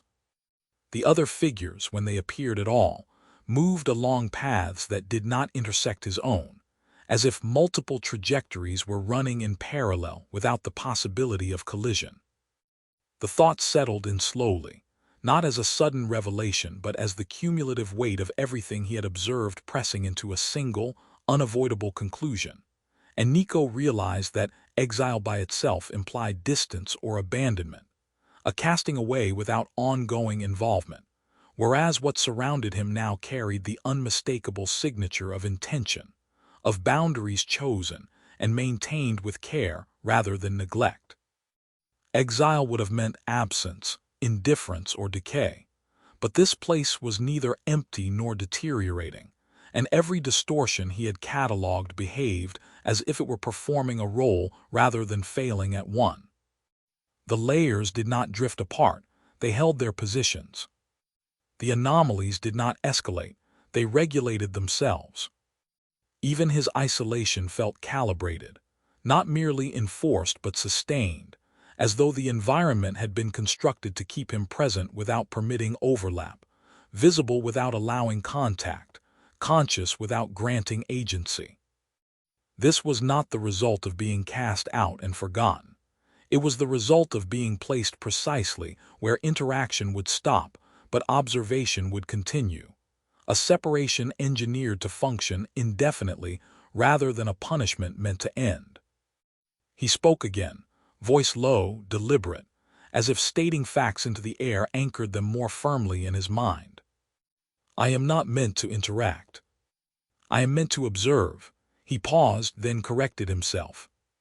Or perhaps observation is all that is permitted, because influence would break whatever balance this place maintains. The world did not answer him, but it did not need to. Every step forward reinforced the same conclusion through repetition, rather than declaration. This environment was not unraveling. It was functioning. Whatever had placed him here, or allowed him to see this layer, had done so with care, precision, and constraints that were enforced at every level of perception. As he continued walking, his internal dialogue did not slow or fragment. Instead, it deepened, turning inward, connecting observations across time rather than space. Why now keeps returning, he thought. That question does not belong to the environment. It belongs to me. And until I understand what changed, all I can do is keep watching how this place behaves when I move through it. The shadows flickered again at the same interval, the doorway stretched again at the same distance, and the reflection lagged again by the same precise fraction of a second, and Nico walked on, not in confusion, but in focused uncertainty, fully aware that he was no longer wandering through chaos. He understood then that what surrounded him was not chaos gradually collapsing into meaning, but an organized framework exposing itself incrementally, as though it had always been complete, and was simply allowing him to perceive its structure at a controlled pace. Each repeated distortion, each predictable echo, each consistent failure of interaction functioned like a constraint revealing the shape of the mechanism containing him, and Nico recognized that he was not uncovering rules by changing the environment, but by observing how it refused to change in response to him. The system did not announce itself, did not explain its purpose, and did not react emotionally or defensively to his presence. It operated with quiet confidence, enforcing limitations so consistently that they became informational rather than obstructive. As he traced these patterns mentally, testing sequences of movement and noting identical outcomes, he realized the system was not improvising around him, but unfolding according to parameters that existed long before he became aware of them, revealing itself only insofar as his perception aligned with its logic, one rule at a time. Nico's chest tightened before his mind could even register why. The crowd pressed past him, people brushing against invisible edges of his form, their movements uninterrupted, unnoticing, yet the proximity sent a cold pulse through his nerves. He opened his mouth, a reflex, a desperate urge to anchor himself in sound, and immediately froze. Of course, no one could hear him. Not a single soul would. It was a fact he had drilled into himself, the way one trains muscles for precision. Speaking meant nothing. It was only discipline, only structure, only the act of reminding himself that he existed in the world and was still capable of thought. He drew in a slow breath, letting it fill his lungs and then release in measured segments. "Focus," he muttered under his voice, barely above a whisper. "This is not new. I've felt this before. It's the same as before." He shifted his weight slightly, letting the rhythm of breathing anchor him. "Fear is just a signal. It is not a verdict. It is not the end. It is not me failing. It is information. Nothing more."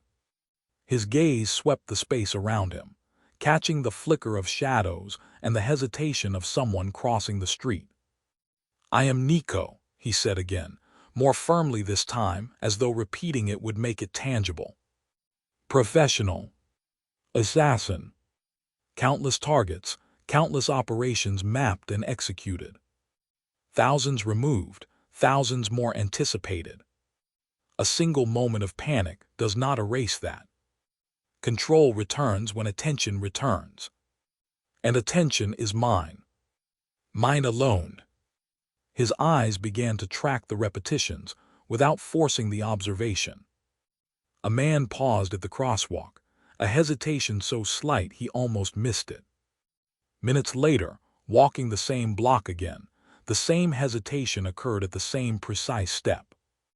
Nothing else changed, nothing in the environment explained it, nothing in the man's body betrayed why he stopped. Nico's lips moved in a whisper no one could hear. "Intent," he said to himself. "Or testing."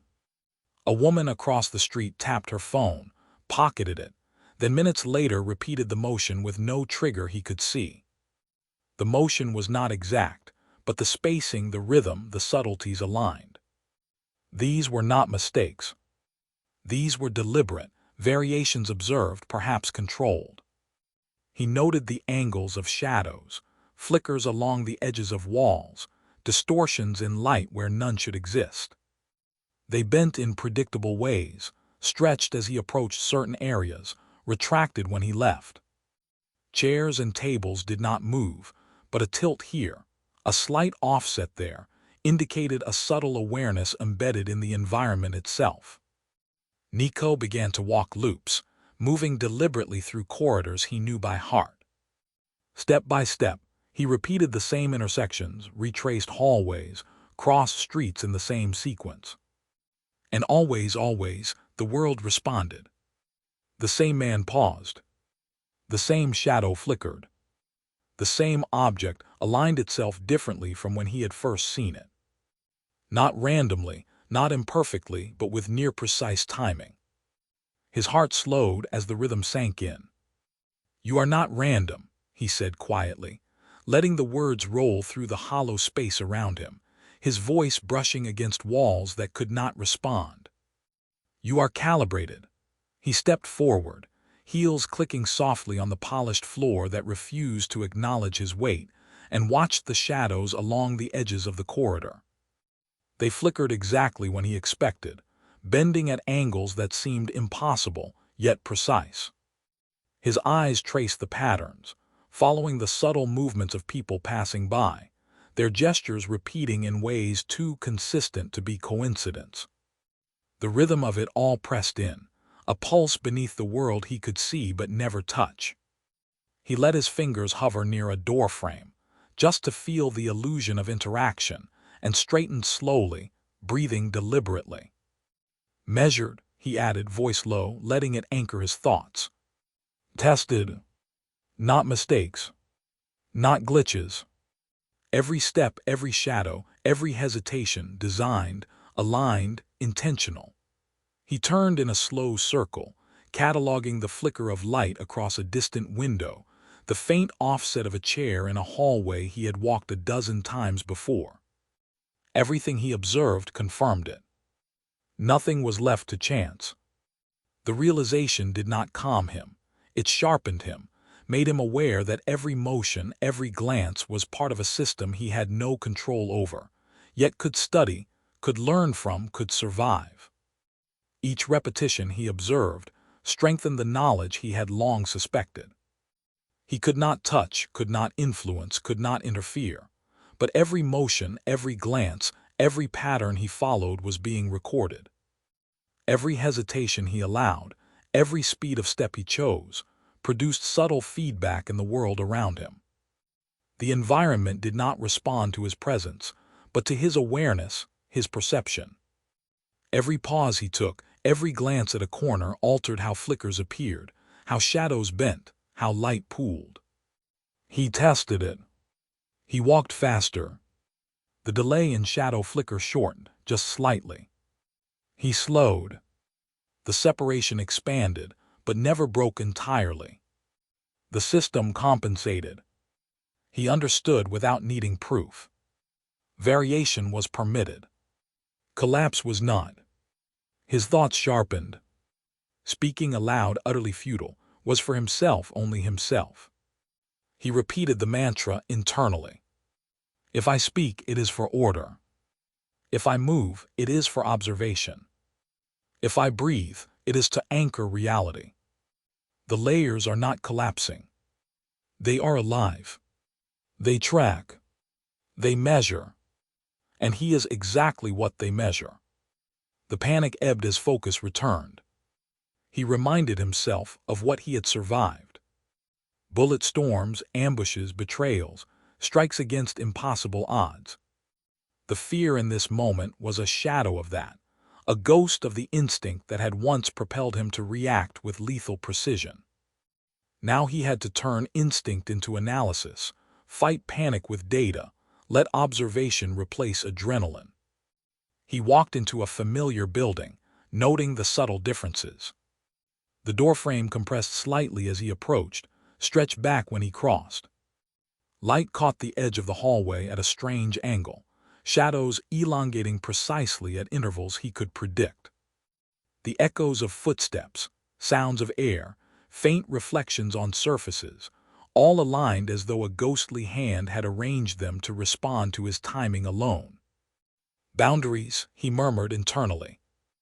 Anchored boundaries. Everything is anchored. He began cataloging the patterns, mentally recording each flicker, each repetition, each micro-adjustment of people or objects. The system was consistent. The layer was alive but methodical, and it responded to awareness rather than action. He could observe endlessly. He could map endlessly. And with each step, the fear returned and receded, replaced by the methodical pulse of controlled analysis. As he moved through the streets, he watched the pedestrians again. Hands lingered on railings, heads tilted at corners, people retracing steps without apparent reason. He looped back, timing his steps to match the moments he had first observed, and the repetitions aligned perfectly, each tiny divergence measured and accounted for. Even the shadows bent in harmony with him. It is all data, he said to himself. Everything, every motion, every pause, every blink of awareness. No one else noticed. No one else could. The realization was both comforting and isolating. Comforting because control had returned in the form of understanding. Isolating because he was entirely alone, observed but never acknowledged, a ghost measured with infinite precision. He slowed to a standstill, breathing deliberately, counting silently, tracing each pattern with his eyes, each flicker, each shadow, each repeated motion. "This is not punishment alone," he said softly, reasoning as if addressing a student hidden inside his own mind. "This is observation. Experiment. Test. I am the subject, and these layers are the apparatus. Every step is recorded, every perception logged." He shifted pace again, walking loops through hallways and streets, forcing subtle variations. Slight hesitation here, a pause there. Flickers responded, shadows realigned, distortions stretched or contracted. Everything reinforced the same conclusion. The space did not collapse. It did not ignore him. It did not falter. It existed to be observed, and he was its observer, nothing more. Internal dialogue persisted, structured now. Fear is irrelevant. Panic is irrelevant. Observation is everything. Awareness is everything. Motion is everything. The system cares not for reaction, only attention. I am both participant and instrument, and that is sufficient. He catalogued light, noting how reflections delayed ever so slightly at thresholds, and how corners where walls shifted subtly aligned perfectly when revisited. He observed every person moving nearby, noting repeated gestures, repeated timings, and the micro-patterns in their attention and distraction. The repetitions were precise enough to feel intentional, variations tested rather than mistakes occurring. "I can map this," he said. "I can predict it. I can study it." He tested it again, pacing faster, slower, stepping in arcs, changing angles, watching shadows and reflections, people and objects. All adjusted predictably. All responded to perception, not touch. He was untouchable, yet every conscious movement elicited feedback. The panic returned briefly when a new distortion appeared, a group of people stepping in near-perfect synchrony with slight offsets he had never noted, but it was immediately absorbed into calculation. Observation did not falter for fear. He reminded himself he had survived far worse.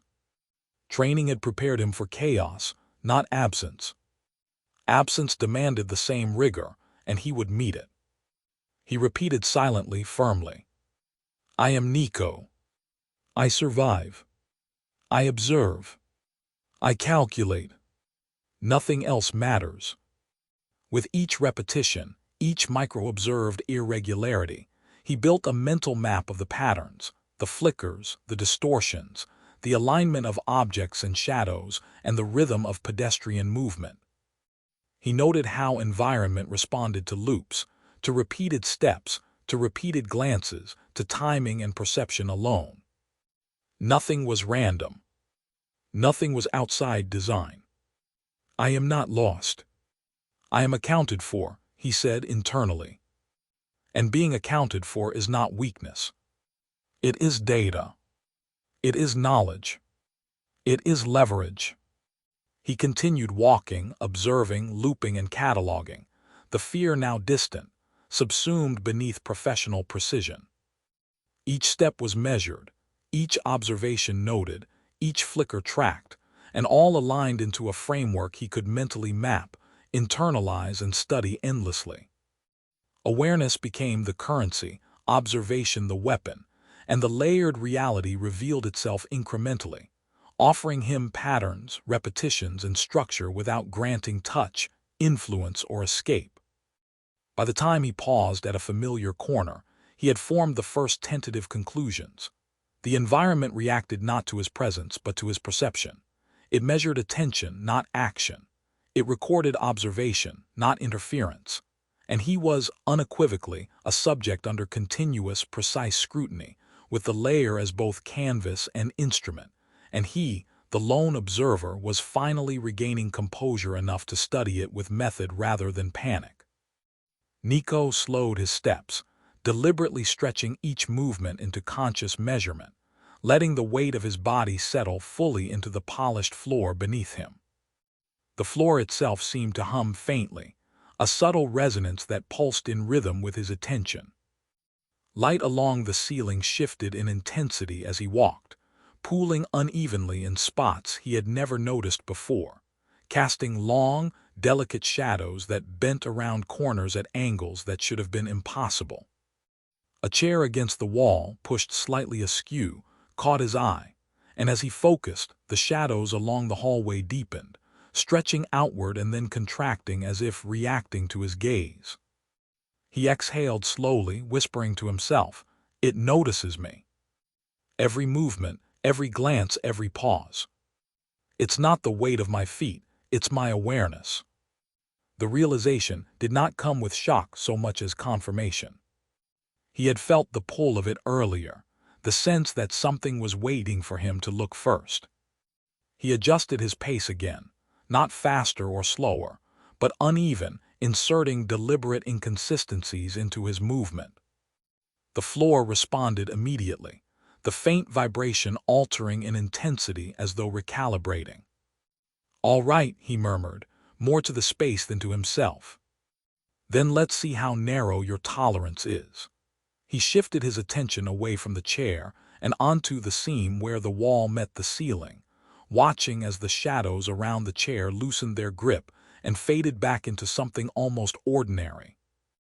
The windows lining the left side of the corridor reflected the space back at him, yet the images did not mirror him perfectly. Instead, each frame lagged fractionally, the edges shimmering, bending at angles that were almost perceptible. He paused, head tilted, studying the distortion, tracing the line of a floor tile that seemed to stretch just beyond its actual dimensions. With every second he lingered, the hall itself changed subtly. Corners revealed hidden angles, walls shifted just enough to create new sightlines, door frames curved minutely at their edges. He tested it, stepping forward, then back, then sideways, and the corridor adjusted. When he slowed, distances elongated. When he walked with purpose, spaces compressed. The building was not simply standing around him. It was measuring, calculating, responding, calibrating itself to his perception rather than his physical presence. He narrowed his eyes, fixing on one reflection and holding it there. The delay increased, just barely, but enough that his instincts flagged it as meaningful. "Latency," he said quietly. "You introduce delay when I commit attention." He broke eye contact, then returned it in short bursts, watching the response sharpen and soften accordingly. The walls seemed to breathe with his focus, expanding and contracting in silent cooperation. "So it's not just that you respond," he added. "You scale response based on duration." That thought stayed with him, slotting into place like a missing piece of a larger mechanism. Shadows along the walls flickered in rhythm with his attention. One elongated as he moved closer, then recoiled when he paused. Another appeared at the edge of his vision, fully formed, a figure moving in a way that suggested weight and intent, but when he turned directly, it dissipated, as though it had never existed. He muttered under his breath, letting the words anchor his mind. "You respond to what I see, not what I do." Every shadow, every glimmer, every flicker, designed, controlled, measured. He traced the line of a handrail along a staircase he had walked countless times before. The rail had warped slightly, edges softened, light reflecting at a different angle than before. A reflection caught his attention in a window, a man, an exile he realized, standing just beyond the threshold of perception, body flickering in and out, there only when he observed, gone when he diverted his gaze. He resisted the urge to follow the figure immediately. Instead, he fixed his gaze on the handrail again, watching how the exile weakened as his attention drifted. "You're secondary," he said quietly. "Not the trigger." When he looked back, the figure sharpened again, as if rewarded. His jaw tightened. "That confirms it," he added. "You aren't being placed here." "You're being summoned." The exile did not react, but the shadows around it deepened, as though acknowledging the accuracy of the statement. Nico moved deliberately, testing the reaction of the environment. A long corridor stretched slightly as he hesitated mid-step, contracting again when he continued with purpose. He turned to a corner, pausing to study the faint alignment of a row of lockers. The angle seemed to shift subtly, revealing new lines of sight into spaces that should have been familiar. He whispered, "It's not reacting to me physically. It responds to what I notice." He felt his pulse slow, letting the rhythm of observation govern his attention, cataloging every detail. The way a shadow bent over the edge of a doorframe, the faint lag of a reflection in polished tiles, the subtle sway of hanging lights as he passed beneath them. Each observation caused the environment to accentuate its irregularities, almost as if it wanted to be seen, measured, understood, and recorded. He focused on the lockers individually, counting the seconds it took for each distortion to appear. The third locker down responded faster than the others, its edge bending sooner, the reflection dulling more quickly. "So response varies by object," he said. "Not everything has equal priority." He stepped back, scanning the entire row, and felt the hallway resist, flattening slightly as though discouraging broad attention. "You want precision," he added. "Wide focus dilutes the effect." The building seemed to comply, the distortions retreating until he narrowed his gaze again. The presence of other exiles followed the same logic. They appeared only when he looked for them, materializing briefly in peripheral spaces, edges sharp or blurred depending on the angle of his attention. A figure emerged near a staircase, body blurred like a half-formed reflection, then vanished when he moved his eyes to track it directly. Another lingered near a window, shifting slightly as he approached, fading when he turned away. He noted their movements quietly, whispering, "Their appearances aren't random. They're tied to me noticing them. Focus draws them. Ignoring erases them." He walked past the staircase slowly, then backtracked, measuring the timing of the fleeting forms, cataloging their positions, and testing whether proximity mattered at all. Nothing he did physically changed them. Only the act of observing determined their presence. He stopped halfway through one pass and deliberately fixed his gaze on empty space, choosing a point where no exile had appeared before. Seconds passed. Nothing happened. "So expectation matters too," he said. "You don't just respond to curiosity. You respond to directed curiosity." When he shifted that focus slightly, the faintest shimmer appeared, barely there, like a sketch that had not yet decided to exist. He nodded once. "Threshold behavior," he added. "You test before you commit." Light and shadow became a language he could almost read. Faint reflections in glass stretched, recoiled, or elongated in response to the duration of his gaze. Corners revealed hidden angles when studied too long, exposing spaces previously invisible. A chair in the hallway, a loose floor tile, the edge of a table, each seemed to respond differently depending on whether he looked deliberately or casually. He spoke softly to himself, letting the sound anchor his analysis. Every detail matters. Not weight, not touch, not force, but attention. My mind governs perception here, not my hands. Every movement I trace, every pattern I notice, shapes what appears.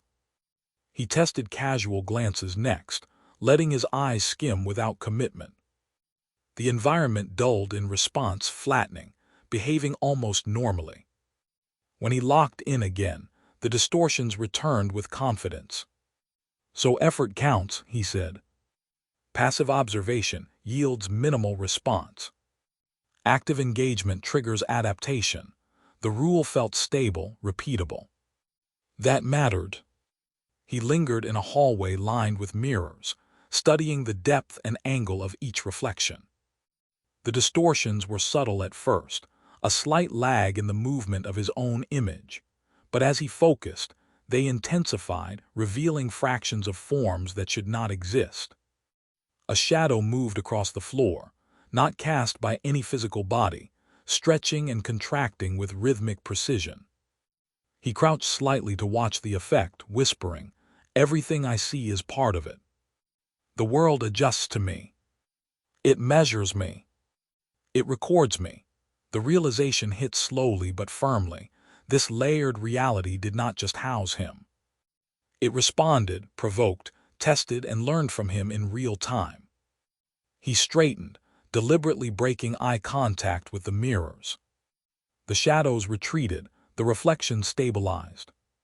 "You disengage when I disengage," he said. No pursuit, that too felt intentional. The system was reactive, not aggressive. For now, doors he had opened hundreds of times before now shifted subtly as he approached. A panel in one doorframe stretched vertically as he slowed to study it, then compressed as he continued walking. A small light fixture tilted fractionally, catching a reflection across the hallway that highlighted a misalignment in a distant corner. The corridor itself seemed alive with intention, not chaos. He paused to take it all in, observing how subtle movements of air, light, and shadow orchestrated a rhythm that was invisible to anyone else, a pulse tied entirely to his attention. "Guidance without force," he murmured. "You suggest. You don't block." The distinction mattered. He followed the reflected misalignment with his eyes and felt the hallway subtly encourage the path, shadows thickening in that direction. "So you can nudge," he added. "But only if I accept the cue." Each step, each glance, each deliberate pause intensified the surrounding anomalies. He noticed a loose floor tile shift its orientation ever so slightly when he studied the hallway. A chair angled just differently, the reflection of a distant doorway bending inward as if welcoming his scrutiny. He whispered softly, "Everything responds to me noticing.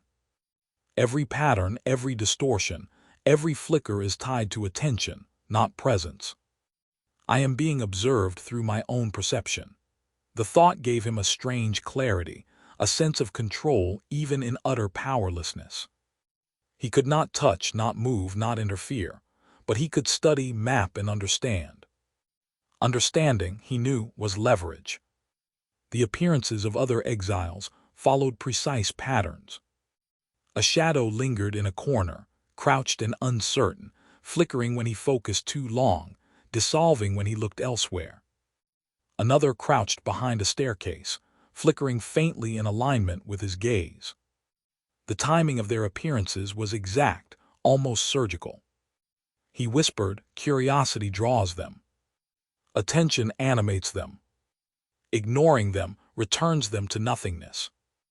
They exist only for what I allow my mind to notice."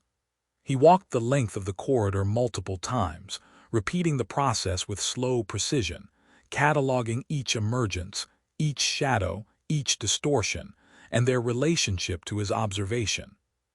By the final pass, nothing surprised him. That, more than anything, told him he was learning faster than the environment expected. The hallway itself seemed aware of his methods. Corners stretched slightly when he lingered, angles shifted when he hesitated, and objects reflected light differently depending on where he paused and what he looked at. He whispered under his breath, letting the sound ground his calculations. "It reacts to thought, not body. To observation, not action. Every flicker, every shadow, every misaligned line, recorded, measured, and mirrored. Each repeated examination revealed further depth. Shadows elongated near reflective surfaces, flickers occurred in response to duration of gaze, and light bent subtly around objects he studied carefully. He moved through it like a cartographer, mapping invisible currents, understanding not just the environment but the rules governing it. The realization did not arrive as a single moment.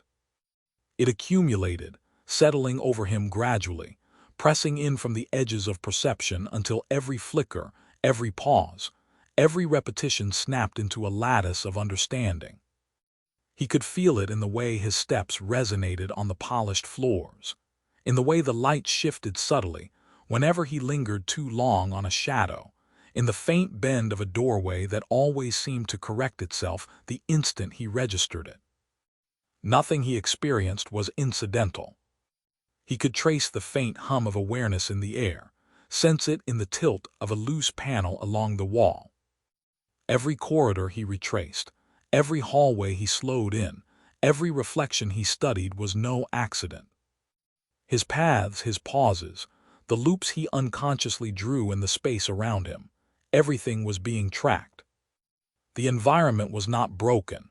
It was instrumented, tuned to his presence, his attention, his curiosity. Every distortion, every flicker, every misalignment was feedback. He whispered to himself, letting the words solidify his perception. Nothing happens without cause. Every reaction, every pattern, it all counts. He realized he was no longer a simple occupant of Exile. He was a variable. He studied a handrail along a staircase he had walked countless times, noting the subtle warp along its edge, the faint reflection of light that shifted when he leaned closer. The world did not respond to his weight, not to the angle of his hand, not to the sound of his feet. It responded to his observation. Shadows deepened as he lingered, reflections elongated when he focused, corners revealed angles only when he studied them long enough. He crouched slightly to measure the tilt of a ceiling panel, tracing the gradient of light with his eyes as he whispered, "This isn't about me touching it. It's about me seeing it." Every reaction is tied to awareness, not movement. He paced a narrow hallway, retracing his steps slowly, deliberately. Each repetition brought confirmation. The flickers he had noticed earlier, the partial figures that resolved and dissolved in the periphery, reacted not to proximity but to attention. A form materialized near a doorway, edges blurry, limbs stretching in ways that made no sense physically. When he looked directly, it dissolved into the hallway as if it had never existed. He whispered under his breath, voice low and controlled, "You appear because I look. You vanish because I turn away. Nothing else matters." Observation animates, ignorance erases. His mind cataloged the rhythm, the timing of emergence, the subtle cues in shadow and light. He began tracing mental maps, imagining invisible lines connecting every flicker to his gaze, plotting a lattice of awareness. The floor beneath him seemed to hum faintly with each footfall, responding to his measurement of it. He paused to study a misaligned floor tile, its edge subtly warped in a way that felt deliberate. The reflection of a distant doorway bent inward, as though inviting scrutiny, while a chair across the hall tilted slightly toward him, adjusting imperceptibly as he observed. Each anomaly was calibrated, subtle enough to be ignored, yet precise enough to be undeniable. He whispered again, voice steady, "Everything is instrumented. Every corner, every reflection, every light shift, designed for me to notice it. Not by chance. Not by accident.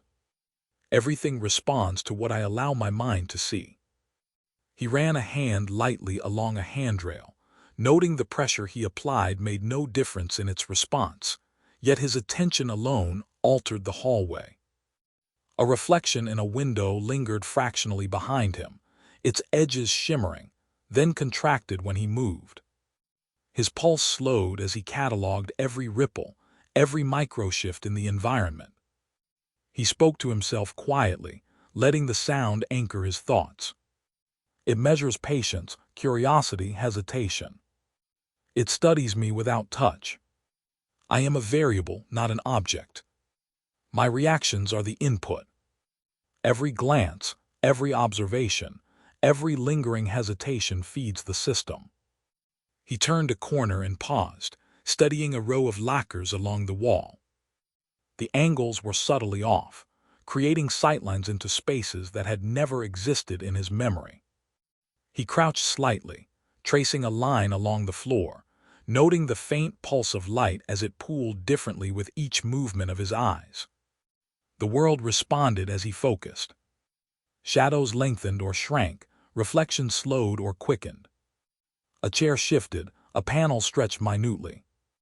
It was subtle, barely perceptible, but the consistency was undeniable.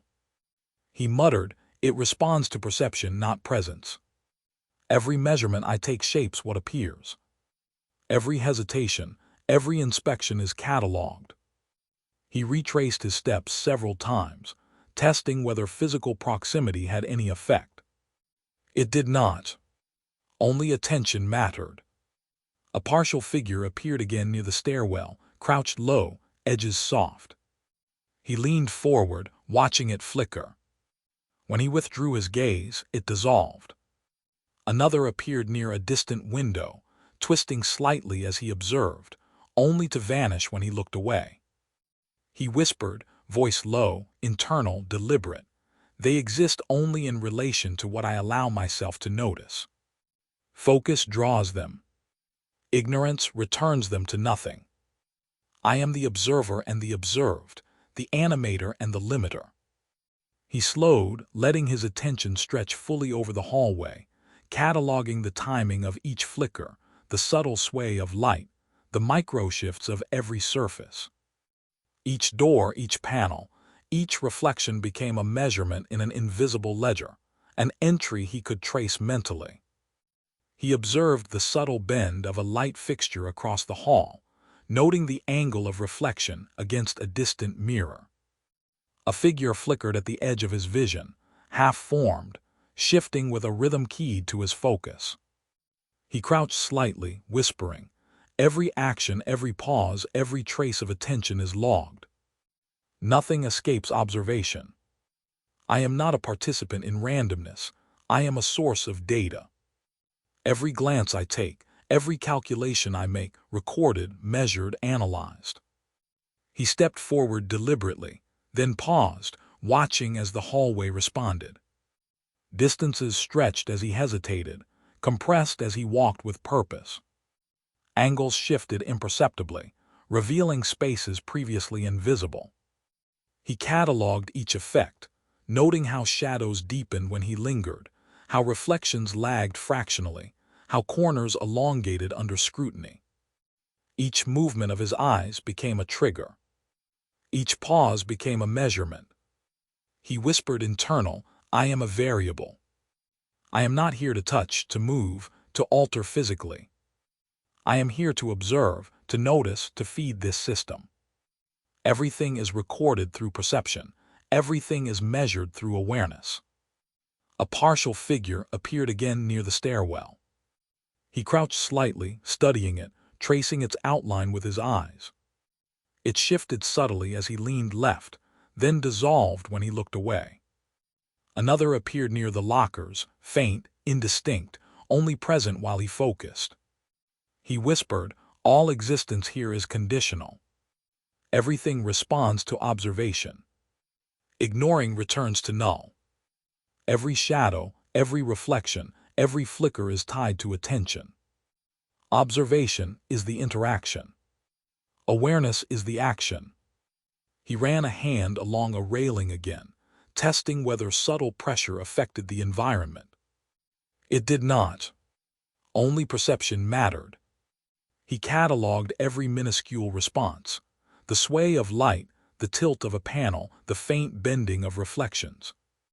The space was alive with measurement, but not in the sense of chaos. It was structured, deliberate, calibrated. Each distortion served a purpose, each flicker was feedback, each shadow a signal. He whispered to himself, anchoring thought to observation, "Nothing is random. Nothing is incidental. Every microadjustment, every delay, every misalignment exists to be noticed, recorded, and measured. My perception is the instrument. My attention is the lever." He moved slowly through the corridor, backtracking, retracing steps, and noting how each repetition yielded the same calibration. Partial figures emerged again, edges blurred or sharp depending on focus, dissolving when attention shifted. Light and shadow pulsed rhythmically in response to observation. Reflections lagged fractionally, panels warped subtly. He whispered under his breath, letting the sound reinforce calculation. Everything is feedback. Everything responds to me seeing it. The system does not need my hands or my weight. It needs my observation. Every hesitation, every scrutiny, every lingering glance is input. Nico paused, breathing steady, pulse slow. The hallway seemed to hold itself in equilibrium around him, folding subtly with each deliberate step. Every shadow along the walls stretched or recoiled as he focused on it. Each reflection in the polished windows shimmered differently depending on the exact angle of his gaze, and the misalignments in door frames and floor tiles sharpened or softened, as if responding to the weight of his attention alone. He leaned slightly forward, studying the flicker of a distant light, tracing the distortion along the edge of a ceiling panel, and realized the space itself was calibrated to him. He whispered low, methodical, letting the words anchor his understanding. I am not a prisoner here. I am a variable. I am the input. The space is the observer and the observed. His eyes moved along the length of the hallway, cataloging every nuance. A chair that tilted differently when watched, the faint elongation of a shadow stretching across the floor, the subtle bend of a reflection in a window pane. Each detail confirmed what he already suspected.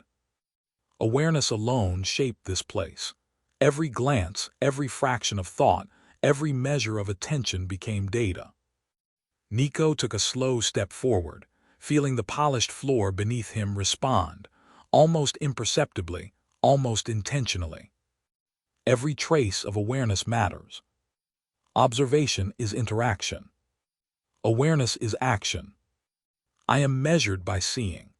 His voice held the quiet authority of a man training himself, testing himself, forcing comprehension out of a world that refused to yield normally.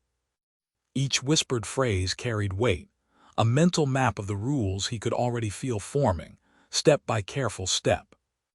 Nico's first step into the corridor felt ordinary. By the third, the ceiling stretched higher, pulling the overhead lights into elongated ovals that shimmered like liquid. He stopped, hand pressed against the wall, and counted the tiles beneath his feet. They didn't match. They were longer, wider, as if the floor had extended without permission. No, he muttered, his voice sharp and clipped, that's wrong. He moved forward, faster now, but the distance didn't shrink. Each step forced him to cover more ground than logic said existed. Corners that should have appeared within a moment dragged themselves away, receding like they were breathing. He swung his head, scanning the elongated hallway, but the edges kept moving, stretching away from him in real time. Panic threaded through his chest. This is impossible, he whispered, voice trembling. He tried to measure it, to predict it, but his pulse was rising, his thoughts scattering. The space refused him comprehension. A doorway he reached for flickered, then lengthened. The panel at the top climbed toward the ceiling as his hand neared it, and he jerked back, stumbling on tiles that seemed to ripple beneath him. The world felt liquid and resistant simultaneously. The lights warped, bending around the walls in ways that made his eyes ache. He whispered again, slower this time, trying to anchor himself. It's moving. Not just shapes, the whole everything. He turned sharply down another corridor. It contracted suddenly, walls rushing toward him, shortening distances violently. He had to jump a single step forward, and nearly collided with the opposite wall. Then it stretched again as he paused to regain balance, forcing him to step backward repeatedly to maintain control. Stop, he hissed, clutching the handrail. The steel trembled under his grip. His body reacted faster than his mind, muscles coiling and releasing instinctively, trying to compensate for the shifting geometry that mocked his training. The floor undulated beneath him, with a subtle but undeniable force. Each step triggered a ripple that seemed to calculate the next tile's orientation. He faltered, nearly pitching forward, catching himself with the wall. His senses screamed at him, muscle memory useless, every reflex slightly delayed, the world rewriting itself around him with each heartbeat. "This isn't just stretching," he muttered. It's alive." A long hallway opened ahead, one he had walked dozens of times. It started normally, then elongated violently as he entered, the walls separating faster than he could process. The lights flickered in time with his heartbeat. The familiar door at the end of the hall shifted up like a rising platform, receding further with each step he took. Panic surged hot and immediate, fingers clenching against the edges of the wall. "I don't know how to keep up." He tried measuring with his eyes, counting tiles, forcing his steps into rhythm, but the space ignored him. Corners bent before he reached them, turning at angles that made him misstep, forcing him to twist unnaturally. Shadows elongated ahead and contracted behind him, sometimes moving against the direction of light, creating impossible depth. His stomach tightened, breath shallow. "Stop it! Stop it!" The words had no effect. The environment was a predator, stretching and compressing to pull at his balance, his certainty. He approached a stairwell, a flight he had taken countless times. The first step extended twice its normal height. His calf burned as he pushed up, heart hammering. The second step was smaller, almost negligible. The railing shifted slightly as he gripped it, tilting toward him, then away. He froze, chest heaving, scanning the landing above that should have been a single flight. It rippled upward, growing longer as if the upper floor were a trapdoor sliding out of reach. "It's not consistent," he breathed. "It can't be consistent." Side corridors offered no relief. One hallway compressed sharply as he turned into it, shortening distances to a fraction of what they should be, forcing him to stumble over the sudden proximity of walls. Another hallway stretched behind him, doors receding into the distance, light bending to distort depth. He spun on the balls of his feet, trying to keep bearings, but the world refused. His training, every calculated movement, every instinct honed over years, faltered against the unpredictability. "I can't anticipate it. I can't predict it," he whispered. The floor began a subtle, wave-like motion under his feet. Not enough to throw him off completely, but enough that each step required recalculation, micro-adjustment. Tiles seemed to swell and contract with his weight. Corners shifted slightly before his eyes, angles warping mid-turn. The handrails along walls tilted and returned, panels at the end of halls stretched vertically, and lights pulsed with a rhythm slightly behind his perception. Nico's pulse accelerated as he tried to move faster, but every attempt to force the space into normalcy only made it worse. "It's changing too fast." He ran a few steps, then stopped, arms out to balance, body tensing. The hallway contracted suddenly, then expanded, walls folding away like breathing lungs. The light overhead fractured, casting dozens of small reflections that did not align with anything solid. Shadows shifted independently, moving forward, backward against logic. He whispered, voice tight with strain, "I can't map it. I can't hold it." Stepping onto a landing, he realized the building itself was unstable.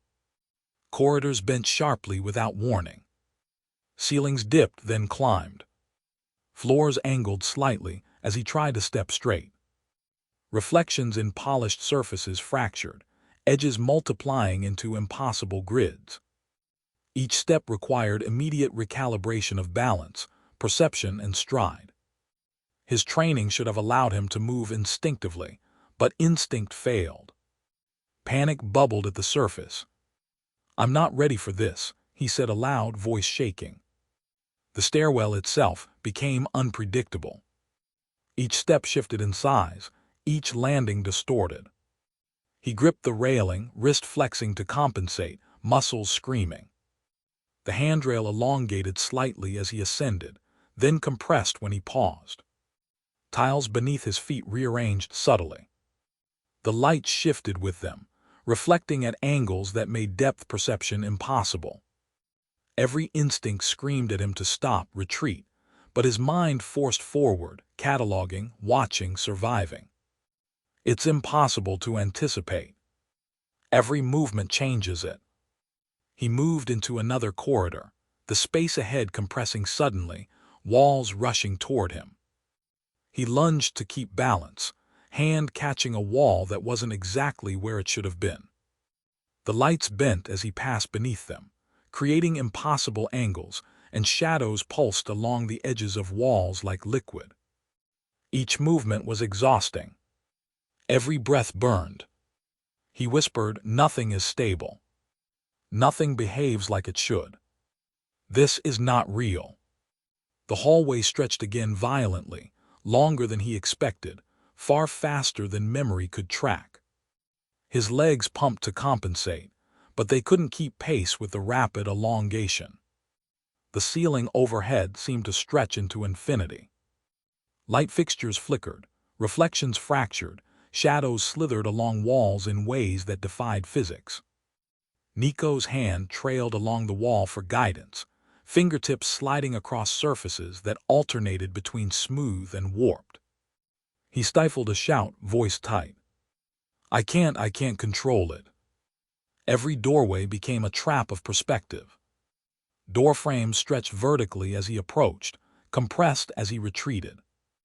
Windows reflected impossible geometries, corners folded into themselves, angles multiplied into infinity. Hallways bent and twisted while he walked, forcing split-second recalculation of stride and balance. The weight of the space pressed at him, unrelenting. "This isn't a building," he said, voice raw. "It's something else. Something alive." Even standing still offered no respite. The floor rippled faintly beneath him.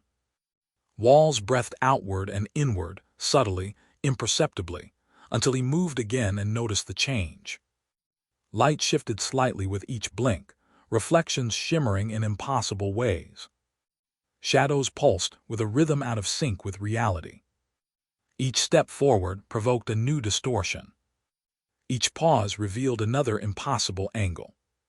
He whispered low, almost a growl, "I'm inside something that isn't fixed.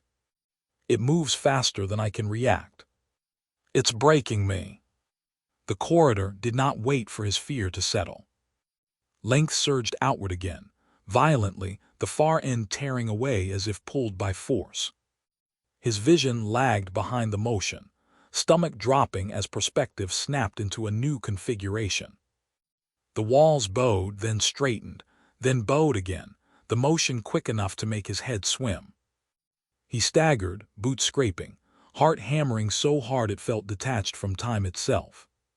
The space was not merely shifting, it was accelerating, changes stacking on changes before he could finish adjusting to the last one.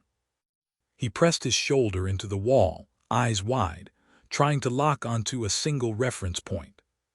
The texture beneath his palm slid, patterns stretching into lines, then compressing back into something almost familiar before distorting again. Distance collapsed and exploded in the same breath.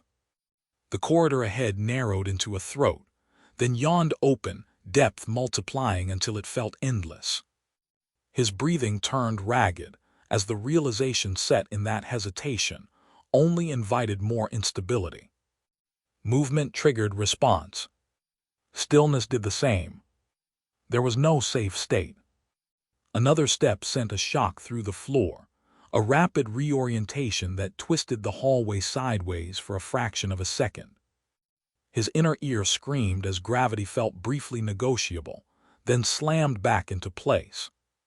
Light smeared across his vision, reflections lagging behind reality, and the walls rushed past him without him moving. He fought the urge to curl inward, to shut his eyes, knowing that losing visual contact would be worse. The space was no longer something he was passing through. It surrounded him, reacted to him, closed in with every breath he took. Nico stopped running. Not because the corridor stabilized, but because it refused to. Motion no longer felt like escape. It felt like interference. He planted his feet, chest heaving, and forced his breathing into something slower, more deliberate. The hallway responded immediately. Distance loosened, stretching outward as his hesitation settled in. The far wall slid away in a smooth, unnatural glide, tiles lengthening beneath his steady gaze. His brow furrowed, pulse climbing again. He took one careful step forward, then another, then halted abruptly. The space shifted in response. Edges softened. Corners blurred. Shadows thickened along seams that had not existed seconds earlier. The air itself felt heavier, depth losing its certainty, as though the corridor could not decide how far away anything was meant to be. He tried again. 3 steps forward, faster this time. The hallway snapped inward, compressing sharply, walls drawing closer with a suddenness that forced him to brace. He staggered, boots scraping against tiles that felt abruptly shorter beneath him. He froze mid-stride. The world shuddered. The overhead lights flickered, and for a fraction of a second the corridor appeared doubled, misaligned, as if 2 versions had failed to synchronize. His stomach clenched. Slowly, deliberately, he retraced his steps, reversing direction without warning. The compression released. Space loosened behind him, length unfolding smoothly, as though tension had been let go. "That's not random," he said quietly. Saying it aloud made his chest feel lighter and heavier at the same time. He walked the same stretch again. Same tiles. Same lights. Same doorframe halfway down the corridor. He slowed as he approached it, paying attention to the distance itself. The door drifted away, frame elongating just enough to register. He increased his pace. The distance collapsed. He stopped inches from the door, breath shallow, heart hammering. The frame wavered. Lines smeared slightly, as if the structure were struggling to resolve itself. He leaned closer without touching it. The surface sharpened. Edges firmed. Hinges became distinct. Texture returned to the metal. He stepped back and looked away. The door softened again, its outline blurring into the wall, losing definition as though it were being forgotten. He tried once more, slower, more controlled. This time he ignored the door entirely and focused down the corridor. Behind him, he sensed a change without seeing it. He turned his head sharply. The doorway was still there, but diminished, its edges uncertain, like a detail recalled incorrectly. The corridor beyond it felt thinner, less committed to occupying space. He swallowed.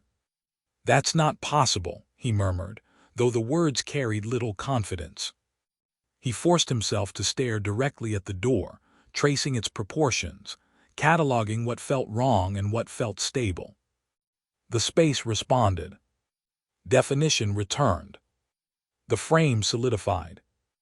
Depth corrected. The corridor behind it regained weight. His breath caught. Whatever was happening did not depend on movement. It did not depend on touch. It followed where his attention settled. He stood still, experimenting without moving his feet. He fixed his gaze on a far intersection. Angle stabilized.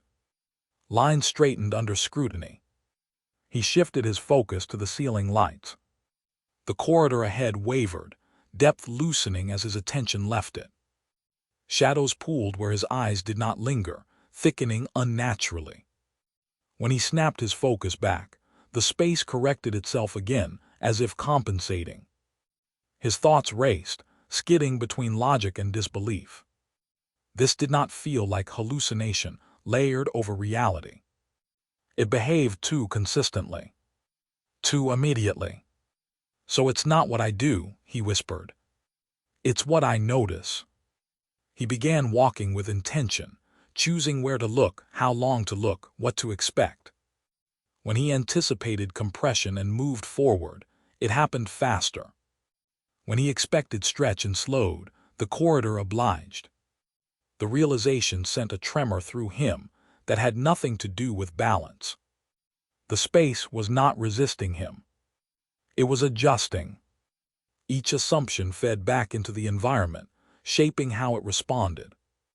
When he pushed against its behavior, instability intensified. When he moved with it, the changes became smoother, less violent. The corridor never stopped changing. It simply changed differently. A short, strained laugh escaped him before he cut it off. His hands shook as he lowered them to his sides. "This can't be happening," he said louder, testing the words. Nothing reacted. The walls held. The floor remained still. The sound itself meant nothing. It was the focus behind it that mattered. His mind raced, reaching for explanations that slipped away as soon as he grasped them. If this were a breakdown, it was too structured, too responsive. And if it was real, then the rules were not physical. They were cognitive. The thought carried a sharper dread than any fear of falling, because it meant his thoughts were no longer contained. They were part of the system he was standing inside. His gaze dropped to the tiles beneath his boots. Color shifted subtly where he stood, pale beige rippling to gray, then faint green and blue, cycling in response to his weight and attention. He froze, watching the pattern pulse with a slow rhythm. He leaned closer, fingers hovering over the floor. The pattern sharpened. Shadows lengthened along the edges. "It changes when I look," he said under his breath. "Or when I think about it." Doubt crept in immediately. He straightened, heart racing. "Or I'm imagining it." He stepped forward cautiously, eyes locked on the floor. The tiles swirled underfoot, colors drifting, patterns fragmenting and reforming. Corners ahead folded inward, then snapped back, forming shapes that had not existed moments earlier. His breath hitched into a nervous laugh. "I can't tell what's happening," he said. "Am I affecting it or reacting to it?" The air thickened again, reflections in polished surfaces bending and separating into duplicates that shimmered before recombining. Shadows darted at the edges of his vision, vanishing when he looked directly at them. He stopped and pressed his hands to his temples, trying to anchor himself. "This is real," he said, then hesitated. "Or it's my mind," his voice faltered. The corridor pulsed faintly with each syllable, tiles shifting hue, shadows stretching just past where they should have ended. He tilted his head, watching the ceiling lights. Their glow rippled outward, revealing inconsistencies in the walls that had not been visible before. "Everything is reacting," he said quietly. "Or I am." He took a slow breath and began moving again, deliberately this time. The tiles beneath him shifted into subtle geometric patterns, suggesting direction without fully committing to it. Door frames at the end of the corridor wavered, ceiling lights bending toward him and then away. "I don't know what's happening," he muttered. "I don't know if this is the building or me or something between." The thought unsettled him more than panic had. If he could not separate himself from it, then there was no stable ground left to stand on. He stepped back and watched the floor cycle beneath his boots, cataloging how the patterns responded when his focus shifted. Each change in attention altered the walls, the lights, the shadows. "It reacts," he said quietly. Not as an accusation. As an observation. His pulse hammered as the corridor stretched and contracted around him, light flickering faintly in time with his breathing. Shadows moved in ways that did not match the light source. Every step provoked adjustment. Every pause did the same. He laughed again, hollow and uncertain. His hands traced the warped handrails, catching on angles that shifted beneath his grip. Light bent around them, shadows splintering into rigid shapes. The floor shimmered, the hallway pulsing with a rhythm that felt disturbingly consistent. "I'm seeing it," he said, voice low. "And that matters." He crouched slightly, focusing on a patch of tiles as their colors shifted from beige to blue to green to gray, stretching subtly beneath his weight. His pulse thudded in his ears. "Attention matters," he said. The words felt dangerous as soon as he spoke them. He took another careful step, heart racing, mind caught between panic and concentration. The corridor continued its slow, unrelenting motion. Walls stretched and contracted. Lights bent. Shadows twitched. The floor pulsed with impossible rhythms, tiles changing shape and color in response to where his focus lingered. He paused, breathing hard, trying to reason through it. "Am I awake?" he asked softly. "Or am I losing my grip on what's real?" His gaze swept the hallway again, tracking every shifting tile, every flickering shadow, every distorted reflection. The instability followed his attention faithfully. His pulse spiked as the realization settled in, cold and undeniable. The changes were not happening around him. They were happening with him. The conclusion becomes unavoidable. These distortions are not failures of containment or unintended side effects. They are structured responses. Each unstable zone behaves consistently within defined parameters, adjusting to Nico's behavior in measurable ways. The walls around him stretched, compressed, and bent without warning, panels shifting subtly in their alignment, tile patterns flickering from pale gray to muted ochre, then back again, as if the corridor itself were testing the limits of his focus. He spoke aloud, voice trembling, almost a growl. "They want me to see it. They want me to notice. They want me aware, aware, every second, every tile, every shadow." His words echoed unnaturally, folding over themselves, bouncing from corner to corner in overlapping layers, as though the sound had physical weight and the space around him was reconfiguring to hold it. He walked deliberately, stepping onto tiles that warped beneath his weight.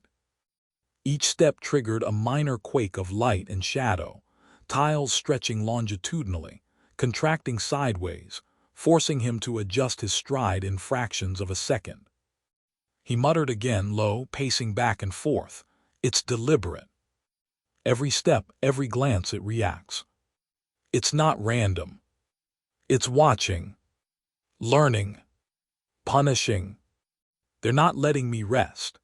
The ceiling overhead warped in tandem with the floor, long fluorescent lights flickering in waves, their intensity rising and falling with his pulse, reflecting across misaligned glass panels that multiplied his reflection, fracturing it into dozens of flickering Nico shapes. He stumbled over an unexpected bulge in the hallway, one of the walls sliding imperceptibly outward, then snapping back as he hesitated, and he laughed, strained, almost hysterical. I can't predict it. It's not supposed to be predictable." Each time he blinked, the floor's colors shifted. Tiles beneath his feet turned pale blue, then deep crimson, then mottled green, as if the corridor were breathing through pigment and geometry simultaneously. Shadows thickened in unexpected places, folding into one another, then separating sharply, projecting ghostly silhouettes of corners that weren't there a second ago. He whispered to himself, voice raw, "It's not just exile. This is torture. This is how they break someone." Corners he had known for months, now twisted against expectation. A staircase warped mid-step, the banister stretching into a curve so long it seemed to disappear into another dimension. He climbed it slowly, counting the steps allowed to anchor himself, yet each number he called out seemed to be a step behind reality. The railing tilted and flexed under his grip, and he muttered, "It's measuring me. Measuring my balance, my hesitation, my fear. Every fraction of a second is catalogued." The lights above flickered unevenly, tracing arcs that left parts of the staircase in shadow, others hyperlit, as if the space were testing how long he could endure visual instability before panic broke through. Nico spun down a corridor, boots scraping against tiles that undulated like water. He cried out, voice breaking, "I'm not crazy. This is happening. I'm not imagining it." His words collided with the walls, bouncing back at angles that distorted the sound, layering echoes over each other in impossible patterns. He halted abruptly, pressing his hands to his temples. The hallway contracted around him, then expanded violently, forcing him to step back, balance faltering. Tiles beneath his feet turned from white to obsidian, black lines running through them like veins, spreading as he watched. He whispered again, low, to nobody in particular, "It's designed to break me. Exile isn't enough. This is engineering my collapse. My mind is the target." He stopped moving, scanning the far end of the hallway. The doorway there stretched upward rapidly, its frame undulating with a frequency that made him dizzy. Shadows pooled beneath it, darker than any shadow should be, bending and twisting as if alive. He whispered, taut voice cracking, "Do I make it happen by noticing it? Am I the one creating this? Is this me?" The reflection in a nearby panel multiplied, dozens of him staring back with distorted expressions, mouths open in silent screams, eyes wider than physically possible. Panic rose sharply, cold and insistent. "No.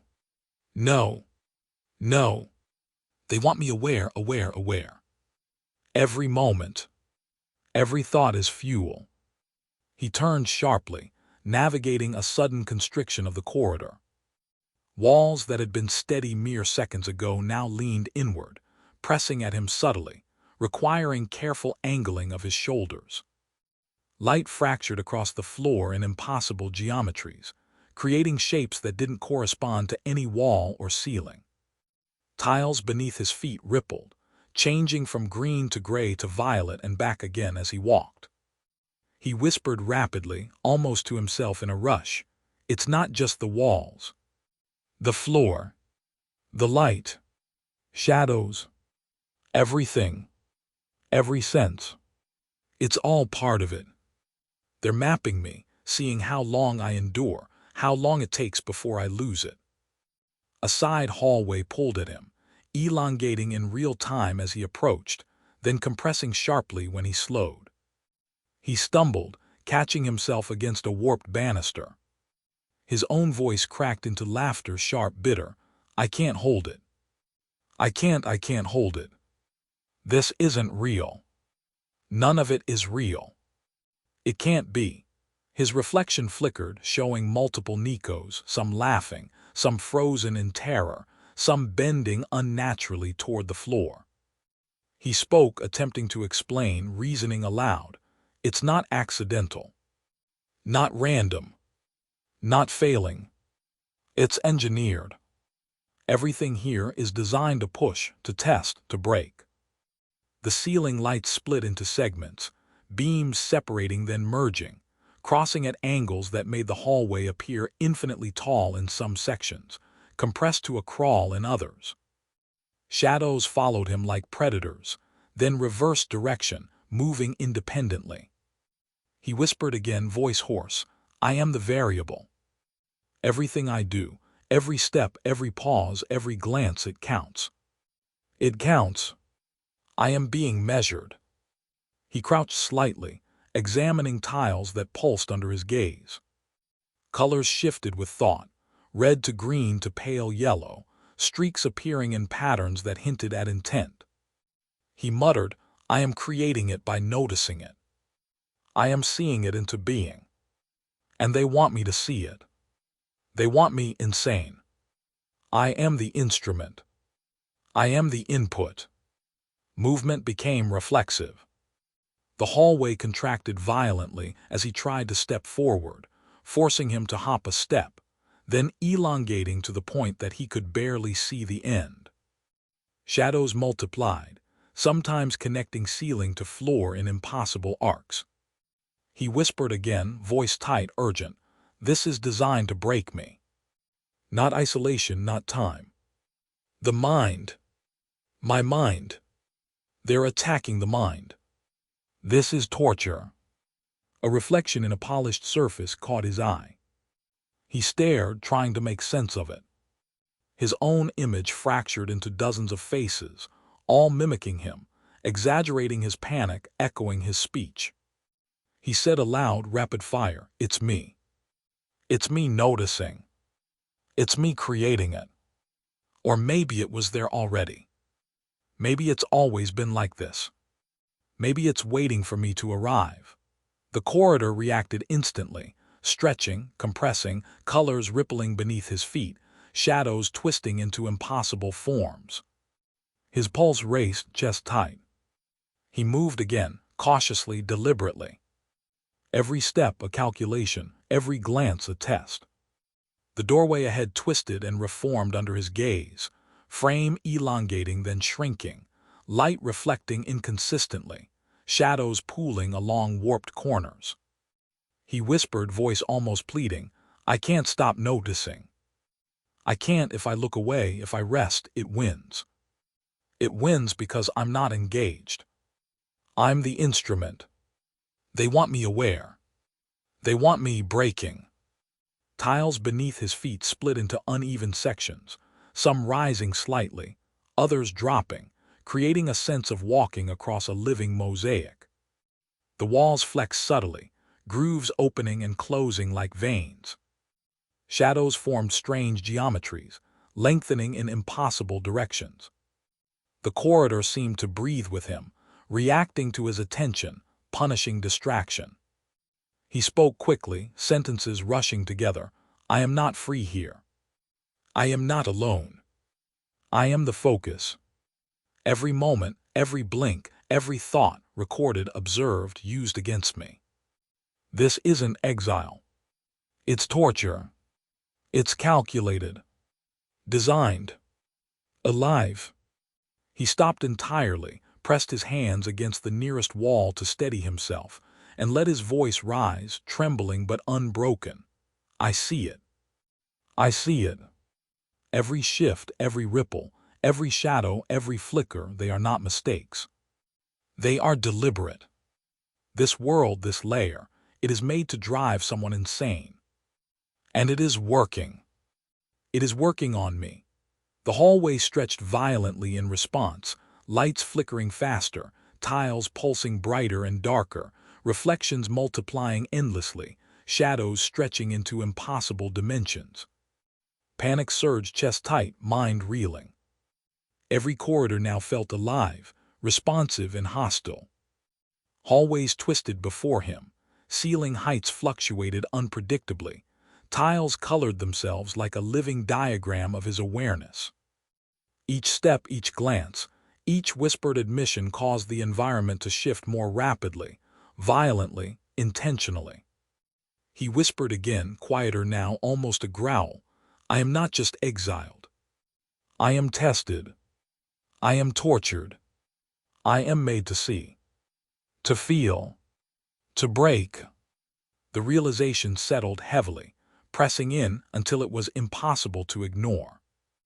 The instability was intentional, persistent, adaptive, leaving no safe movement and no neutral observation anywhere within the layer. Every decision and every act of perception fed the environment, accelerating its distortions and sharpening its response. He whispered aloud, voice ragged and unsteady, as if explaining it to someone standing just out of sight. "I am part of it. I am the instrument. I am the medium. They are using me to make this place function. I cannot stop it and I cannot escape it." The corridor pulsed with his awareness, every shadow reacting, every tile shifting hue beneath his feet, every reflection splintering and reforming as if testing how much distortion he could endure. The space was alive only in the way an instrument of harm is alive, responsive and deliberate, calibrated to his perception. Nico understood with sickening clarity that exile had never been the sentence. This place existed to grind him down, to fracture his certainty, to erode his grip on what was real. It was not observing him. It was working on him. The torture had already begun, and it was designed to continue until there was nothing left to resist it. Nico's eyes snapped to a woman crossing the street. Her foot hovered above the pavement, suspended longer than it should have been, weight frozen in an impossible balance. Gravity caught it at the last fraction of a second, and she completed the step with a quiet, imperceptible jerk. He blinked rapidly, forcing himself to process what he had just seen. That shouldn't happen, he whispered aloud, voice tense, uneven. His pulse raced.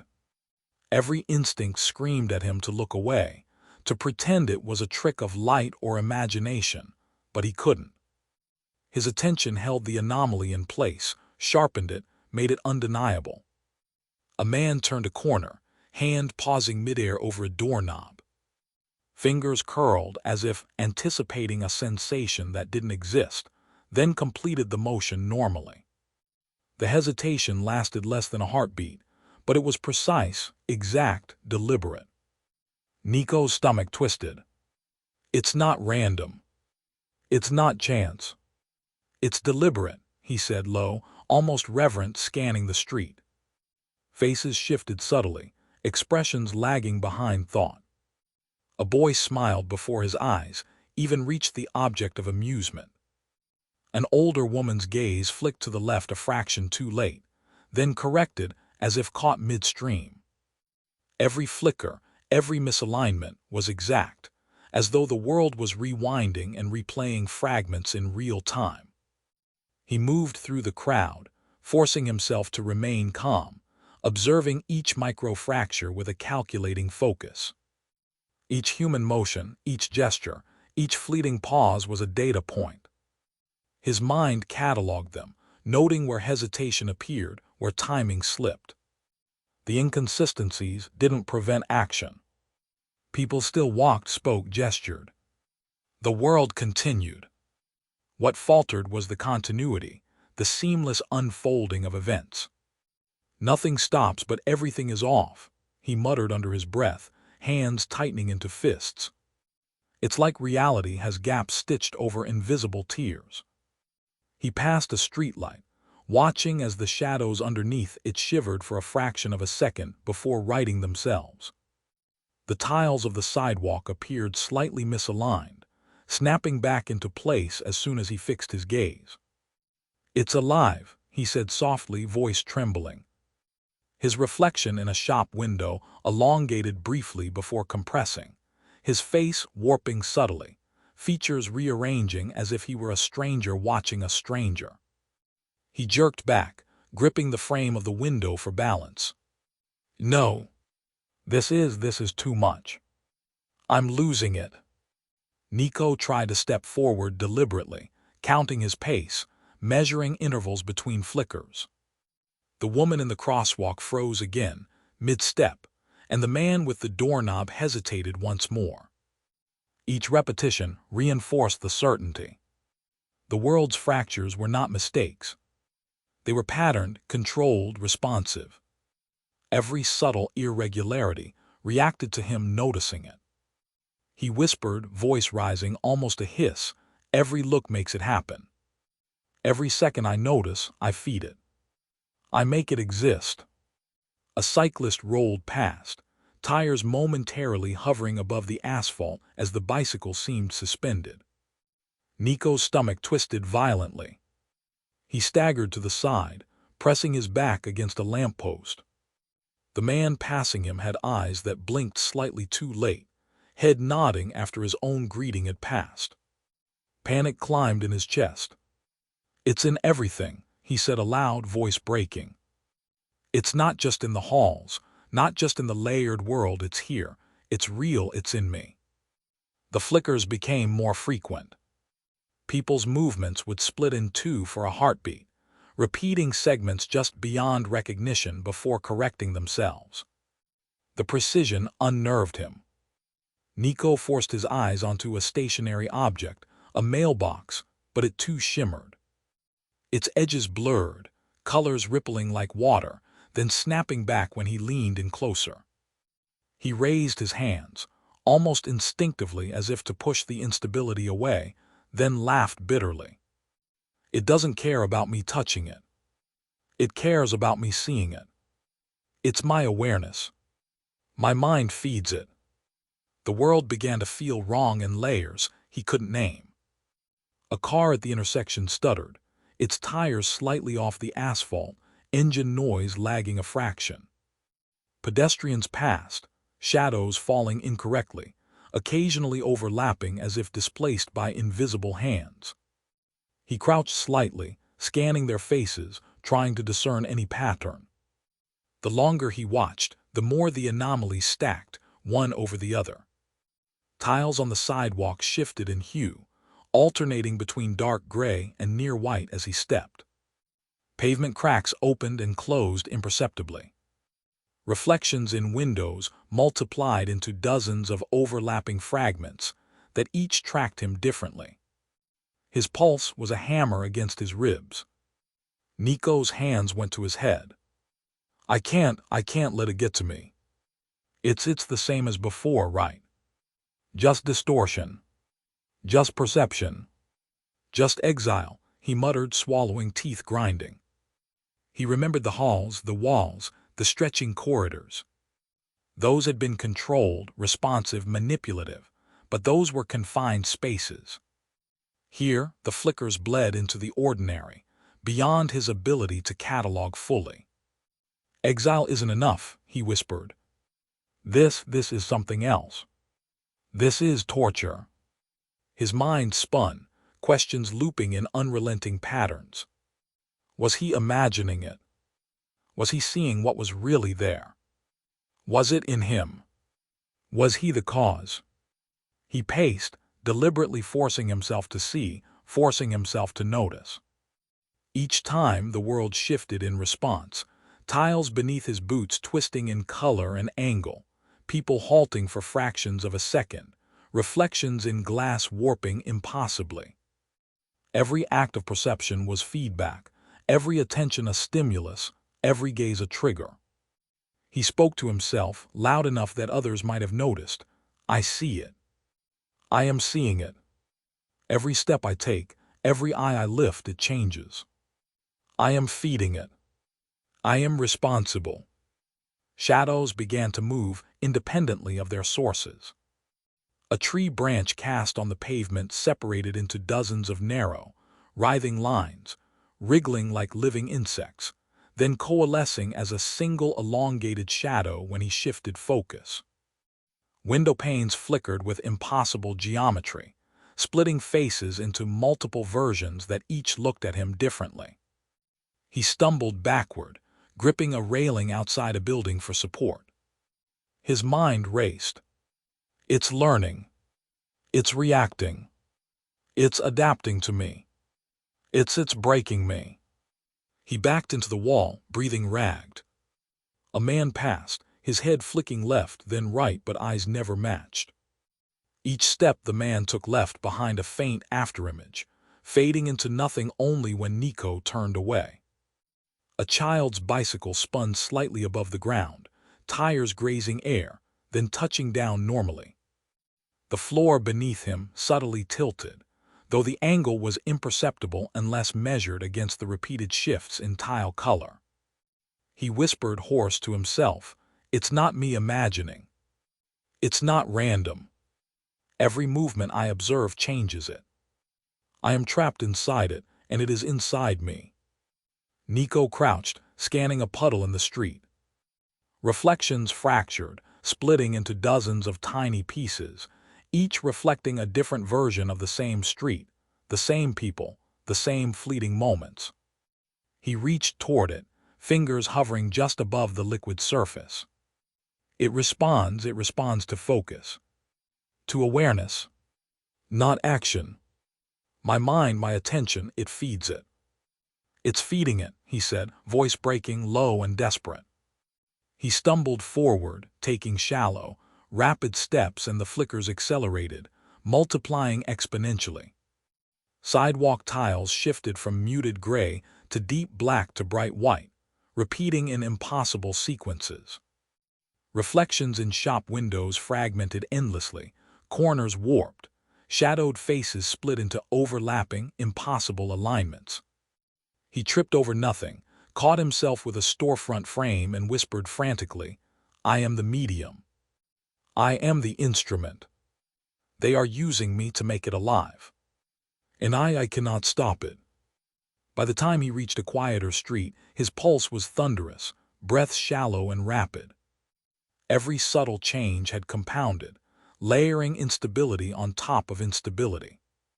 People's motions stuttered like corrupted video, tiles shifted unpredictably, shadows danced in defiance of logic, and reflections multiplied infinitely. His voice was raw as he muttered, pacing, circling, looking up, looking down. Exile was never enough. This isn't exile. This is designed to tear my mind apart. I am part of the experiment. I am the feed, and it learns from me. It wants me unmade. He stopped, trembling, staring down the street as if expecting the cracks to gather and advance toward him. The air felt heavier, the light too sharp, colors too vivid, shadows too deep. He whispered, nearly a growl, "It is all around me. Every breath, every step, every blink feeds it. And it's watching. Always. Every microfracture is deliberate. Every stutter is a message. I am in it. I cannot escape it. There is no escape." Nico pressed his hands against his temples, knees slightly bent, forcing himself to stay upright.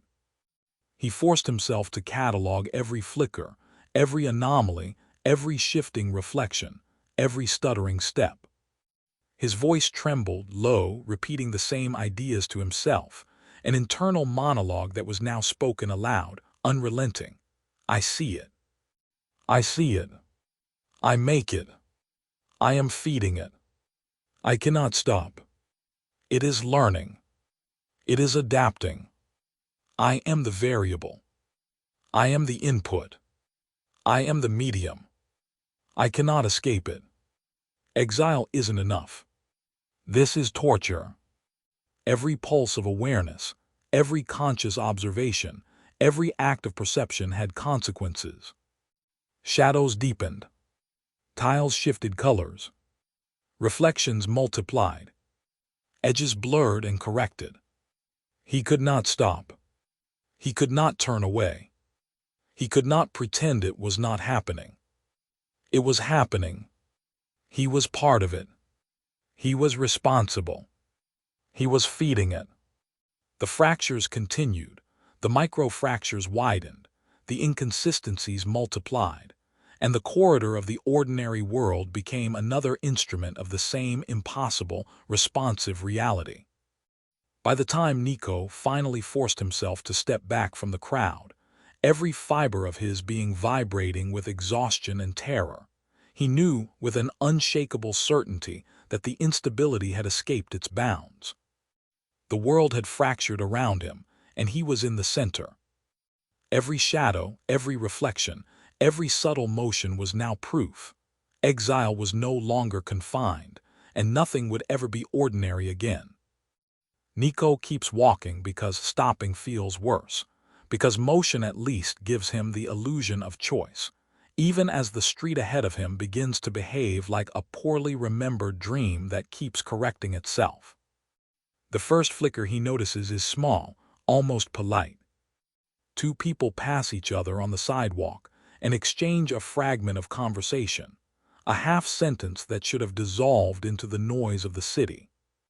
Instead, the same phrase repeats, spoken again with identical tone, identical rhythm, identical timing, before both speakers continue as if nothing has happened. The cadence is perfect, so perfect it makes his skin crawl. He slows without meaning to, heart thudding, eyes locked on their backs as they walk away, unaware that their words briefly slipped and snapped back into place. Further down the block, a woman adjusts her bag on her shoulder, then adjusts it again in precisely the same way, fingers tracing the same path across the strap, elbow lifting to the same angle, head tilting by the same degree. The repetition is not sloppy or delayed. It is exact. Nico feels a pressure building behind his eyes as he watches the movement complete itself twice, and then release her back into the flow of pedestrians. He tells himself to breathe, tells himself to keep walking, but the sensation that something has gone wrong refuses to let go. This is no longer a single person hesitating. This is pattern. The next flicker spreads wider. A cluster of people waiting at a crosswalk shifts backward in unison, shoes scraping the pavement as if pulled by the same invisible hand. For a brief instant, the entire group occupies the same positions they held a step earlier, bodies aligned with uncanny precision, arms and shoulders frozen mid-swing. Then the traffic light changes, and they move forward again, perfectly synchronized. The interruption erased so cleanly that no one glances around, no one frowns, no one hesitates. Nico stands off to the side, pulse racing, watching the seams pull tight as if the street itself resents having been caught misbehaving. He starts to notice how the flickers cluster, how one anomaly seems to invite another. A man reaches for his phone, pauses, completes the motion, then lowers it again before raising it once more to his ear, the same expression passing across his face twice. A cyclist rolls to a stop, foot touching the ground, then returns to the position he held a moment before, tire inching backward without turning, before stopping again. The air feels thick during these moments, heavy with an unspoken tension, and Nico becomes aware that his own environment is reacting in tandem. Shadows along the buildings beside him sharpen, their edges growing unnaturally crisp. The space around him feels tighter, as if the street has narrowed by a fraction, forcing his shoulders inward. Traffic joins the pattern next. A line of cars idles at an intersection, engines humming in loose harmony. Without warning, every vehicle hesitates together, a collective pause that holds just long enough to be wrong. Drivers stare forward, hands steady on wheels, expressions empty of confusion. The sound of engines dips and rises in the same rhythm, then the line creeps forward as if nothing interrupted it. Nico's stomach twists. He looks from face to face, searching for recognition, for alarm, for any sign that someone else has noticed the fracture. There is nothing. The correction is total. Whatever slipped is gone. As the flickers multiply, his layered environment responds with increasing intensity. Distances around him shift unpredictably, compressing for a few steps before stretching again, forcing him to adjust his stride on the fly. Shadows cling closer to his feet, darkening the pavement beneath him. The street feels crowded even when it is not, as if space itself is being rationed. He understands, with a cold clarity that makes his hands tremble, that the instability is no longer contained within his phased existence. It is bleeding outward, surfacing in the ordinary world in small, surgical failures that are immediately sutured closed. He tries to move away from the cluster of anomalies, angling down a side street, but the effect follows him. A pair of strangers walking toward him blink at the same time, heads tilting in mirrored motions before straightening. A shop door opens, closes, then opens again to the same angle, bell chiming twice with identical pitch. Each event is minor on its own, but together they form a rhythm that presses against his thoughts. He feels watched, not by eyes, but by the way the world tightens whenever something slips. His breathing grows shallow, chest rising and falling too quickly, and he forces himself to slow it, afraid of what will happen if he loses control entirely. The clustering becomes impossible to ignore. When one flicker occurs, Others bloom around it, spreading outward like ripples on water. A repeated phrase here, a rewound step there, a synchronized pause that grips a dozen people at once. During these moments, the layered reality around Nico reacts sharply, almost violently. Space pulls in close, making the street feel narrow and claustrophobic. The distance to the end of the block shortens, then stretches again, as if the environment is redistributing strain, compensating for stress elsewhere by squeezing him. He stumbles once when the pavement seems to tilt, catching himself against a wall that feels closer than it should. Panic begins to creep in, slow and corrosive. He tells himself that this cannot be real, that if it were, someone else would have noticed by now. Yet the certainty of his own observations refuses to yield. He has seen the repetitions. He has watched time misstep and correct itself. He has felt the space around him respond, tighten, adapt. His thoughts race, circling the same questions without resolution. Is this happening because of him, or is he merely the only one who can see it? Is the world cracking, or is he being shown where the cracks have always been? He stops near the edge of a small plaza, heart hammering, and watches a group of people gather around a food cart. Laughter ripples through them, then ripples again in the same pattern, the same voices rising and falling in unison before continuing normally. The sound makes his teeth ache.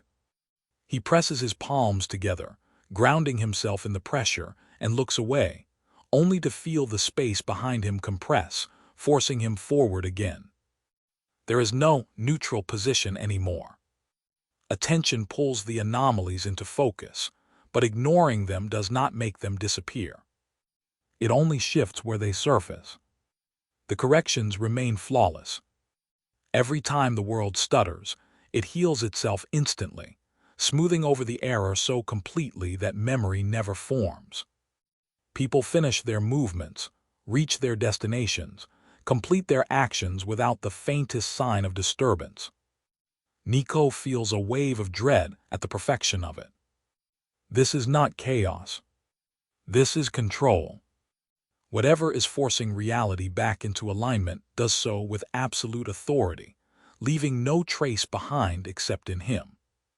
He is the only one standing in the gap between what happened and what was allowed to remain. As he moves again, the flickers grow bolder. A conversation behind him loops a full sentence, identical words spoken twice before branching forward. A man crossing the street takes 3 steps, then appears half a step back, body resuming motion without a stumble. The effect is so clean it feels rehearsed.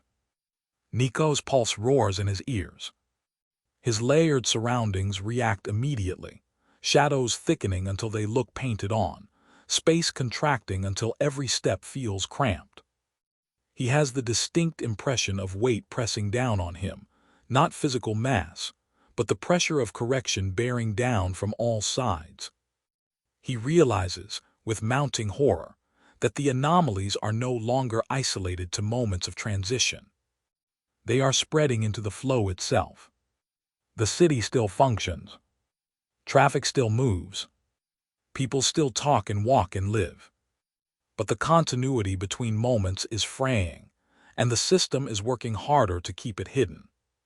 The harder it works, the more strain he feels in his own environment, as if the layered reality is absorbing the excess, tightening around him to compensate. The thought makes his vision blur. He wipes his face, grounding himself in the sensation, and keeps going because standing still feels like surrender. The panic sharpens, no longer a distant edge but a constant hum beneath his thoughts. He feels trapped between worlds, caught in a feedback loop where every flicker in the ordinary world sends a shock through his own. He cannot tell where one ends and the other begins anymore. The propagation is accelerating, spreading outward in careful, measured failures that are immediately erased. He watches a crowd rewind a single step again and feels the space around him snap taut, as if bracing for impact. His breath catches, and for a moment he is certain he will be crushed by the weight of it. Yet the world holds. It always holds. The correction is absolute, merciless in its efficiency. Nico stands amid the flow of people, unseen and unheard, watching time stumble and recover over and over, while the layered reality squeezes him tighter with each repair. He understands now that the instability has breached containment, that what once belonged only to his exile is surfacing everywhere, and that the cost of keeping it hidden is being paid somewhere else. Paid by him.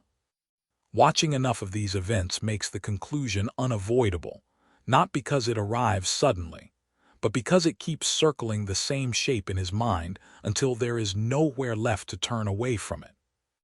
Nico remains near the edge of the square longer than he should, long enough for patterns to overlap and for coincidence to lose any remaining credibility. The flickers do not scatter randomly anymore. They recur with a consistency that presses against his awareness, each one echoing the last with slight variations, as if adjusted between iterations. A woman hesitates at the curb. A man pauses with his mouth half open mid-sentence. A child freezes in the act of stepping forward before motion resumes with no sign of interruption. The timing is too clean, the recoveries too precise, and the intervals between them feel measured rather than accidental. He finds himself tracking them the way he once tracked his own distortions, counting silently, noting duration, proximity, and recovery lag without meaning to. "These aren't mistakes," he says quietly, the words leaving his mouth before he has fully decided to let them exist. He does not project them outward, does not aim them at anyone passing nearby, but the sound of his own voice anchors the thought long enough for it to harden. He shifts his weight and watches another flicker ripple through a cluster of pedestrians waiting for the light, their bodies moving in a brief, synchronized recoil before returning to forward motion. The resemblance to his own early episodes is immediate and unsettling. The same subtle compression of space, the same momentary dislocation between intention and action, the same seamless correction that erases evidence before it can register. What he is seeing now is not a new phenomenon but a familiar one, scaled down and distributed, stripped of duration but not of structure. He walks slowly along the perimeter, keeping the events in his peripheral vision rather than staring directly at them, testing whether attention sharpens or destabilizes them the way it does in his layered environment. The flickers continue regardless, occurring at thresholds of action rather than in response to his focus. That distinction matters, and the realization tightens something in his chest. His own distortions always required engagement, a push against the boundaries of the layer to provoke response. These do not. They are being applied, not triggered, imposed briefly and withdrawn with clinical restraint. He exhales and murmurs, "controlled," the word barely audible, as if saying it too clearly might cause it to spread. The implication unfolds with slow, methodical pressure. The same phasing techniques that isolated him, that peeled him away from continuity and locked him inside a responsive, unstable layer, are being deployed here in fragments. Not enough to trap anyone, not enough to leave residue, but sufficient to test reaction, resilience, and reintegration under real conditions. He watches a pair of coworkers resume a conversation after a duplicated phrase slips between them, neither of them showing the slightest sign of confusion or recognition. Their minds absorb the correction instantly, smoothing it over as if the discontinuity never occurred. Nico feels a faint, involuntary laugh rise in his throat, cut short before it escapes. "That's how it starts," he says under his breath, not as a warning but as an acknowledgement of sequence. Nico understands now that exile was never the end goal, and the clarity of that understanding is almost worse than the uncertainty that preceded it. His isolation was not punishment in itself, nor was it meant to be permanent in the way he once feared. It was a controlled environment, stripped of noise, stripped of variables, designed to observe how a single consciousness adapts when reality itself becomes unreliable. Every step he took, every test he performed, every moment of doubt or acceptance fed into a data stream he was never meant to see. The layer responded to him because it was built to respond, flexing and recalibrating as he pushed against it, mapping the limits of perception under sustained distortion.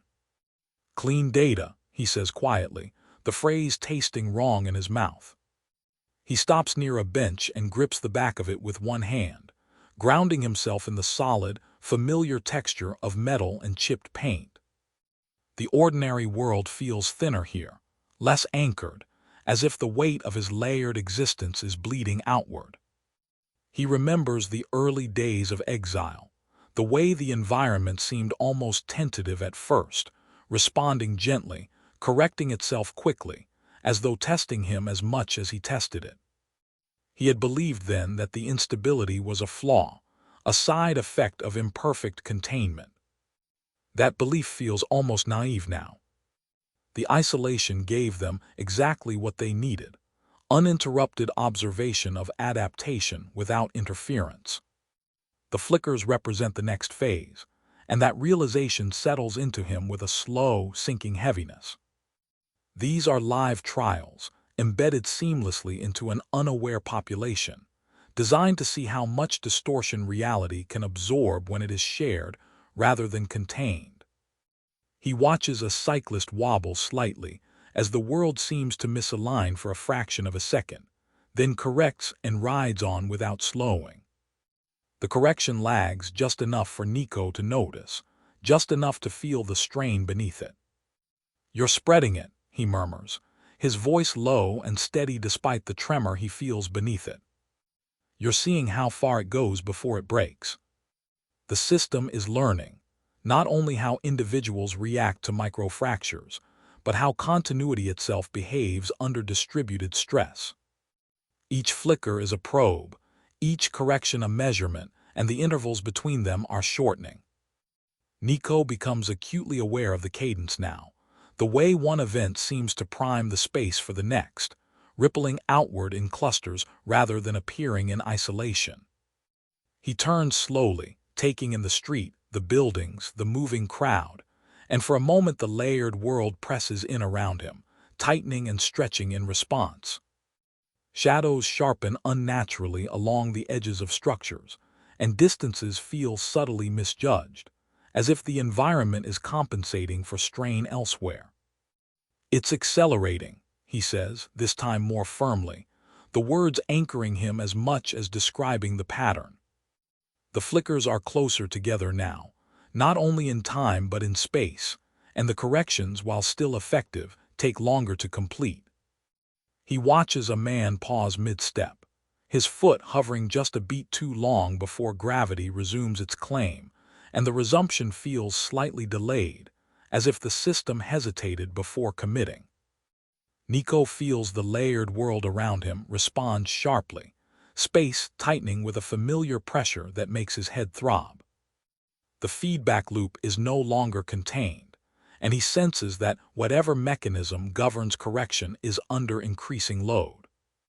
He moves away from the square, drawn down a narrower street where the buildings crowd closer together, and the flickers follow him, not attached to him directly, but occurring within his field of awareness with uncomfortable regularity. A storefront reflection fractures briefly, showing overlapping positions before snapping back into alignment.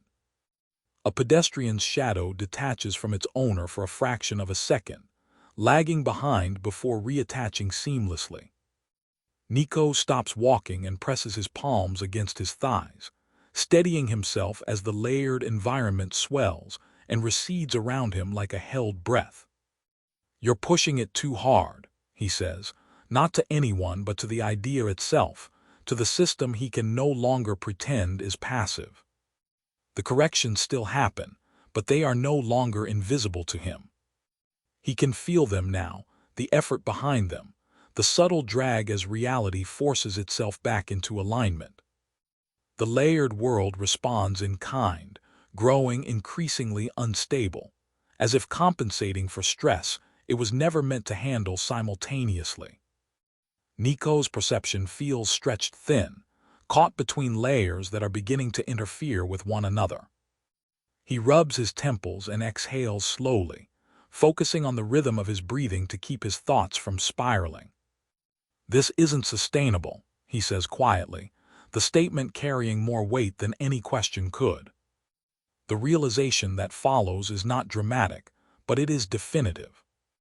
The system is approaching a threshold it may not be able to recover from, not because it lacks control, but because control itself has limits. Distributed distortion behaves differently than isolated distortion, and the corrections that worked cleanly on him alone begin to fray when applied across a shared reality. He watches another flicker ripple through a group of people exiting a building, their movements briefly misaligned before snapping back, and the correction stutters just enough to leave a faint sense of wrongness behind. No one notices it consciously, but Nico feels it settle into the environment like a hairline crack. For the first time since Exile began, he understands that he is no longer the anomaly in this equation. His isolation marked him as an outlier, a contained problem to be studied and refined, but what he is seeing now extends beyond him, beyond any single subject. He straightens slowly, his posture stiff with a clarity that feels almost calm compared to the panic he expected. "I was the model," he says under his breath, the words steady, stripped of emotion. "This is the deployment." The thought does not bring relief, but it brings context, and context, even now, has weight. As he resumes walking, the flickers continue around him, closer together, less precise, and the layered world tightens in response, reacting as if bracing for impact. Nico feels the strain in his own perception, the familiar pressure behind his eyes, and he understands that whatever comes next will not be limited to him or to these brief intrusions. He is no longer simply enduring exile or documenting its effects within himself. He is standing at the edge of something that is beginning to leak outward, and the knowledge settles into him with a quiet, unyielding certainty.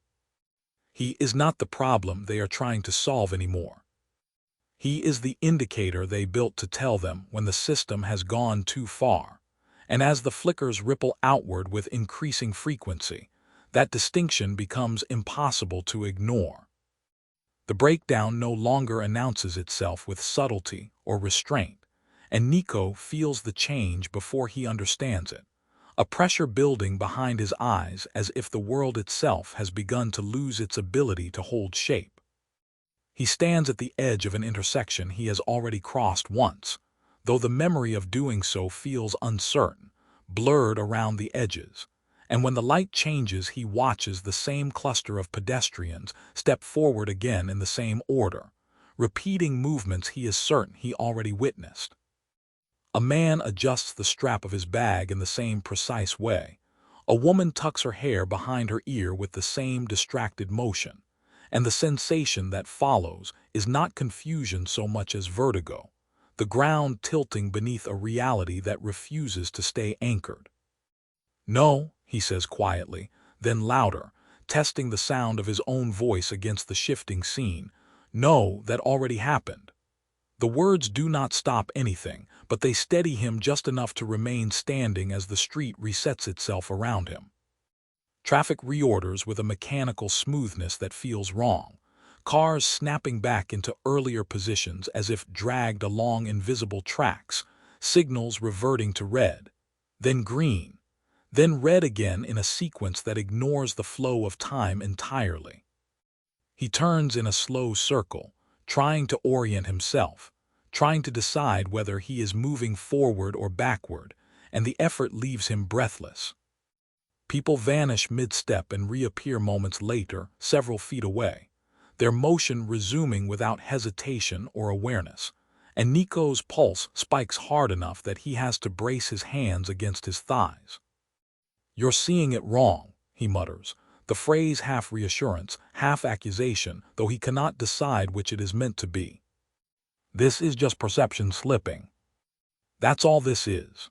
Even as he says it, a cyclist blinks out of existence directly in front of him and reappears closer to the curb, continuing forward as if nothing occurred, and Nico's stomach twists sharply. He laughs once, a short, brittle sound that startles him with its volume. "That's not possible," he says, forcing the words through clenched teeth. "You don't just disappear and come back." The world offers no response, only another skip, another reset, the same woman crossing the street again with the same distracted expression, her foot landing in the same shallow crack in the pavement. Nico presses his palms together hard enough to feel the pressure in his joints, grounding himself in sensation as the environment refuses to cooperate. Entire sections of the street seem caught in loops now, repeating fragments of motion without regard for sequence or consequence. A delivery truck lurches forward, halts, then lurches again from its starting position, the driver's face fixed in neutral focus each time. Nico steps back instinctively, then stops when he realizes he has already taken that step, or thinks he has, the memory folding in on itself until he can no longer trust it. "You're losing it," he says under his breath, the admission slipping out before he can stop it. That's what this is. Stress does this. Isolation does this. Buildings join the disorder without warning, their facades flickering between states as if undecided. Lights are on and off simultaneously in the same windows, overlapping realities bleeding through one another. Doors appear open and closed at once, edges misaligned, outlines doubling and tripling until Nico has to squint to make sense of them. He stares at a storefront where the reflection in the glass shows pedestrians who are not there, moving with a slight delay compared to the street behind him. "Stop," he says louder now, his voice cracking. "Just stop doing that." Conversations around him unravel next, their linear progression collapsing into something jagged and disordered. A couple arguing on the sidewalk repeats the same sentence twice, the second time with a different tone, the emotion shifted just enough to be unsettling.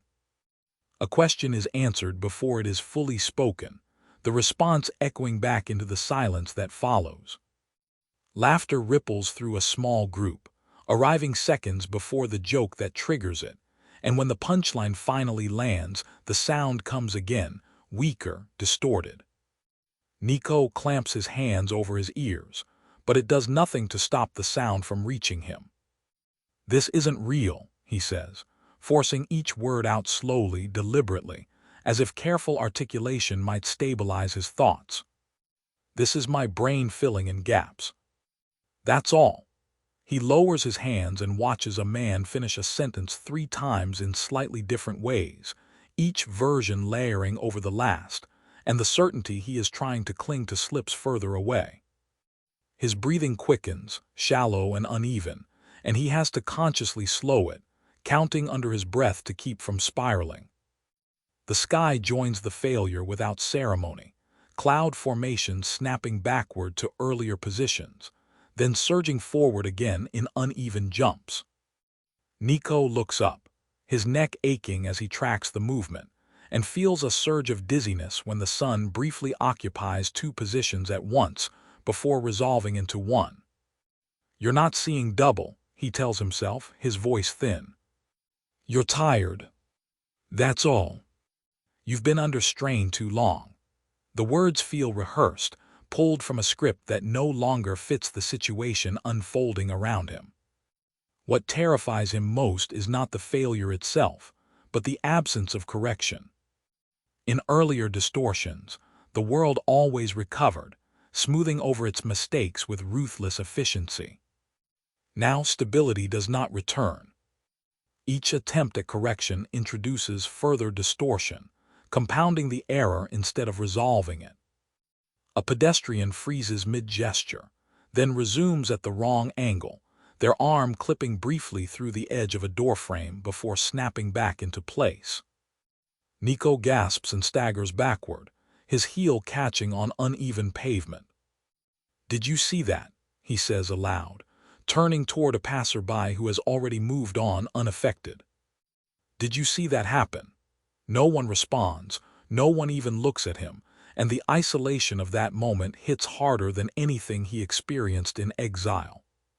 He is surrounded by people, yet utterly alone in his awareness, watching reality tear itself apart while everyone else walks through the wreckage unblinking. Streets reset themselves again, and again, each cycle slightly more misaligned than the last. Pedestrians repeat actions they have already completed, their movements lagging or accelerating unpredictably. Nico takes a step forward and then finds himself standing where he began, the motion erased and replayed without his consent. His heart hammers painfully against his ribs, and he presses a hand to his chest, half expecting to feel it skip the way everything else is skipping.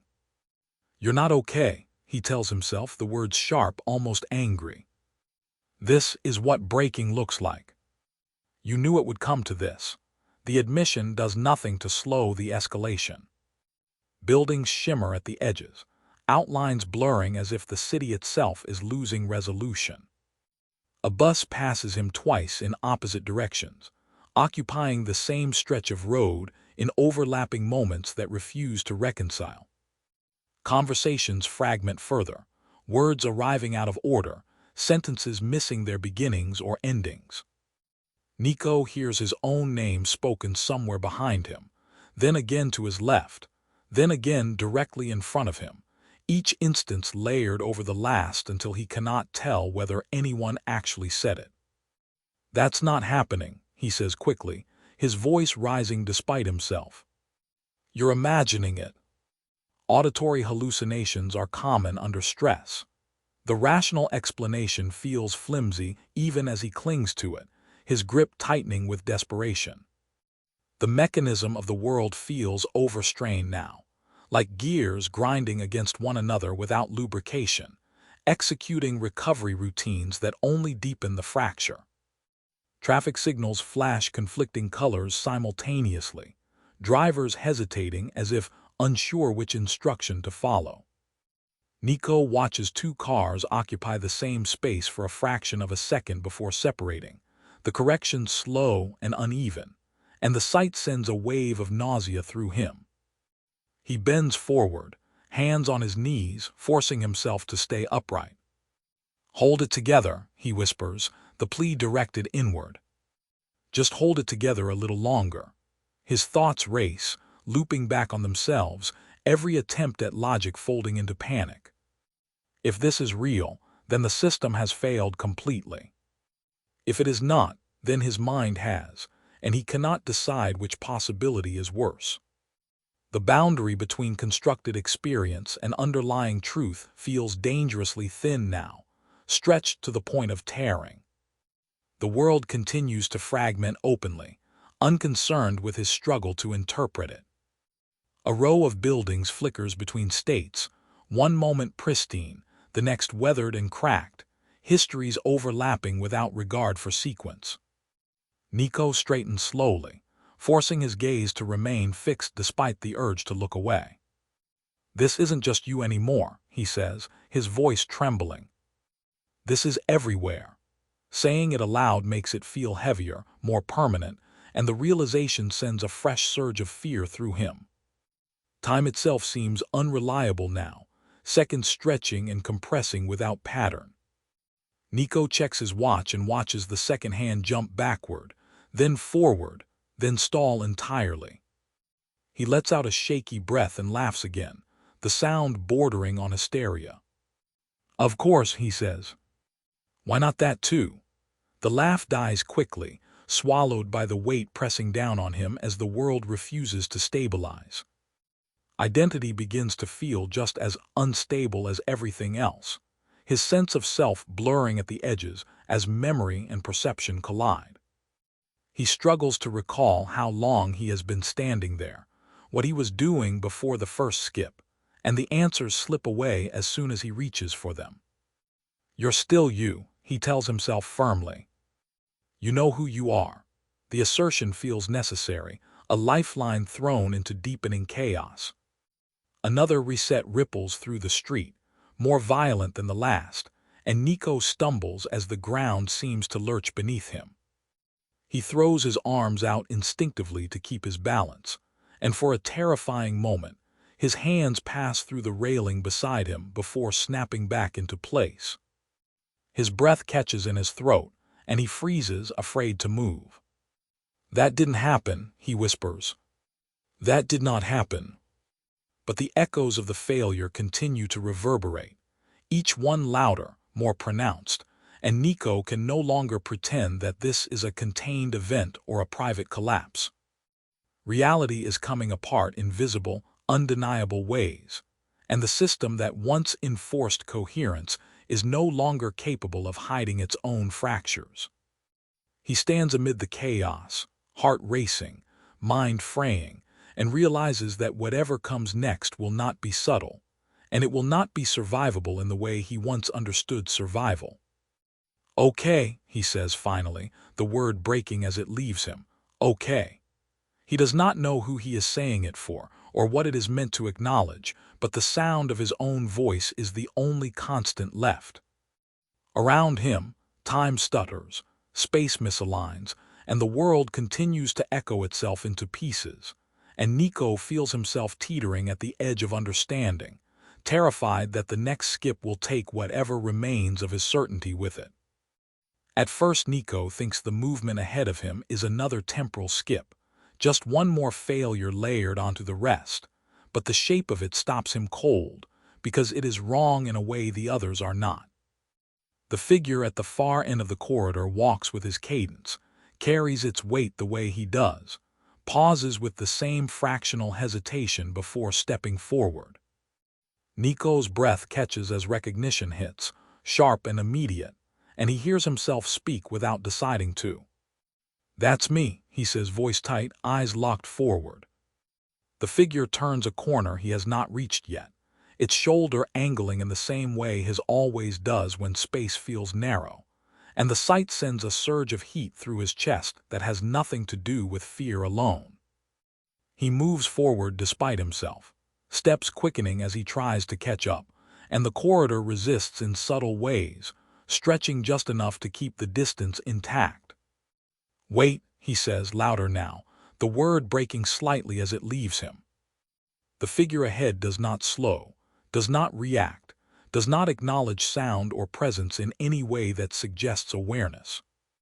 It simply continues, precise and purposeful, before dissolving abruptly into the wall as if it had never been there at all. Nico skids to a stop where it vanished, staring at empty space, his heart hammering so hard it hurts. "That didn't just happen," he mutters, the denial automatic, reflexive. He presses his fingers into the wall where the echo disappeared, half expecting resistance, half expecting his hand to pass through, and when it meets solid surface his relief is short-lived. Solid does not mean real anymore, not here, not now. He pulls his hand back and laughs under his breath, the sound edged with hysteria. "You're projecting," he tells himself. Stress, isolation, sensory overload. The brain does this. The explanation feels thin even as he clings to it. The next echo appears behind him, and the suddenness of it makes him flinch hard enough to twist his shoulder. He turns sharply and finds himself watching his own back retreating down the corridor he just walked, the movement slightly delayed, as if time itself is dragging its feet. The echo stops where he remembers stopping moments earlier, tilts its head at the same angle, then takes a step he already took and dissolves again, leaving Nico alone with the sound of his own breathing. "No," he says firmly, shaking his head. "No, that's not acceptable." His voice echoes strangely, the sound overlapping itself before settling. He starts walking again, slower this time, eyes scanning every surface, every reflection, every corner. Another version of him appears ahead, pausing near a junction, standing exactly where he remembers standing not long ago. The echo lifts a hand, touches the wall, and Nico feels a faint, delayed pressure in his own palm, like an afterimage of sensation. His stomach churns violently. "That's not possible," he says, the words tumbling out faster now. "You don't get feedback like that from a hallucination." He stops abruptly, testing the world, and the echo completes the motion seconds later before vanishing. They keep coming. Sometimes they appear ahead of him, sometimes behind, sometimes just at the edge of his vision, always precise, always brief, always repeating actions he has already performed or is about to perform. He watches one of them turn a corner he has not yet reached, pause, and look down at the floor with the same frown he knows is etched on his own face right now. "So you're predicting me," he says aloud, his voice trembling despite his effort to steady it. "Or I'm remembering wrong. Or I'm losing time." None of the explanations satisfy, and the lack of satisfaction feeds the growing panic clawing at his chest. The echoes never acknowledge him, never look at him, never deviate from their paths no matter how close he gets. He steps directly into the space one occupies as it completes a movement, and the figure dissolves around him, leaving a sensation like static crawling across his skin. Nico staggers back, gasping, his pulse roaring in his ears. "Stop doing that," he says sharply, his voice cracking. "Stop using me." The corridor offers no response, only another echo appearing further down, repeating a gesture he remembers making earlier when he tried to calm himself.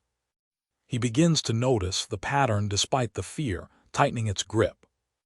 Certain movements repeat more often than others. The same pauses, the same turns, the same brief moments of hesitation before action. The system is not generating random copies. It is reusing him, replaying specific fragments of behavior as if they serve a purpose.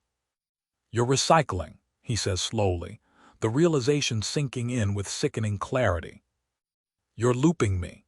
The words hang in the air, heavy and accusing, and for the first time since the echoes began, he feels something colder than fear settle into his bones. He walks deliberately now, choosing movements carefully, and watches as the echoes adjust accordingly.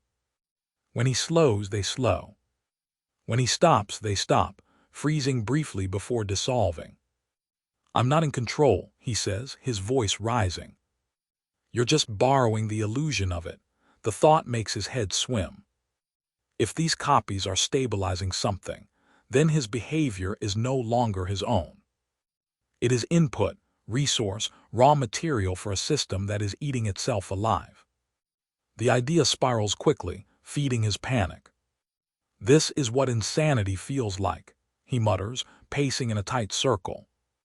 "This is the point where you start seeing yourself and pretending it makes sense." He laughs again, louder this time, the sound echoing back at him with a slight delay that makes his skin prickle. Another echo appears, mirroring his pacing from moments earlier, and the sight pushes him closer to the edge. "You're not real," he says to it, pointing, his hand shaking. "You're not me." The echo completes its circuit and fades without reaction.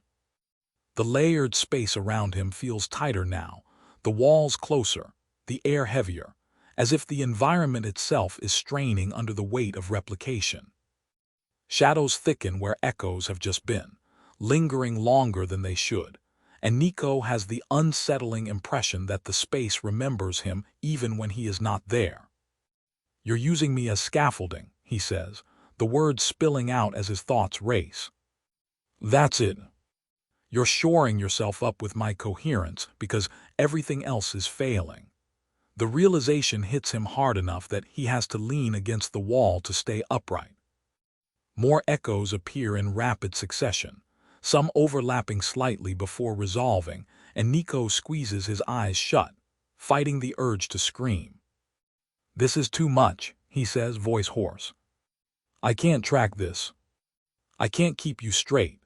When he opens his eyes, two versions of him occupy the corridor ahead, each performing a different remembered action, and the sight finally cracks something inside him. His breath comes in short, uneven bursts, and he drags a hand through his hair, fingers trembling. "If I'm seeing this, then either you're real," he says, his voice breaking despite his effort to keep it steady, "or I'm gone. And I don't know which one scares me more." The admission feels dangerous, like stepping onto unstable ground, but he cannot stop now. The thought keeps unspooling, pulling him deeper. If the system is looping him deliberately, then his sanity is irrelevant. What matters is his consistency, his predictability, his ability to behave in ways that can be reused. He straightens slowly, forcing himself to meet the next echo head-on as it appears. It repeats his earlier gesture of bracing against the wall, then dissolves, and Nico feels a wave of exhaustion wash over him. "You're consuming me," he says quietly. Every pass takes something. The layered space hums faintly, a sensation more felt than heard, and he has the unsettling sense that the system agrees. The realization that follows is worse than the fear of madness. If the exile layer is exploiting his coherence to reinforce failing structures elsewhere, then his presence is no longer contained. It is distributed, fragmented, fed back into the system in pieces. "I'm not isolated anymore," he says, the words hollow. "I'm everywhere you're breaking." The thought leaves him dizzy, his sense of self stretching thin as the echoes continue their silent work. Another echo appears ahead, performing a movement he has not made yet, and Nico freezes, staring at it. "No," he whispers. "That's not memory. That's anticipation." The echo dissolves and he stands alone again, his heart pounding, his thoughts racing. If the system is predicting him, then his future is already being mined, his actions preloaded as reinforcement. The idea makes his skin crawl. He presses his back against the wall, sliding down until he is sitting on the floor, head in his hands. "You're not okay," he tells himself bluntly, the words sharp with desperation. This is beyond questioning now. His voice wavers as he continues, speaking as if someone else might be listening. "You're seeing copies of yourself.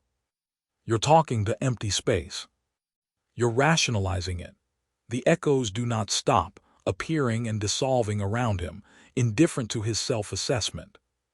The panic peaks, hot and suffocating, and for a moment he is certain he will lose whatever grip he has left. He forces himself to breathe, slow and deliberate, counting under his breath, clinging to the rhythm as the only stable thing remaining.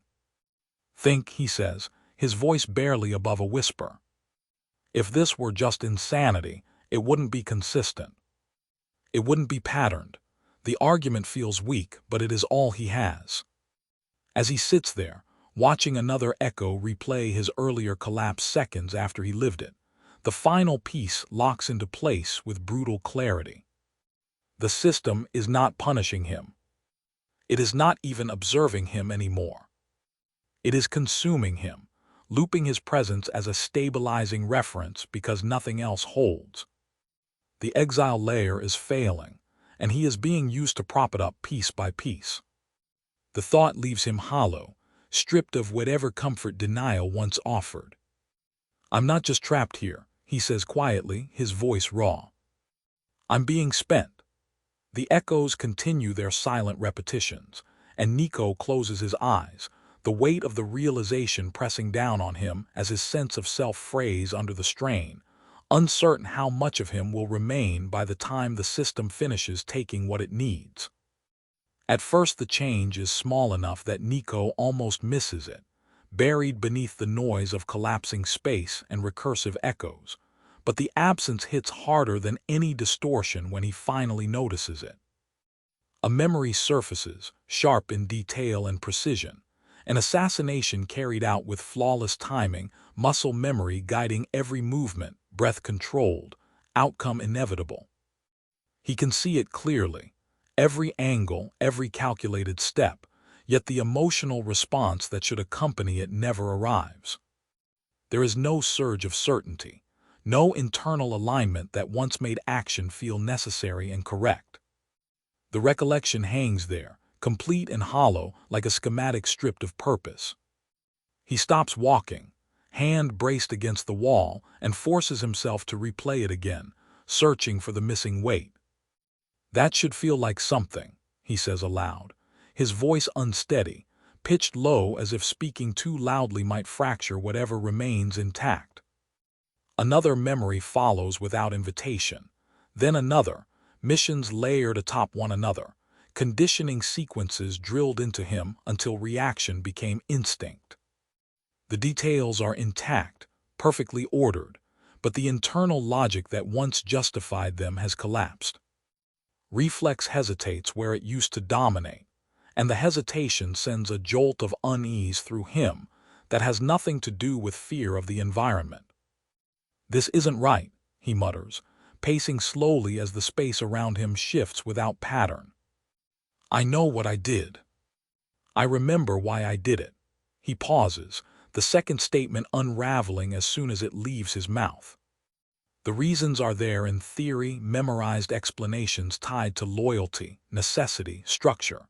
Yet they feel borrowed now, external, like something he was told rather than believed.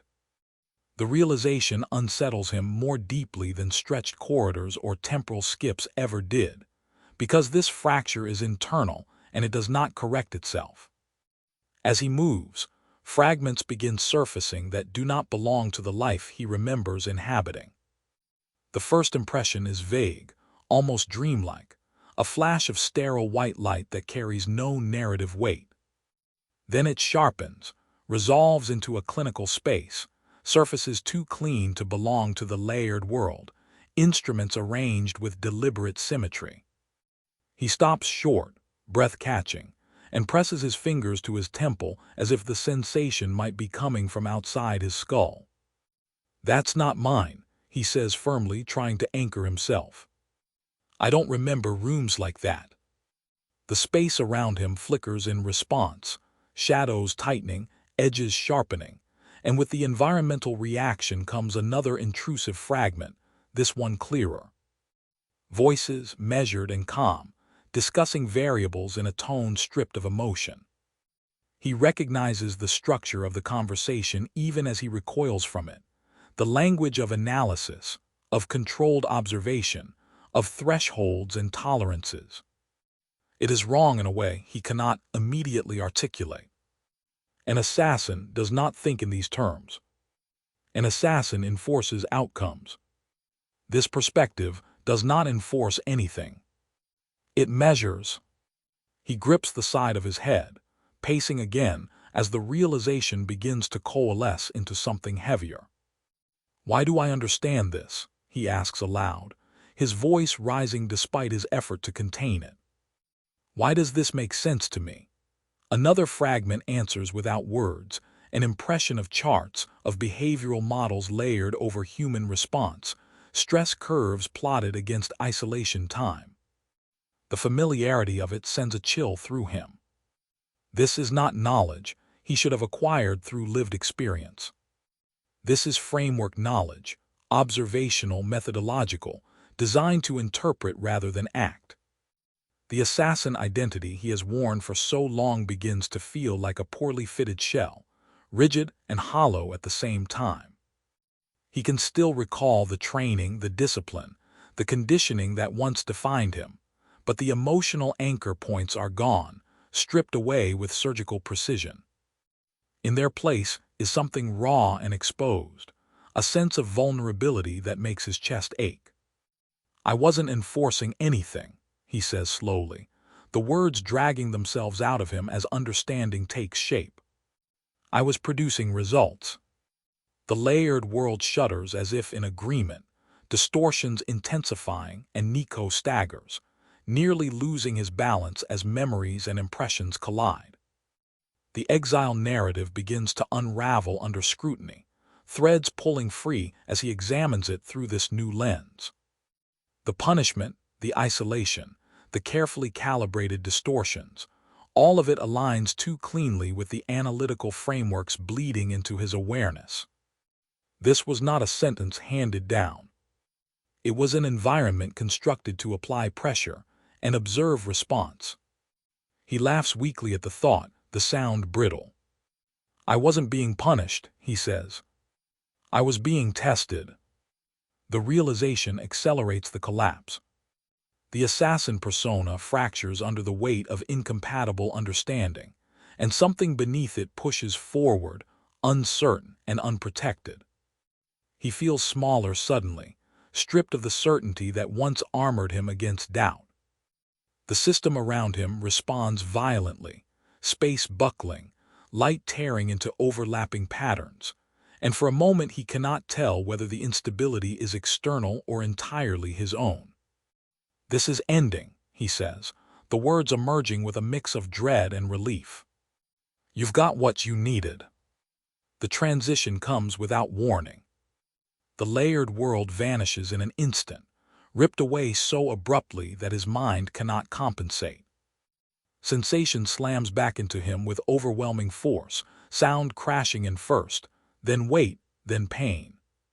He gasps, lungs burning as unfamiliar resistance pins him down, and harsh white light sears his vision. He thrashes instinctively, muscles straining against restraints he does not remember being placed, panic erupting without context. "No," he shouts, the word tearing itself free as voices crowd in around him. Figures loom overhead, masked, indistinct, their movements efficient and impersonal. Instruments press against his skin, cold and invasive, and monitors shriek as his heart rate spikes.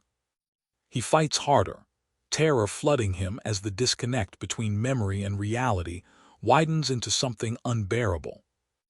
"Get away from me," he screams, his voice hoarse, throat raw. The words feel inadequate, meaningless against the clinical efficiency surrounding him. Hands hold him down, firm and practiced, and measured voices overlap, calling out readings, adjustments, thresholds breached.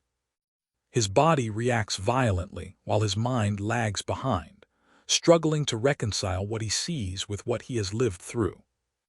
The layered corridors, the distortions, the echoes of himself, all of it feels both distant and immediate, memories bleeding into the present without clear boundaries. He sobs once, the sound ripped from him without permission, and the vulnerability of it shocks him more than the restraints. He has no internal framework left to process this state, no conditioning to fall back on. Panic exists on its own now, unshielded and overwhelming. Gradually, the chaos recedes into something marginally stable.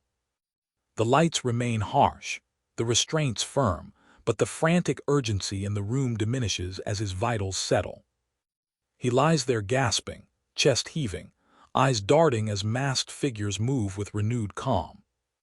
His thoughts are a tangled mass, fragments of simulation and reality colliding without resolution. "It's over," he whispers, unsure whether he is trying to convince himself or someone else. The words feel fragile, easily broken. When consciousness stabilizes fully, the damage is unmistakable. His emotions sit too close to the surface, raw and uncontrolled, surging without the filters that once governed them. Memories refuse to stay in their proper places, simulated experiences bleeding into real sensation until he cannot always tell which is which. He knows, on an intellectual level, that he has been removed from the environment that shaped his recent existence, but the knowledge offers no comfort. The exile may have ended, but the consequences have not. As he lies restrained beneath the lights, wrists burning against the cuffs and chest hitching in shallow, uneven pulls of air, listening to voices above him talk in clipped, technical fragments about outcomes, degradation curves, retention failure, a final understanding settles in, not as a revelation, not as a dramatic collapse, but as a cold, sinking certainty that spreads through him and refuses to stop. This isn't ending, he thinks, then immediately doubts the thought, because even the idea of an ending feels like something borrowed, something scripted, something he remembers believing before.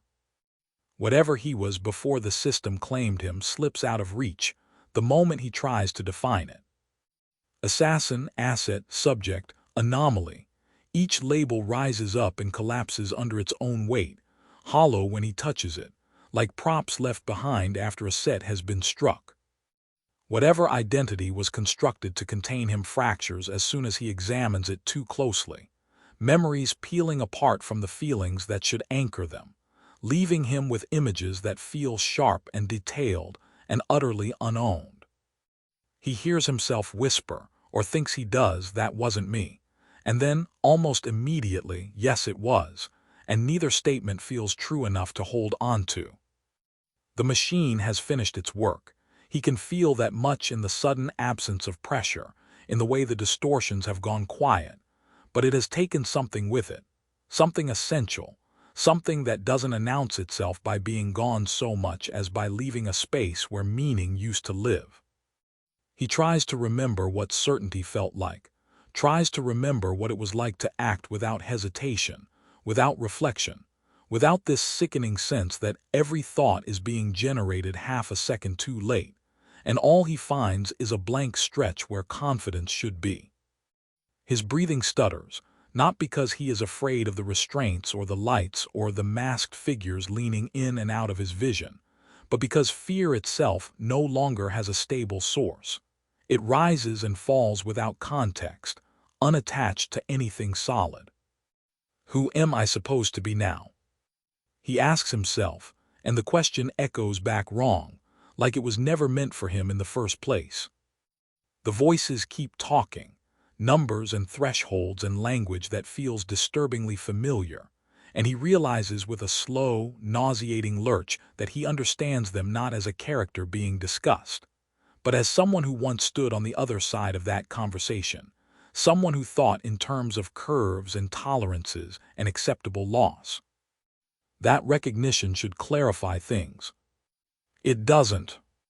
It only widens the fracture, because that perspective doesn't feel like a past life any more than the assassin does. It feels like another layer, another mask that could peel away if he pulled hard enough. He closes his eyes, breath trembling, trying to retreat inward the way he once did, trying to find some core that remains untouched, and finds nothing solid waiting for him there. For the first time since the process began, he is aware not of observation or distortion, not of control or resistance, but of loss, quiet, immense, and unresolved, carried forward into a reality that no longer offers the shelter of constructed meaning. And as that awareness settles, one last thought drifts through him, soft and deeply unsettling. If the system was capable of building everything he remembers, and just as capable of taking it away, then lying here beneath these lights may not be proof of escape at all, only another configuration. Thanks for listening. Like, subscribe, comment or review, and tell your friends if you liked it. All my books are available from Amazon and other book retailers. Buy an ebook and show your support.